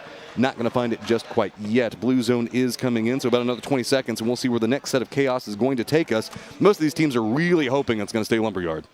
Absolutely. And Lumberyard finishes are super fun to watch. There's so much to work with in the top of that mountain.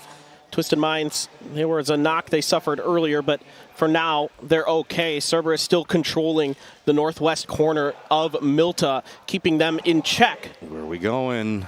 Circles, how mean are you? You're going to keep a bit of shelter in play, as that is kind of more of a no man's land. That area doesn't necessarily have the best cover. It just means that these guys that are going to be down to the south, most notably Gen.G, are going to have to find some pathing in, as Gen.G has just been moving all over the place this game. Yeah, Gen.G just trying to find something that works. Tycon ripped Shrimsy out of the vehicle, and he is out of this round. And Sonic's trying to make a mad dash up towards maybe this rock ledge, or maybe even further if they can get it. But look who it is. It's 17 right on their doorstep.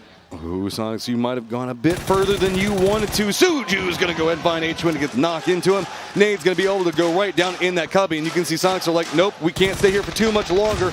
It's going to be Kick taking some damage, can at least crest around this. Is he going to head back down into Milta? No, Kick is going to go down. Zhao is going to go ahead and find him, and now Tiggleton all by his lonesome.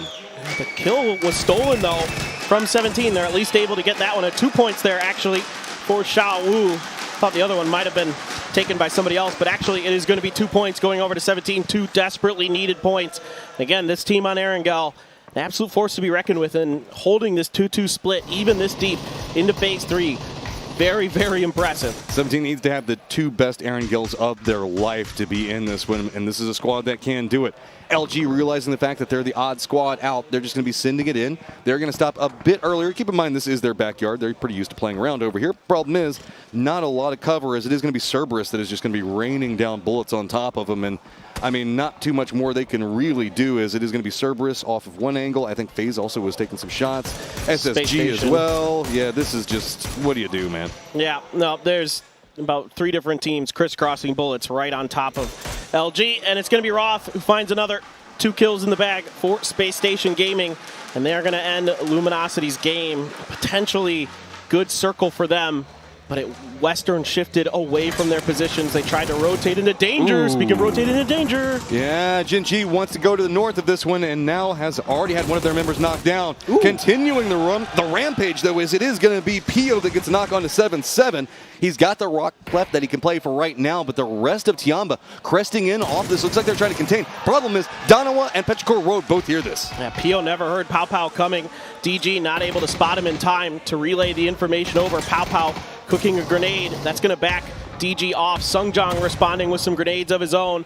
Esther going to be cleaned up here. A point over, but DG responds quickly. Tiamba is going to send Gen.G packing. Now it's about who can pick up the points. As T5 heard this, they're moving up. Chewy's up here for Petrichor Road, seeing if he can get some more.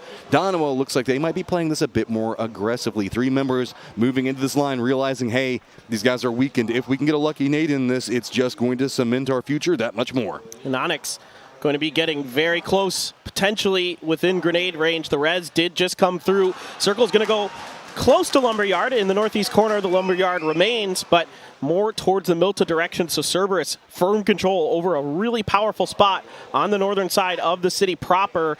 Danawa's got to be careful. They're in the low ground. They're underneath Tiamba. This fight's going to have to kick off very well in their favor if they're going to make it happen. And they're still going to have to shift back over after Petrichor Road. I wouldn't be surprised if they just commit in and try to get these points so that way they can have something, make sure that they're securing some type of points moving in, because after this it's going to get a lot more precarious for them to try to navigate, as multiple teams could be gatekeeping out. Salut's already going to get spotted, so that means that their backup plan is already now gone. Day Trade needing to make their move into the circles. We just see Tai Lu. They were just shifting in. They got spotted just a moment ago. So we have the Milta fields just north of it that are going to be available, and yes, here we go. Danawa wants to get something, but now revealed it is going to be Tiamba shifting away from this pretty fast. That's pretty good news for Loki.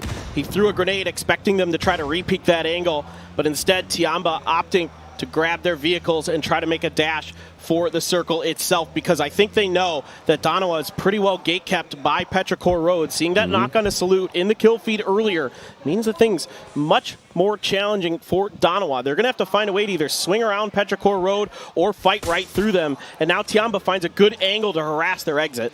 Danawa, what can you do here? You need to get a knock on a Pal specifically. That's your angle of approach. The other members for Tiamba still hanging back over there next to Pride Rock. Danawa still trying to navigate this one as cleanly as they can, but I just don't know. Where is their angle of approach into this? Nothing is available. No, it is not good. It's the best way to describe this angle, and Loki going to reveal his position to Ming. Smokes are going to have to come out. He's only got 1 in the bag. A frag and a molly, yeah, but he's got to get close enough to use them first. Soul sitting out in the blue, trying to find some way to get in. Loki pinned behind a tree out in the open. There's just not much he can do. You can see that Danawa's terrified. They don't want to feed over points to somebody that's chasing them right now. They don't know who's holding up this high ground position. I don't believe. They haven't seen the knocks coming out, so they've got to be very, very cautious. Instead, slowing down the pace as much as they can, but this is where I start getting concerned. It almost feels like they're going back into that playing to not lose instead of playing to win that can get exploited. Xlep going to go ahead and spot 1. Anok's going to have a nade thrown his way. The curve not going to be enough, but the blue zone is going to be ticking. He's going to go down, and now Danawa in some trouble. Well, the good news for Danawa is they might not feed a point over, I suppose. Not the end of the world if it goes to Petrichor Road, though, and they are hunting for it. Soul is going to be using every single med that he has to try to circumnavigate Petrichor Road's position. Pow Pow now getting involved, harassing Petrichor Road's backside, and that might buy Soul just enough space to squeak in, but I don't know. Oh, man, it's going to be close. Summer's already shifting over here if he spots it. Looks like Ming as well. They realized, okay, somebody's probably navigating this one on the outside. Ming's going to go ahead and spot out Loki, take him down as well. Soul lining up, might have some vision on what's going on with Summer, but it's also going to be Tiamba now coming alive over here, realizing a very aggressive Petrichor Road might be exploitable, but Soul does get the knock on the Summer. Let's see if he can get the point. The grenade right next to Summer does about half damage. If he can get the follow-up next to him, he's got a few more to go to get that much-needed point. Ming's trying to provide some reinforcement. You can see throwing down utility, can't quite get it to go the way that he wants just quite yet. Now peeking out, has managed to spot out Soul. Soul drops down to his belly, but just narrowly gets back behind that tree. It's going to be an exchange between the two. Tight angle for Ming to work with, and Xlef's going to come in and close it out. Yep, Soul not able to claim a point.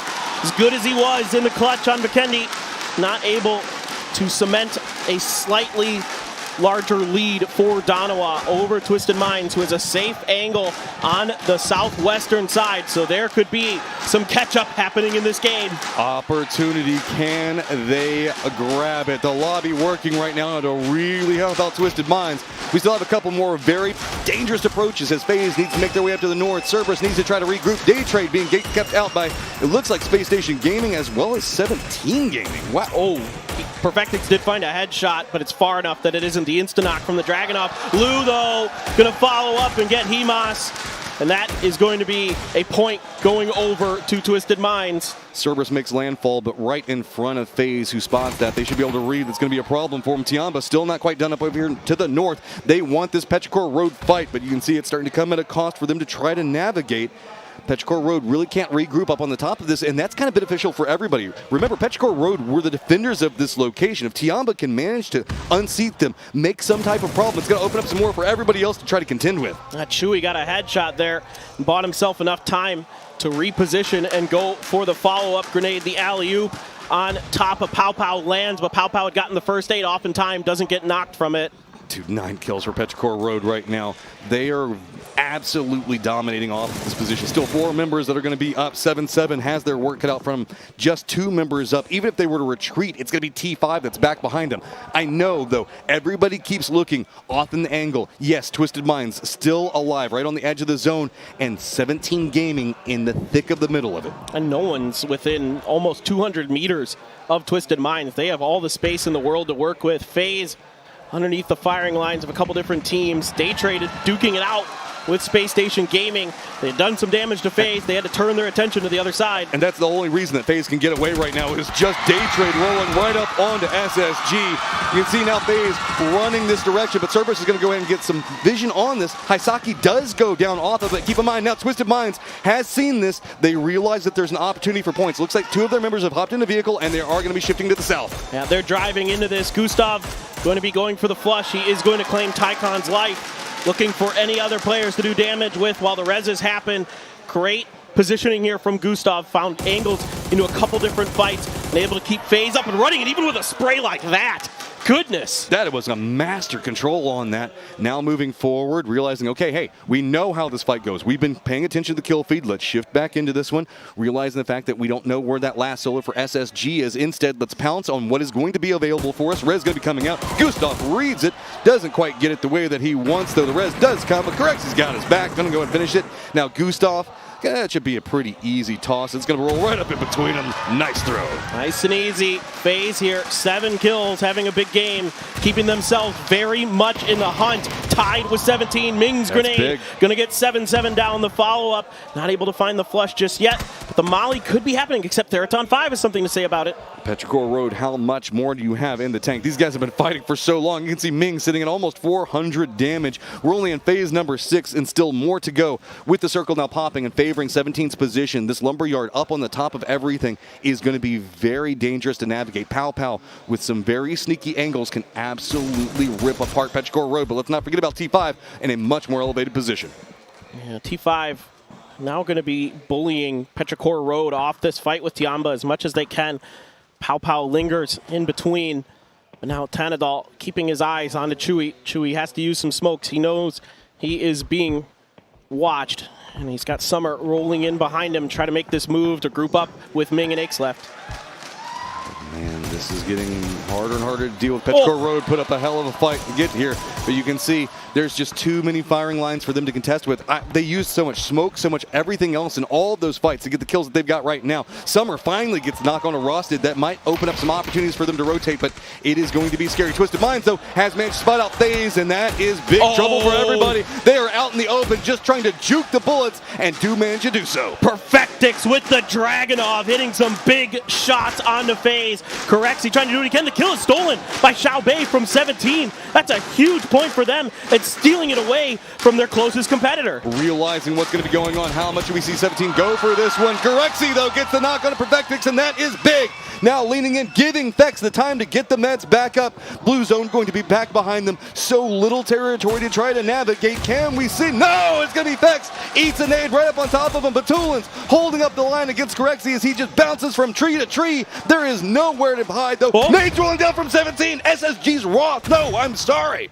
Roth somehow gets involved in this fight. Spyro is going to take Corexi down. 4 kills for Twisted Minds.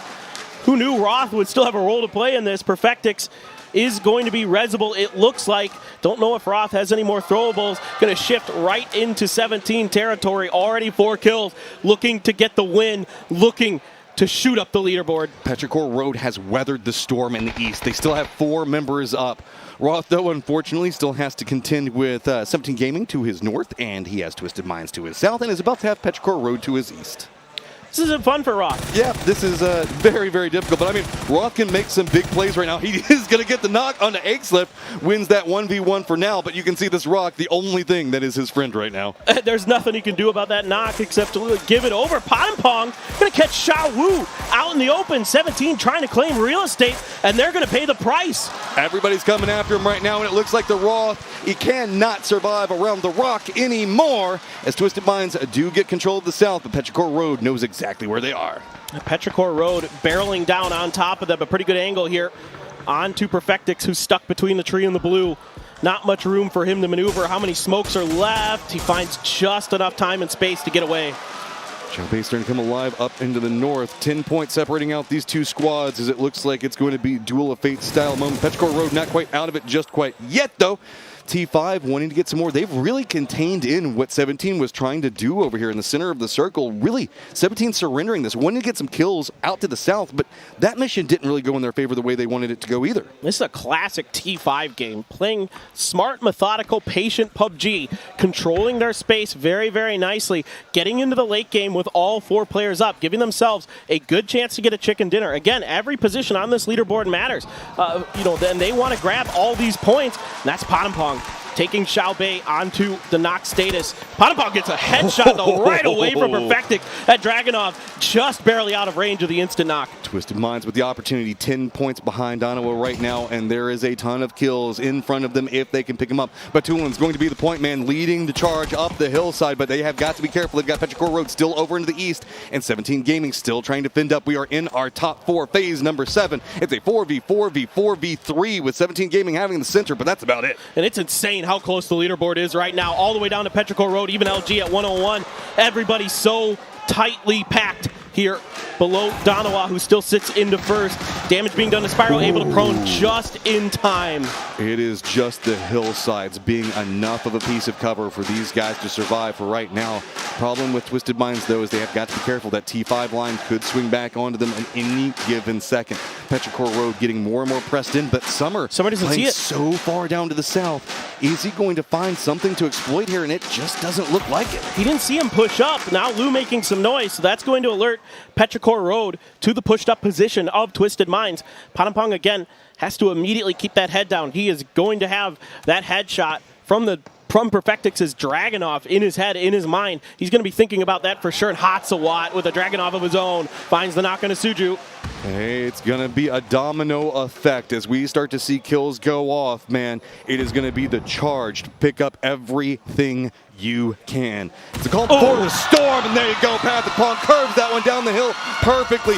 RT5 going to continue to exploit. They've got this rock. They've got a peak angle. Eggslip wants a piece of it. Here comes that charge for Petrichor Road, realizing the angle is now open. Perfectix able to find at least one, but they're prone. Ming finds Perfectix. He's all up to Batulins now. He was on low health. He only had 1 first aid left. They immediately scramble over to Eggslip to get this res. They know how vital it is to have all 4 in this late game. Petrichor Road, how much gas do you still have in that tank? Because they are just racking up the kills at 13 right now. The charge has to stop for a second, though. They don't want to run into T5 sightlines. Instead, they're just trying to see if they can measure it out, spot out anything, get some damage onto T5. That angle isn't as open as they want, but you can see the way that T5 has this positioned. They've got sightlines right down into both of these valleys, and Eggslip wants to finish out Twisted Minds so bad, but just can't. Oh, he was able to bait a little bit here for Ming, though. Ming's got Batu down. He has been flushed by Pot and Pong, though. Point stolen over to T5. The harassment continues at long range, doing some decent damage.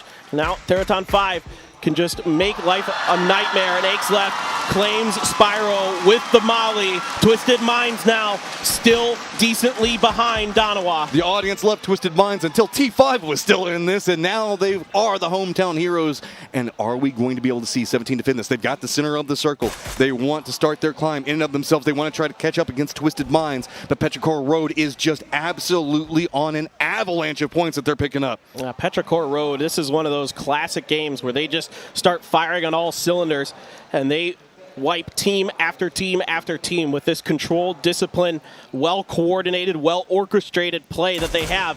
Yes, T5 has them at an arm's length. T5 has some control over the zone momentarily, but the circle is going to be forcing them into 17 territory. Rossida Jr. going to hop up on top. I think Suju's right underneath him here. Xiao Bei didn't think he saw him, but he did see Aches left. Well, Ghost just waiting this one out for right now. Here's everything, realizing the fact that he is just a snake hiding, waiting to pounce. T5 trying to navigate this one with the control that they had just a moment ago, but those sight lines are going to be gone. Nades now starting to come out. Petrichor Road knows where a lot of these repositions are, but haven't quite worked out all of it yet. Rosted is going to spot out Aches. That's a big problem for Petrichor Road. Summer wants to go reinforce, but is instantly denied. And that's multiple knocks onto Aches left. He is bleeding out quickly. It's actually Lil Ghost who's underneath this compound for 17. Switching between utility, trying to find the right option here for T5 on top. Aches left down. Lil Ghost springs into action. Got 2 HP lines in, and he wants some more with this one. Never count out 17 Gaming. It's going to be coming live on the opposing side. Xiao Bei is going to find out Chewy as well. They've been holding this one down. They've been quiet for so long, and now they are just trying to steal every point that they can. They are trying to find an angle on his Xiao Bei. Summer has to deal with T5 first. Donadal down. Rossida Jr. swinging around the corner. 1v1v1 lined up into this one right now. 17 Petrichor Road, T5. The blue zone cresting in. A couple of peak angles to work with. Rosted going to be moving right into Summer's sightline, but it's going to be Xiao Bei and Summer working together to hold it together. Now, Xiao Bei creeping in. It's just going to be jockeying in for this position. Summer feels like he's got a peek around this one. Going to step in. Quick exchange, but no! 17 Gaming closes it down. And now 17 Gaming is right back into it. What did we say? Erangel is their map, and they're showing you why. Oh my lord, Paper, this is getting absolutely wild.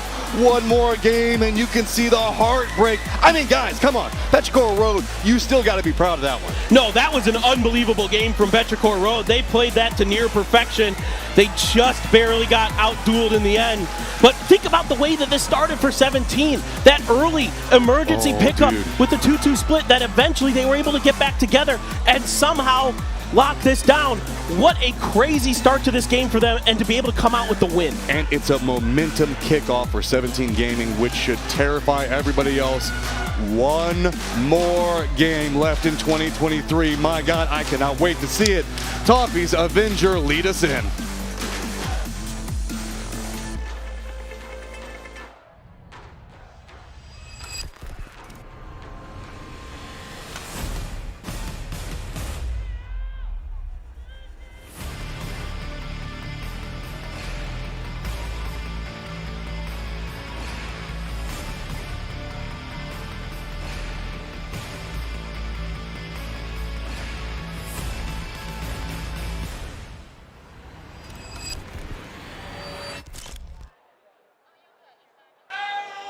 The second to last match is done, and 17 makes it happen when they need to the most. Let's take a look back at how we end up with a 3-horse race in the highlights. Absolute insane game here. They had that centered up and they had that locked down, but they were down to 2. Lil Ghost spring, the bear trap sprung on the T5 guys. What an insane game overall though, but we had some hardships. It was hard. Yeah. Perfect though. Donawa went out early. That means all the other teams in the chase, they could make things happen. Dreams could be made and come true in the very last game. I'm sorry, Donawa. It doesn't mean I don't love you, but it means I love a race, and that is what we are going to have off the back of this game as we watch these highlights. Petrichor, they fought valiantly, put up a bunch of points. Twisted Minds knew they needed to be north of 125 going into this next game. They did it. They fought. They survived. They got what they needed, and then we get to the showdown up at the lumber mill, and 17 knows that if they can stop T5, that's their chance to go the distance. They held, they fought. We're about to see it in a second. We even got to see them jumping for joy at the end. This is what I love about this. Twisted Minds, 17 playing when they need to. And honestly, in this case here, like T5 looked to be in Here it control. comes. They looked like they're going to be taking this one home. The utility was on point. The gatekeep on to Pertuka Road was on point. But it was just 17 gaming. Xiao Bei, Lil Ghost, they made dreams happen here. And they jumped out of their seats. Look at that. So happy for these guys. Huge win. You can see them hugging. You can see them jumping. I'm going to be honest. As we come back to the desk for the not for the final time, but for the final game. My name is Tavis. This is Avenger. During that last break, you know, all the players get up. They take their rest. I passed Twisted Minds. I passed 17 in the hallway. They look gutted after the Donawa win. They look like we're going out there. We're going to fight again. Donawa going down early in that match breathed life back into these teams. They saw it happen, and they got fired up. Even FaZe stepped up and said, this could be our shot. They put up a big 8-kill game. That was a phenomenal match, but 17 Gaming comes up big with those 11 kills. Yeah, it's huge. Just going to put them just where they want to be. And look at that.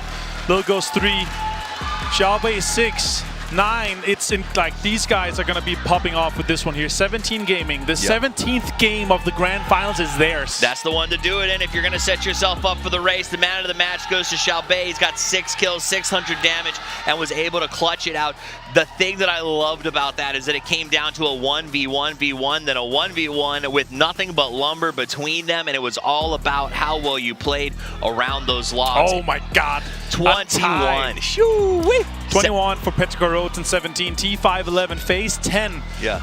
And again, it's gonna be so down to the teeth here in the very last game. It is close. Not much point for the teams on the right side, and Donawa with just 1 point in this one makes it, I would say, 3 effectively horse race in the last game. We'll take a look at the total leaderboard. God. Donawa 135, 17 127, Twisted Minds 125.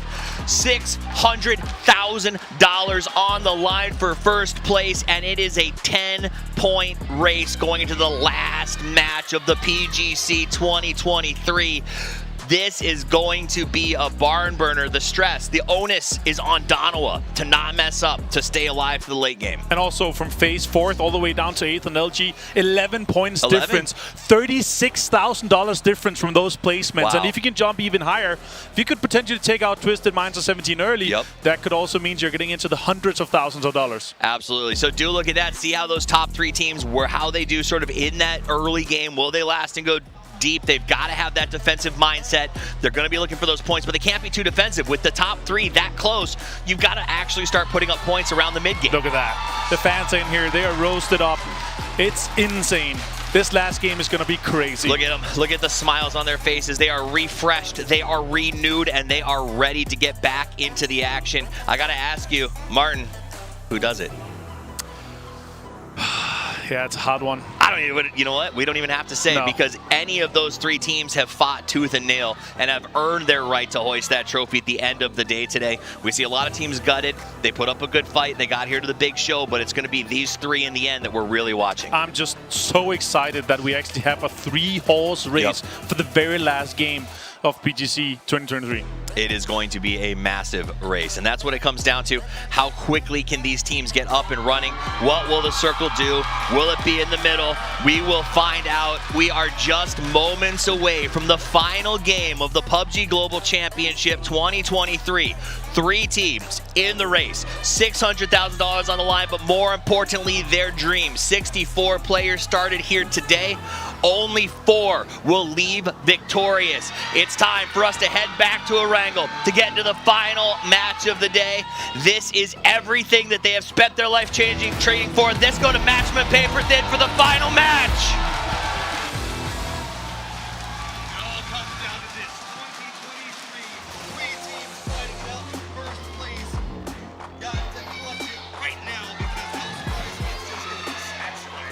And we're going to take a look at the previous winners.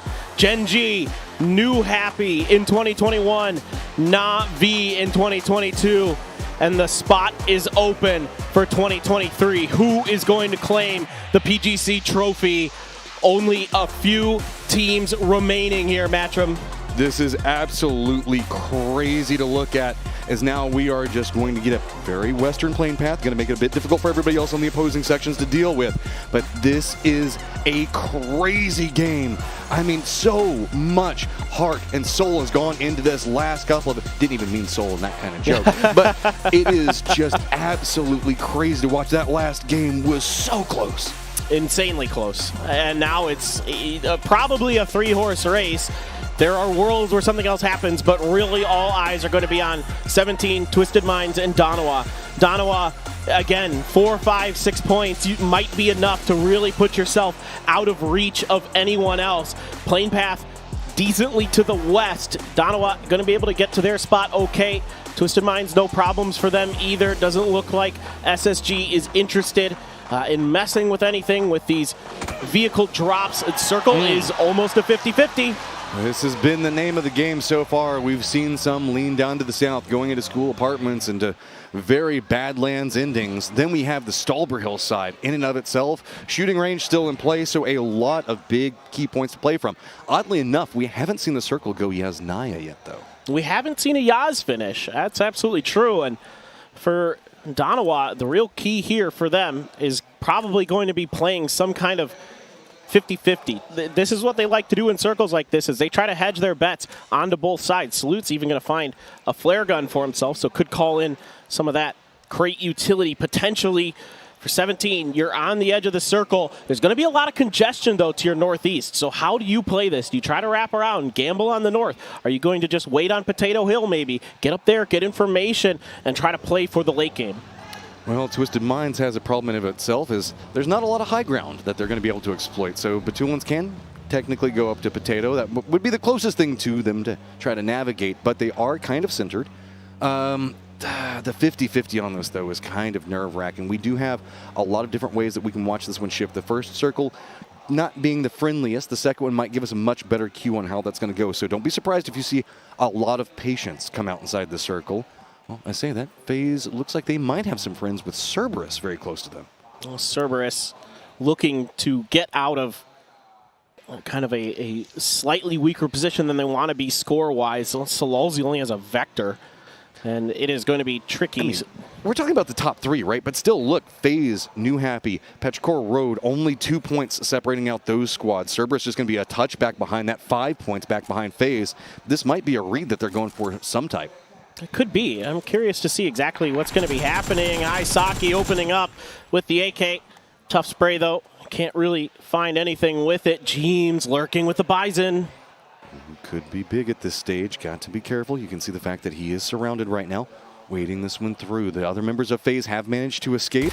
Is going to spot on Isaki and does get the knock. So at least going to be able to pick up one very quickly, running in, making sure the fact that he can flush this one out before any support comes. Yeah, big points here for FaZe, keeping themselves in 4th place. Again, every position matters to these teams. Every fight, oh so crucial here in this last game.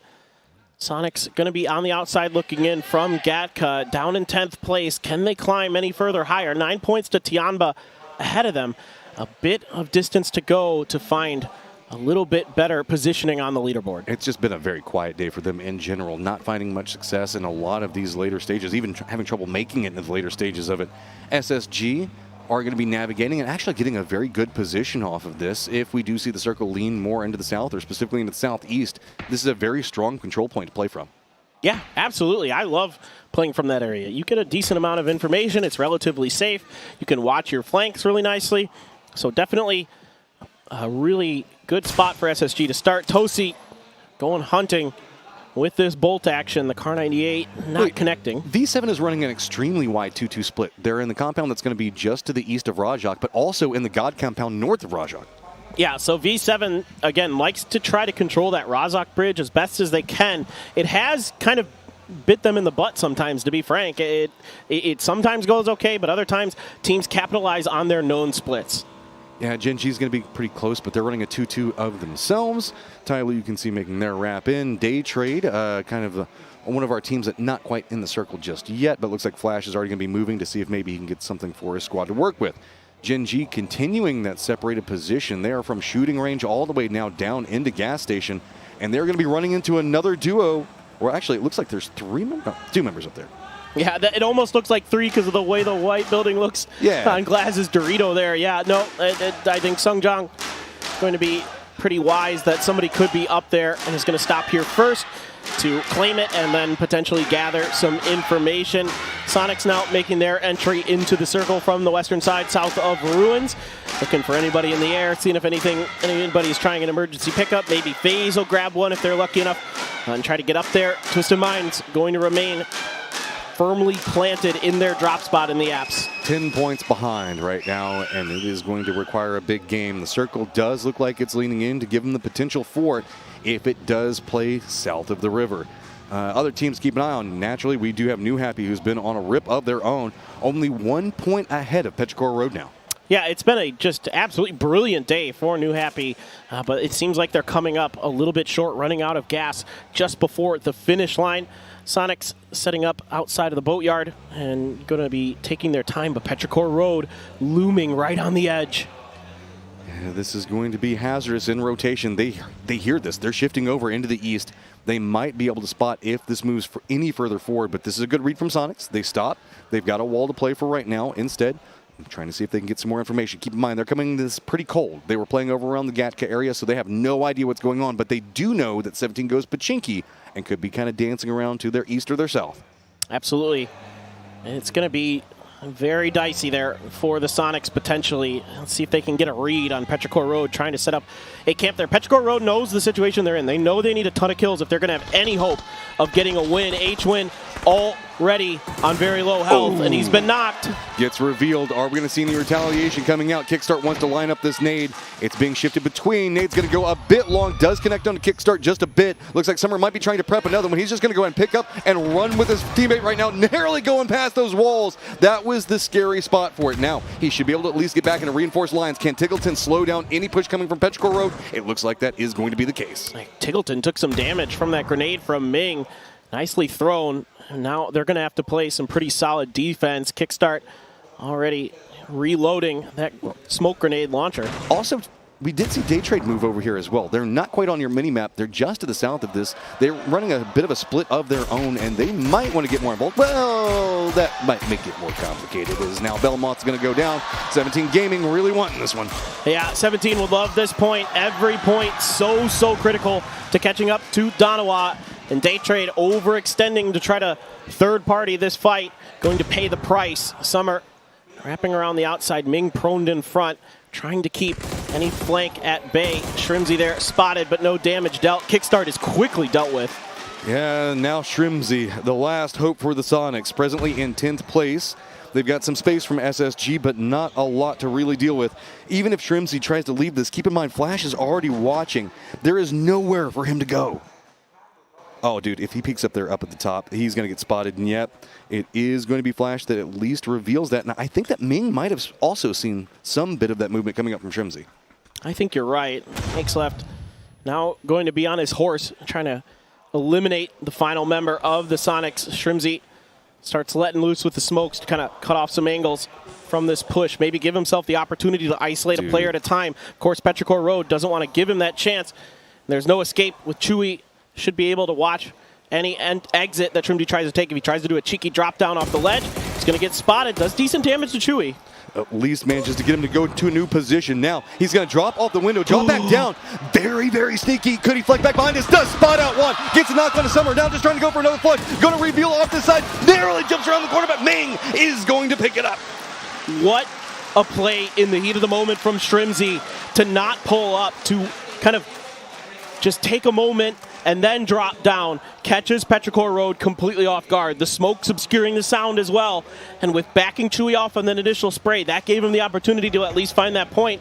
That's devastating for Petrichor Road. So Sonics now eliminated. Day Trade going to try to leapfrog ahead of this one. Circle does lean more to the south. Still keeps a pretty decent 50-50 all considered. 17 Gaming going to be eyeing out what's going to be going on. Shifting into the Badlands, seeing if they can maybe pick up a couple of kills. And all three of our top teams in this current circle south of the river. Donawa, Twisted Minds, and 17 all there. And they have a big role to play in this. Twisted Minds love the school, immediately rotating over here. They love the control that the school gives you. so much vision, so much defendability. Now, we have seen teams be able to get into the school underneath them. It does happen. So that's going to be the question. Is anybody going to make that gamble? V7 is going to have some oversight on the Rajak Hill. Looks like there are going to be reinforcements as the duo now going to collapse in, leaning heavily into the south. LG, Gen G, as well as T5 up to the north, with Tiamba going to be falling back behind what looks to be the rotating V7. Now then, Danawa, it's been a bit quiet for them so far, but I mean, they do have control over the east. It's just pretty much them and SSG. No big movements have to come out from them. It's going to be mostly FaZe and Tyloo. Yeah, Danawa, it's going to be defense and posturing to keep SSG off of their backs, to keep them away from their space, because they are split pretty wide. Essentially a 2-1-1 for Danawa. New Happy on the western edge as all these teams trying to settle up as much as they can. Everybody's going to prefer the south. It could still shift north. That is absolutely a possibility. I am just absolutely terrified of what could be lying ahead for New Happy. They realize the fact that they're going to be moving into ruins. They're going to be moving in late. They don't know the fact that it's going to be open, but there's going to be a lot of teams, most notably Tiamba, that's going to be looking in. Problem for Tiamba is that rotation coming up from New Happy is going to happen roughly the same time that T5 is going to be pouncing up right behind them. Yeah, T5 trying to cut through Tiamba's split up on the other side. Let's see if they can find some way to get through. They're doing some damage to Pow Pow, but no knock to be able to come through for T5. SSG, sharp shot with that machine gun in hand, looking to mow people down if possible. But for now, everybody's just going to kind of settle up, kind of pump the brakes a bit. And I'd like to give an opportunity here to shout out to some of our top performers so far coming into this game. Aix Left, your top fragger so far with 36 kills in the grand finals. By the way, that was 8 more than the next closest player coming into this last game. He has been absolutely disgusting. And then your top damage dealer, it was Soul. So far, 6,526 damage for Soul in this grand finals. The next closest player is Himas with 5,700. It is unbelievable the damage output that Soul generates. That's just ridiculous if you think about it. And looking in as now the lines are going to start to be cemented a bit more, and it's going to be New Happy still trying to navigate. T5, no real big break happening just yet, but Tyloo is wrapping behind them up to the northeast. We also want to give a big shout out. We have a ton of new viewers that are jumping in right now. We hope that you guys are absolutely loving PUBG esports and tune in for everything that's going to be going on in 2024. FaZe now going to be wrapping in back behind New Happy. T5 going to go ahead and say, nah, I don't like this approach. Let's go ahead and shift up to the north, but that might be where Tyloo could spot them out. I think this is wise for T5 for now. Don't overcommit to anything. Very much play their game.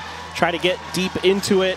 This is going to be a very interesting... Oh, my God. Oh, the bait and switch. We are now headed back more into the north. This is more of that river cutting off just about everything. Rajak about to absolutely pop off. How are our teams going to rotate? They can't just jump into the blue right now and try to rotate around. Looks like that's going to be what FaZe does. New Happy as well. They're going to be cutting over into the west. Meanwhile, a regroup up into that north where T5 and Tyloo are going to be lined in at. It's going to be Rosted that at least gets a bit of a spray down into Tyloo's direction to shoo them off this point. Oh, great headshots from Shen. Going to put Rossiter Jr. down. Not out, though. That hill giving just enough cover to him.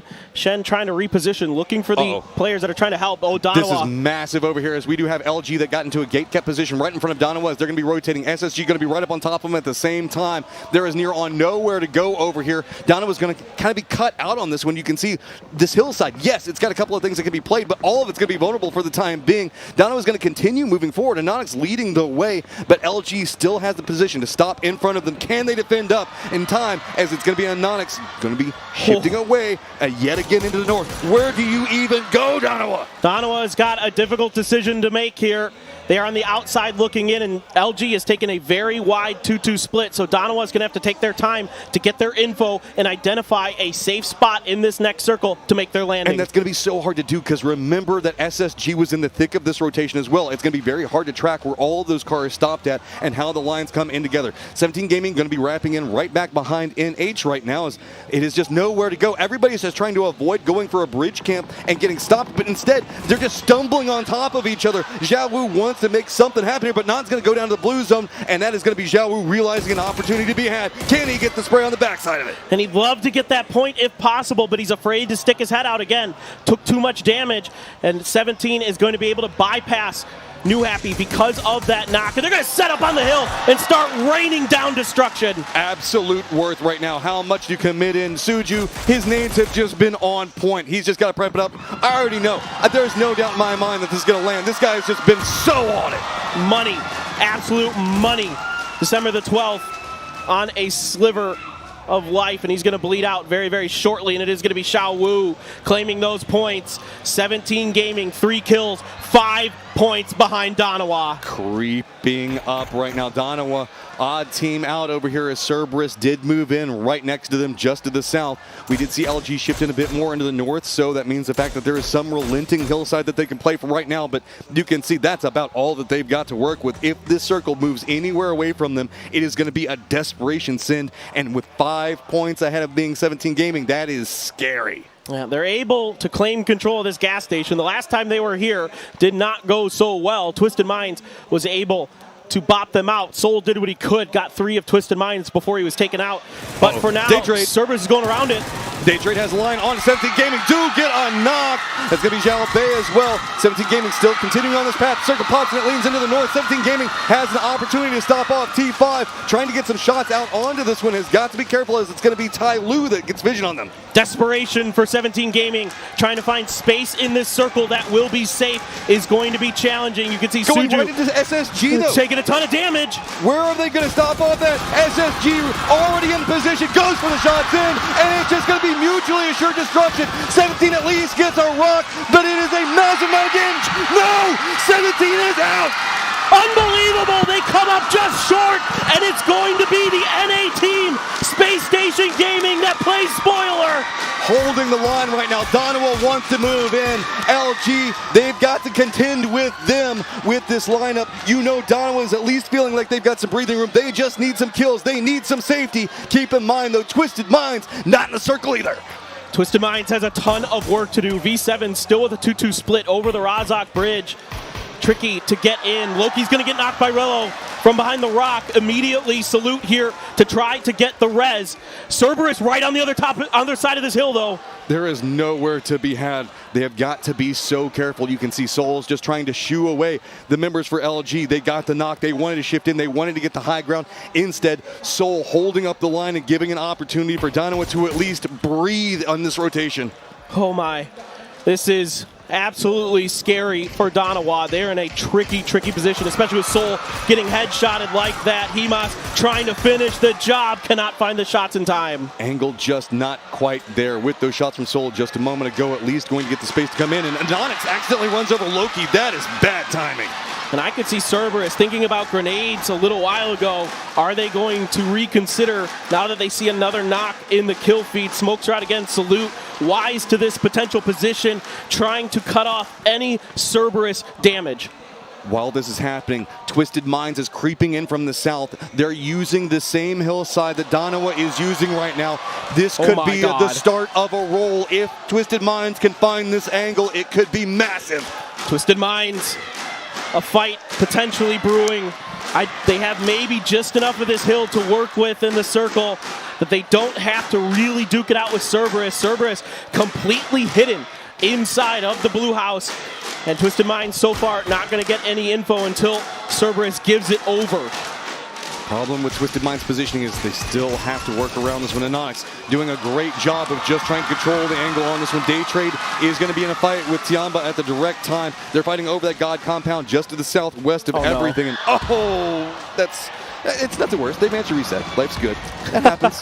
It happens. It's happened to the best of us. And what a time. Here come the blue zones right on top of Cerberus. Grenades splashing on the outside of the both sides. Perfectic's already knocked. That is massive. Cerberus at least managed to slow this one down for just 1 second. Danawa realizing what's going to be going on. A lot of nades coming out. Look at the amount of smokes down as well. Lou really wants to get this res. Blue zone nade after blue zone nade just being dumped on top of Cerberus. Oh, and another knock. It's Salute. Danawa striking. They're recognizing the timing. They know exactly what they need to do now. They just got to get body Everybody's over here to exploit it. Salute creeping up the hillside. Destiny in their hands. What a play from the young gun for Donawa. Sneaking up around the edge. He's got Lou on the he's got the knock. Picks up another one, and now it's all coming apart. The circle has shifted into the west. Twisted Minds, can you make the miracle happen? Can you spin back around? Can you get something? Oh, V7 shows up to the party, and they're not having any of it.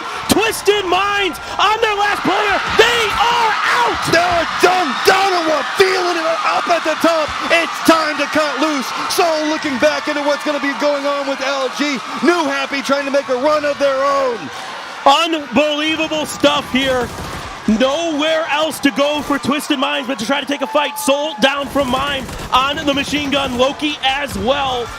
Couple players up, Loki flushed. Everybody wants a piece of this. Yes, we have a good idea on who's going to get first. Let's be honest, Donawa's got it locked down, but there is so much. New Happy, Petrichor Road still tied up. A lot at stake in these later firefights. Cerberus wants to finish this one quick. LG has got to stop this one out for just one moment as NH is going to be coming up back behind them in just a few moments. Salute just going to burn through some heals on the backside of all of this. New Happy striking from behind. Luminosity now. Mime, the only one alive out in the blue. Not a lot he can do. Tycon going to fall as well. Mime just going to take Snakers out, and it is going to be Luminosity out. Currently in 8th place. Tiamba with only 2 players up. Going to be tough to catch. This is the best 1-point game you will ever see Donawa do because, man, sometimes it's just about realizing the win condition and what you got to make happen. Donawa closed the door on the climb. Keep in mind, Twisted Minds started first today and just couldn't find the opportunities that they so desperately wanted. Yeah, they came out with that big win to set themselves up, and then it was 3 games in a row of just struggle. They could not find any purchase into the late stages of those games, of those matches. And Donawa took advantage. They found that win on Vikendi, and a big one, and a tenacious one, and it was Soul. Never forget, he wins that 1v1. So, with this one, if you're wondering what's going on, Salute's just trying to out-survive anybody else that's going to be in front of him. And hey, he'll take a couple of shots at whatever's going to be revealed. You know, 1 kill, might as well go for the second one. Can he tick it down? Yeah, he does right before the blue zone takes him. So, now we got V7, Cerberus, Jinji all up on top of each other as the circle shifts away from it all. You can see Donawa feeling really, really good. The emotions already there. Still PUBG to be played here. Pio on top of the 3-stack. Heaven going to start letting loose with those smokes to try to find an entry to try to displace Genji. Glaz keeping Tiamba in check. Way on the other side of the circle. Glaz is way away from the rest of E7 right now. He is completely on his own. So emotional. You can see the fans showing up here right now. Tears in the eyes until you got the camera on you, and then it makes you a bit nervous, right? T5 having to contend in with this really interesting position from Daytrade, let's be honest. It's going to be the outside shack trying to make something happen, but Nuren's going to go ahead and pick that one up. Great stuff here in this last game for Daytrade. Finding some big kills, finding some big points. They are 1 point ahead of Tai Lu. And again, every place matters. It changes the money you get, so it's important to these players. And also the bragging rights. Everybody wants to climb up this leaderboard as much as possible. We still have New Happy 1 point ahead of Petrichor Road. We've got Tiamba with some distance from V7 right now. Daytrade, Tai Lu 1 point apart. And Jinji, man, anything that Jinji can do right now is a moral victory. Absolutely. For Genji here, yes, it was a struggle, but you want to come out with a bang. You want to showcase what you're still capable of. We know these players are great. We saw glimpses of it at times in this event for Genji. New Happy as well. What a tremendous run they have made here in this grand finals. Out of all the ways you have to send it, it's going to be right up against the team that is 1 point behind you. Tai Lu's going to get some damage in on that one. Petrichor Road now going to be revealed. Tongmu's going to be positioned up. Great shot. And now CC down. Ming Ming just clinging to life on a smidgen of life. What a shot. You got to love that Panzer arc. Brilliant stuff. Ming Ming able to get the first aid. Now looking for the res. Sungjong hungry for these points, but that grenade so close. Ooh, not going to quite get there. Sharks in the water right now, and they smell blood. Sungjong going to be coming up back behind this one. The rest of Tai Lu wants to finish it out right as soon as the res comes through. Go back down, and it is just throwable upon throwable. And oddly enough, it's going to be Tai Lu that has Zhaoyang that goes down as more and more people are starting to realize this open angle. Petrichor Road's egg slip going to go ahead and get the knock on Tongmu. And finally, New Happy goes down. Things starting to collapse here around the last game of the year. teams falling left and right. Tai Lu out, Genji with 5 kills. Now trying to make their move in. Petrichor Road firmly planted inside of this house, hoping to squeak through with the win. And who knows, maybe even scooch up to 3rd place. This has just been such a neck-and-neck PGC the whole way through. It has just been so back and forth moving into this one. Petrichor Road still has some options. If they pick up enough points here, they can actually get themselves up into that 3rd place position as well. Yeah, there's still a lot of jockeying for position here in this lobby. Circle's going to favor V7. They've got all 4 up. They've got a really good shot at coming through here and ending on a really nice high note. Okay, we still have the God Compound fight as it's going to be Tiamba trying to fend in. 7-7 is going to spot out Flash and get the knock onto that one to start it up. Nurens, though, sharing a compound with him as the dance all around this position going to get heftier.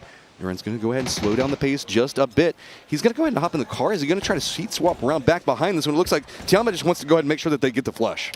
No doubt about it. The points, you never know. You never know what can happen here. You might as well go for it. That puts Nurens in the perfect spot to be able to pick them both up if they're not careful. Well, Nurens might set this crowd on fire. They have been cheering every moment that Day Trade has done anything, and they are ready to explode, I am sure. Genji, smoke wall up, nading the opening salvo here. Soft trying to soften up the players. Nurens did get one, but he's taken out by 7-7. And Chewy able to dodge any damage inside of the shack, doing a good job. Man, Ice Cream Shop is so hard to hold down right now as they are just juking around every bit of this one. Pio is going to go ahead and throw in some utility. Petrichor Road just trying to cling to life, see if they can get some more, but Aixla is going to go down. Petrichor Road is eliminated. A brilliant Molly stun combo from Pio allows him to take Petrichor Road out. Tiamba, V7, Genji, the last 3 teams remaining here in 2023. Tiamba quickly loses Lin Shu to Tosi, though. Tosi on the off angle from down low, able to find a big knock, and Lin Shu is bleeding out quick. 7-7 isn't even going to go for the res. Okay, so with V7's positioning pretty much in control of the East, they've managed to open up multiple sight lines. They're running a 1-1-2 through this one. You can see that's going to punish anything that Genji is wanting to try to accomplish. 7-7 being the solo odd man out over into the west. Really might be able to find an angle, but it looks like Glaz is moving centered up and just going to be in a point position to be able to unload on both. What, oh what, can Pio do now? Well, who knows? Maybe we've got a little bit of a spark of life in Genji still. Maybe Pio can showcase why we used to consider him one of, if not the best players in the world. 7-7, nope, having none of it. Instantly going to lock that one down. 10 kills for V7. In all of the chaos, these guys have been absolutely farming. Now then, position, control, Genji. I don't know what you can do. It is a 2v4 on top of that one. Coming in tattered. You've got Human that's going to be lining up very, very close to you. So if you can get something, at least Pio going to get the knock onto one. DGG is going to go down on the opposing side for it. Pio, oh Pio, can you make the miracle happen? I mean, he's going to have to go absolutely bananas. Gumin trying to keep him pinned with that spray. The grenade is really good. Almost getting the knock. DG coming back. Pio taking damage, though. Molotov just so well positioned to deny so much movement coming up. Pio's going to have to patiently wait this one out. And you can see all of V7 now knows everybody's just moving in off of this one. Pio, we know that he can rat out some big plays, but there is just nothing to be done as that is going to go all of V7's way. But ladies and gentlemen, you can paint it gold. The Korean Super Team completes their date with destiny. Your 2023 PGC champions, Danawa Esports! Tooth and nail, they fought their way through the entirety of this. A massive performance coming up from these guys time and time again. You cannot doubt the fact that they put their heart and soul to get into this position. I mean, it was just so close coming into today. It was, and it was insane, and that Vikendi win set them apart. The hero plays abounding from so many different players. Soul, of course, going to be the first one you talk about. Tons of damage, tons of kills. And Onyx stepping up as the IGL as the year went on. Loki now, yet another trophy in the case. And salute. So many great individual plays from him that set Danawa up. Let's see, so close so many times. Twisted Mind 17 Gaming, they just keep getting there but can't quite close it out. Finally, Danawa feeling it, getting exactly what they needed to. A hard year for them, but they have proven their dominance. Such a ridiculously strong squad. Danawa just set to impress in 2023.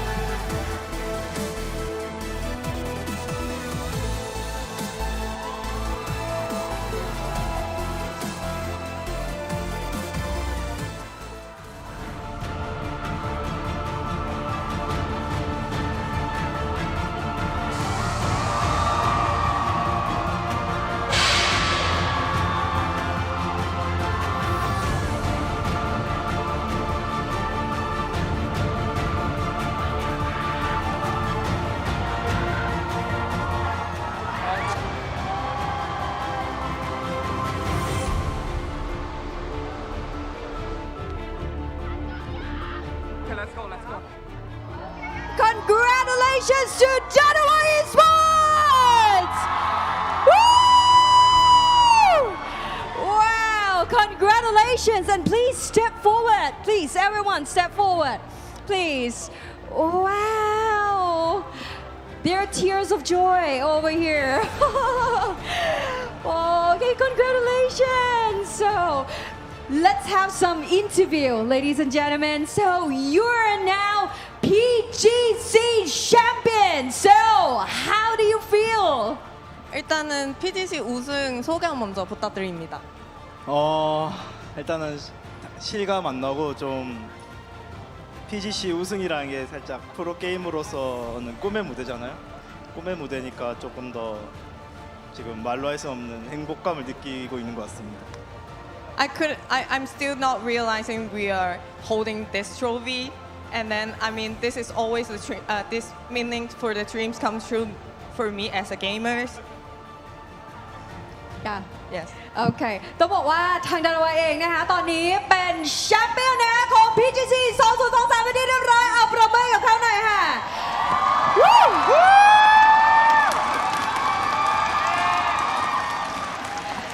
ต้องบอกว่าเขาเองตอนนี้นะก็ต้องบอกว่าเขาตื่นเต้นมากนะคะเขาก็ไม่คิดว่าเขาจะได้เป็นคนที่จะได้ถือถ้วยนี้ที่อยู่บริเวณด้านหลังนี้นั่นเองนะคะแล้วก็ต้องบอกว่ามันคือความฝันที่เป็นจริงของเขานั่นเองค่ะทุกคนอ่ะดังนั้น so the next question is was a 3-team race in that final match so what was like 마지막 경기에서 그 3위권에서 가장 치열한 경쟁이었는데 그때의 상황이 어땠는지 그 소감이 어땠는지 이거 말씀 부탁드립니다.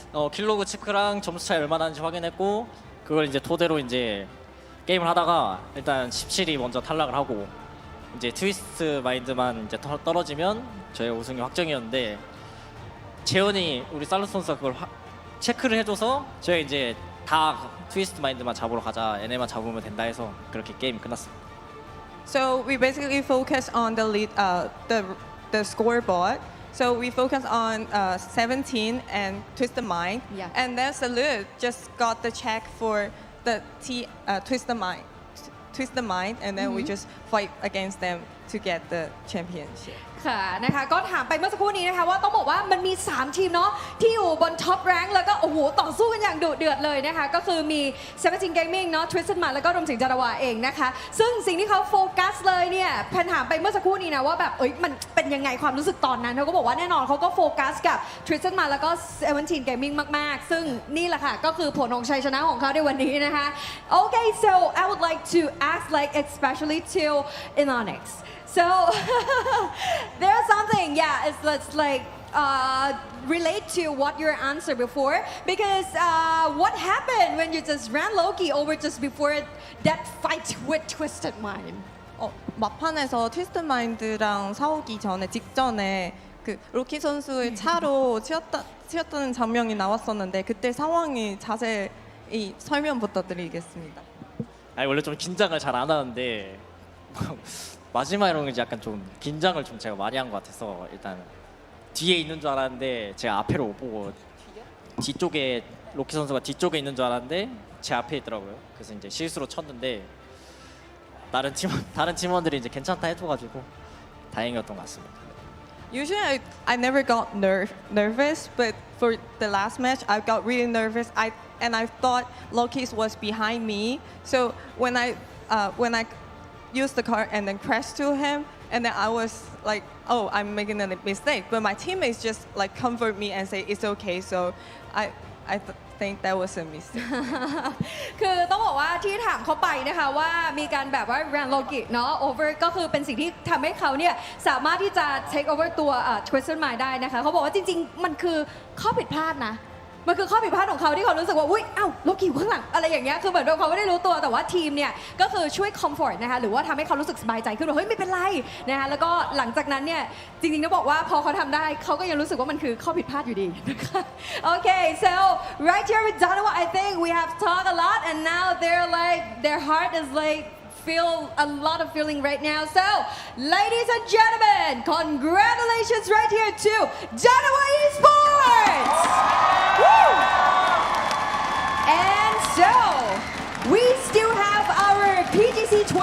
2023 MVP and a prize pool to give out. So let's send back to the analysts or to the desk to take a look of the final leaderboard before we announce our MVP and the special announcement about 2024 competition season. แน่นอนค่ะเดี๋ยวเราจะมีการมอบรางวัลให้กับ MVP ด้วยแล้วก็ที่สำคัญเลยกับของรางวัลเยอะแยะมากมายด้านบนเวทีนะคะแต่ว่าตอนนี้ค่ะเดี๋ยวเราไปดู leaderboard กันก่อนนะคะว่าเป็นอย่างไรกันบ้างแล้วก็รวมถึงจะมีการประกาศนะคะกับการแข่งขันในปี 2024 ด้วยนะคะว่าฤดูกาลจะเป็นอย่างไรกันบ้างแต่ว่าในช่วงนี้กลับไปเจอกับ analyst ของเรากันเลยดีกว่าค่ะ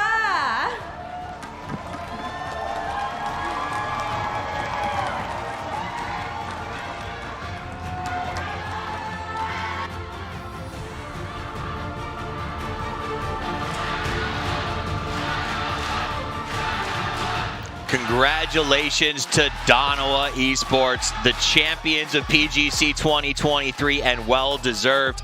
Soul, a hero in this building, fans who love this team so much. He had a journey. He was an IGL. He stopped IGLing because he said, I need to have fun in order for us to win. He had fun here. He played well. They went the distance. Let's take a look at the leaderboard. That was incredible to see.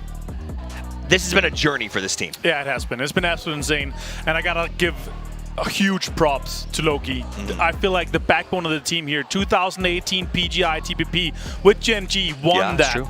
2019 with Gen G won PGC together with PO in IEM Oakland. Of course, won 2023 Nations Cup with Korea. And now here, the champion, the only guy to have won more than $1 million single-handedly, of course, in PUBG. And now he's going to be putting even more on top of that here with 137 points. A massive win for Danawa. 17 tried so hard, but in the end, it was second place for them. Twisted Minds, a noble 3, but once again, settling for less than first.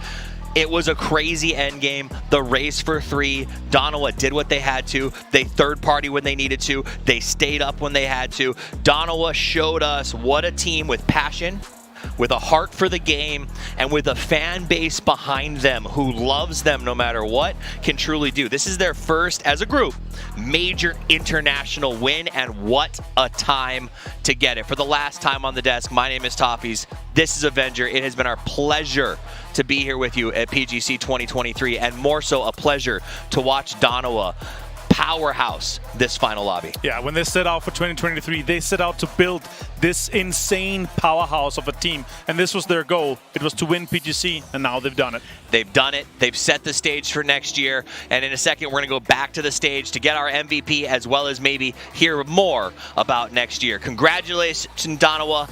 We could not be more proud of you.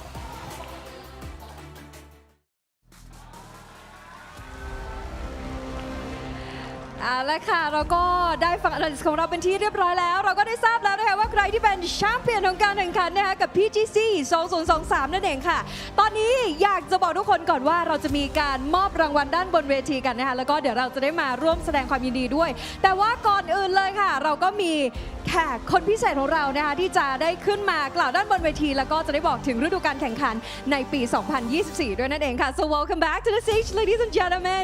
So right here of PGC 2023 Grand Finals, we already knew that who is the champion of the game. So right here we have one of the special guests that will announce something right here that's really important on the stage. So ladies and gentlemen, please give a big round of applause. Welcome the Vice President and Head of Esports from Krafton, Mr. Min Ho E! Woo!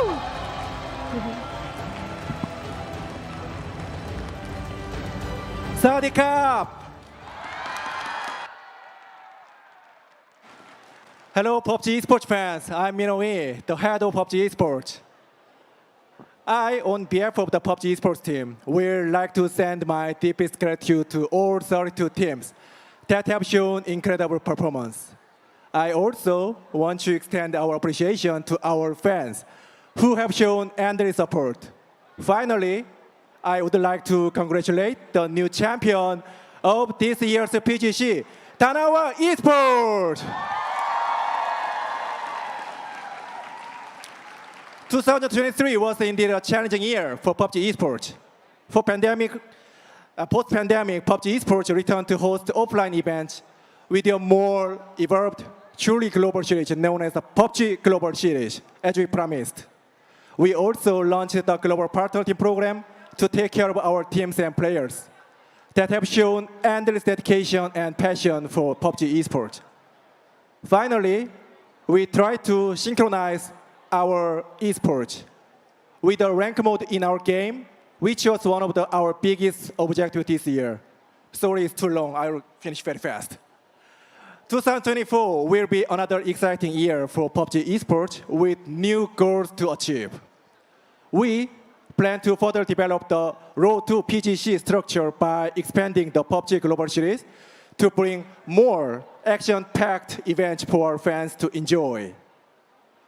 We will also expand our Global Partner Team Program to provide further support for the team sustainability. Thank you. All of the changes and commitments are targeted for our fans and players to truly enjoy and have the best experience of PUBG esports. Some may think that this announcement is too simple or with lack of information. Don't worry, I will keep you in suspense for some of the great plans we have prepared for next year. Many exciting news and a more detailed plan for 2024 will be announced via PUBGesports.com later this year, so please stay tuned. We also promise to keep pushing boundaries and to work diligently to provide the best experience to our fans, players, and communities that have shown unconditional support and love for PUBG esports. Thank you so much. Kokunka.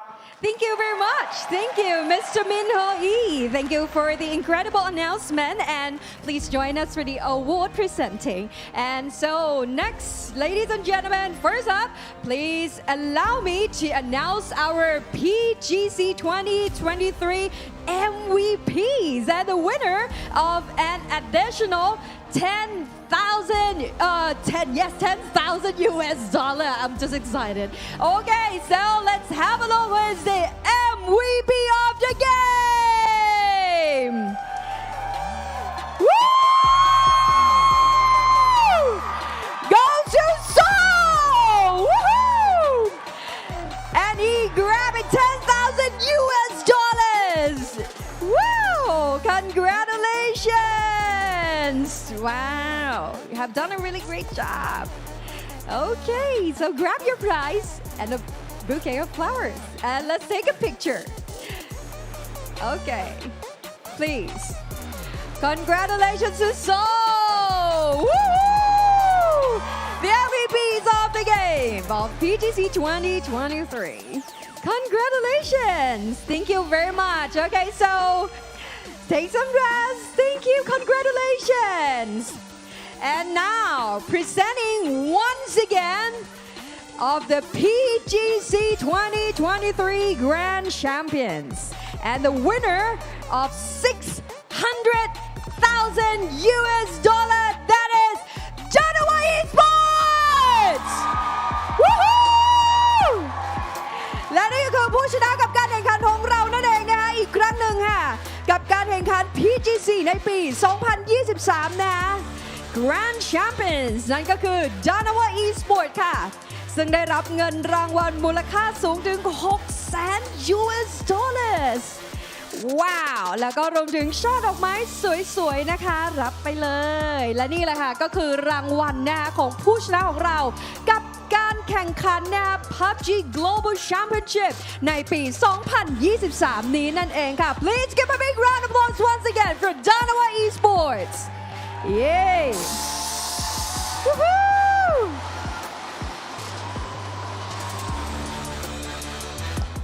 Yay! Congratulations and thank you very much, Mr. Min Ho Lee. Thank you so much, sir.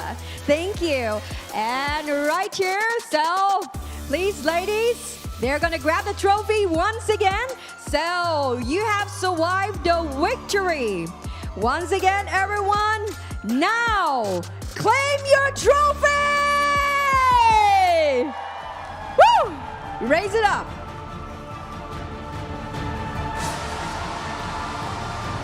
Yay! Thank you to all the fans for joining us for PGC 2023 and we will see you soon for more unforgettable PUBG action วันนี้ขอขอบคุณแฟนๆทุกคนนะคะขอขอบคุณคุณผู้ชมทุกคนเลยค่ะสำหรับการร่วมรับชมนะคะแล้วก็เป็นส่วนหนึ่งร่วมสนับสนุนนะคะกับผู้ร่วมแข่งขันกับ PGC ในปี 2023 แล้วพบกันใหม่ในครั้งหน้าสวัสดีค่ะ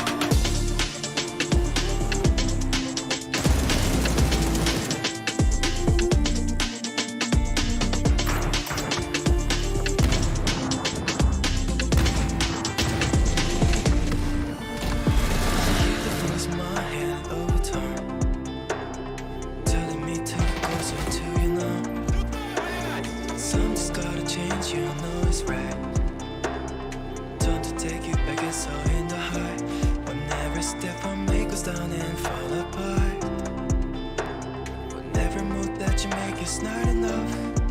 Turn around and trust in yourself at the end. You can only go survive to win. Don't let something to fire. If you look too high, shine it out loud. Say get your divine. Go burning through the fire. And break all your desire. Shine it out loud. Say get your divine. Go burning through the fire.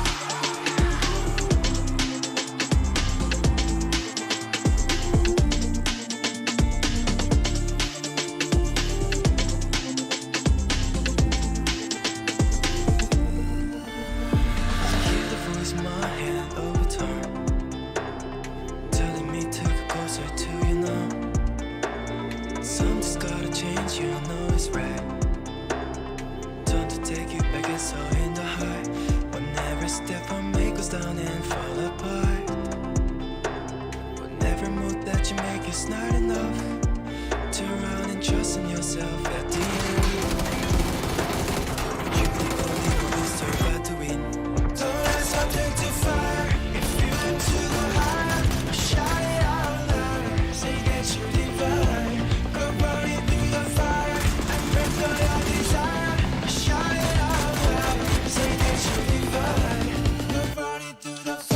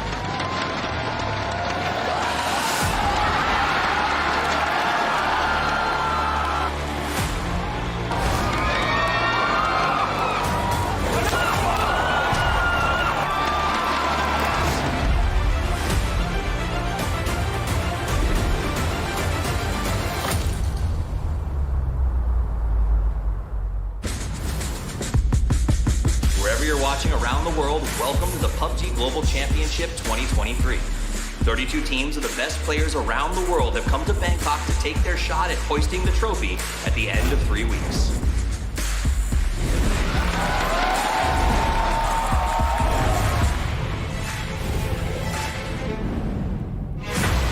It's going to push them right into 17 and right into the eyes of...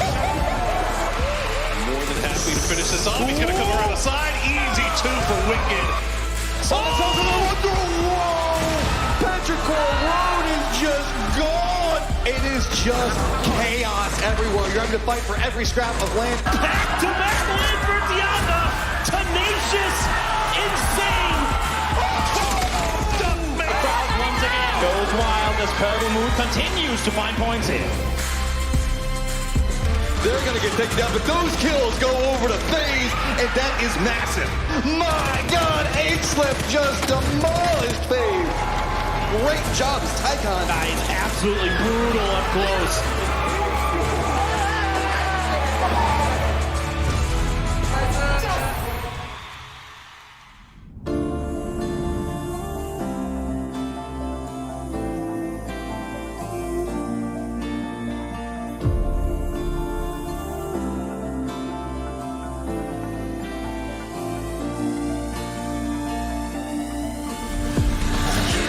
My hand overturned, telling me to go closer to you now.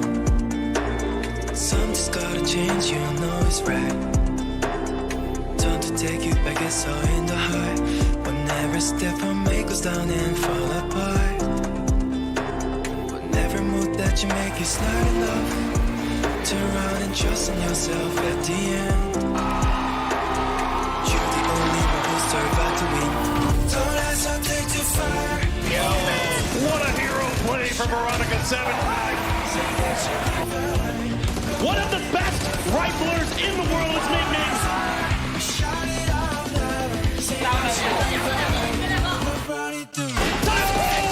With the triple coming through. What a game, what a finish, and what a win by Twisted Mind.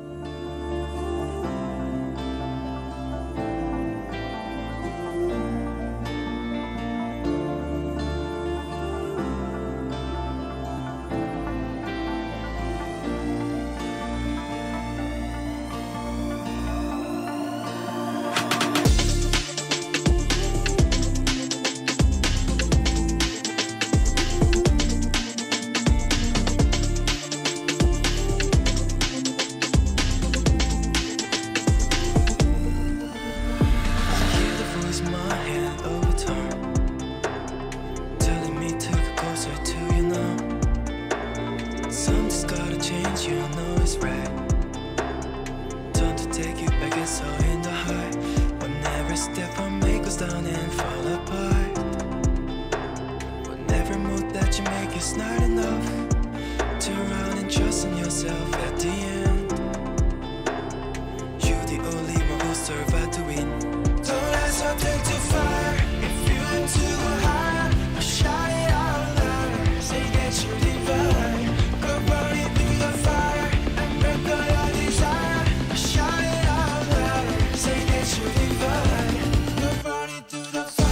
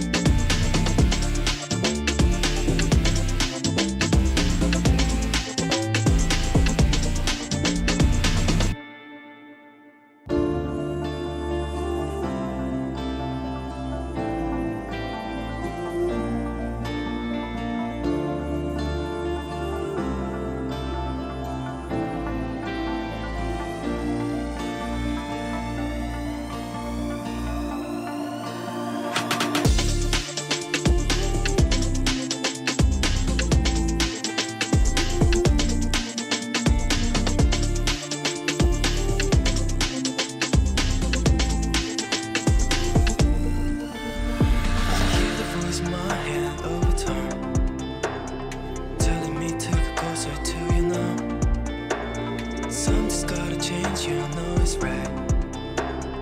Time to take you back, it's all in the high. When every step I make goes down and fall apart. Whenever move that you make is not enough. Turn around and trust in yourself at the end.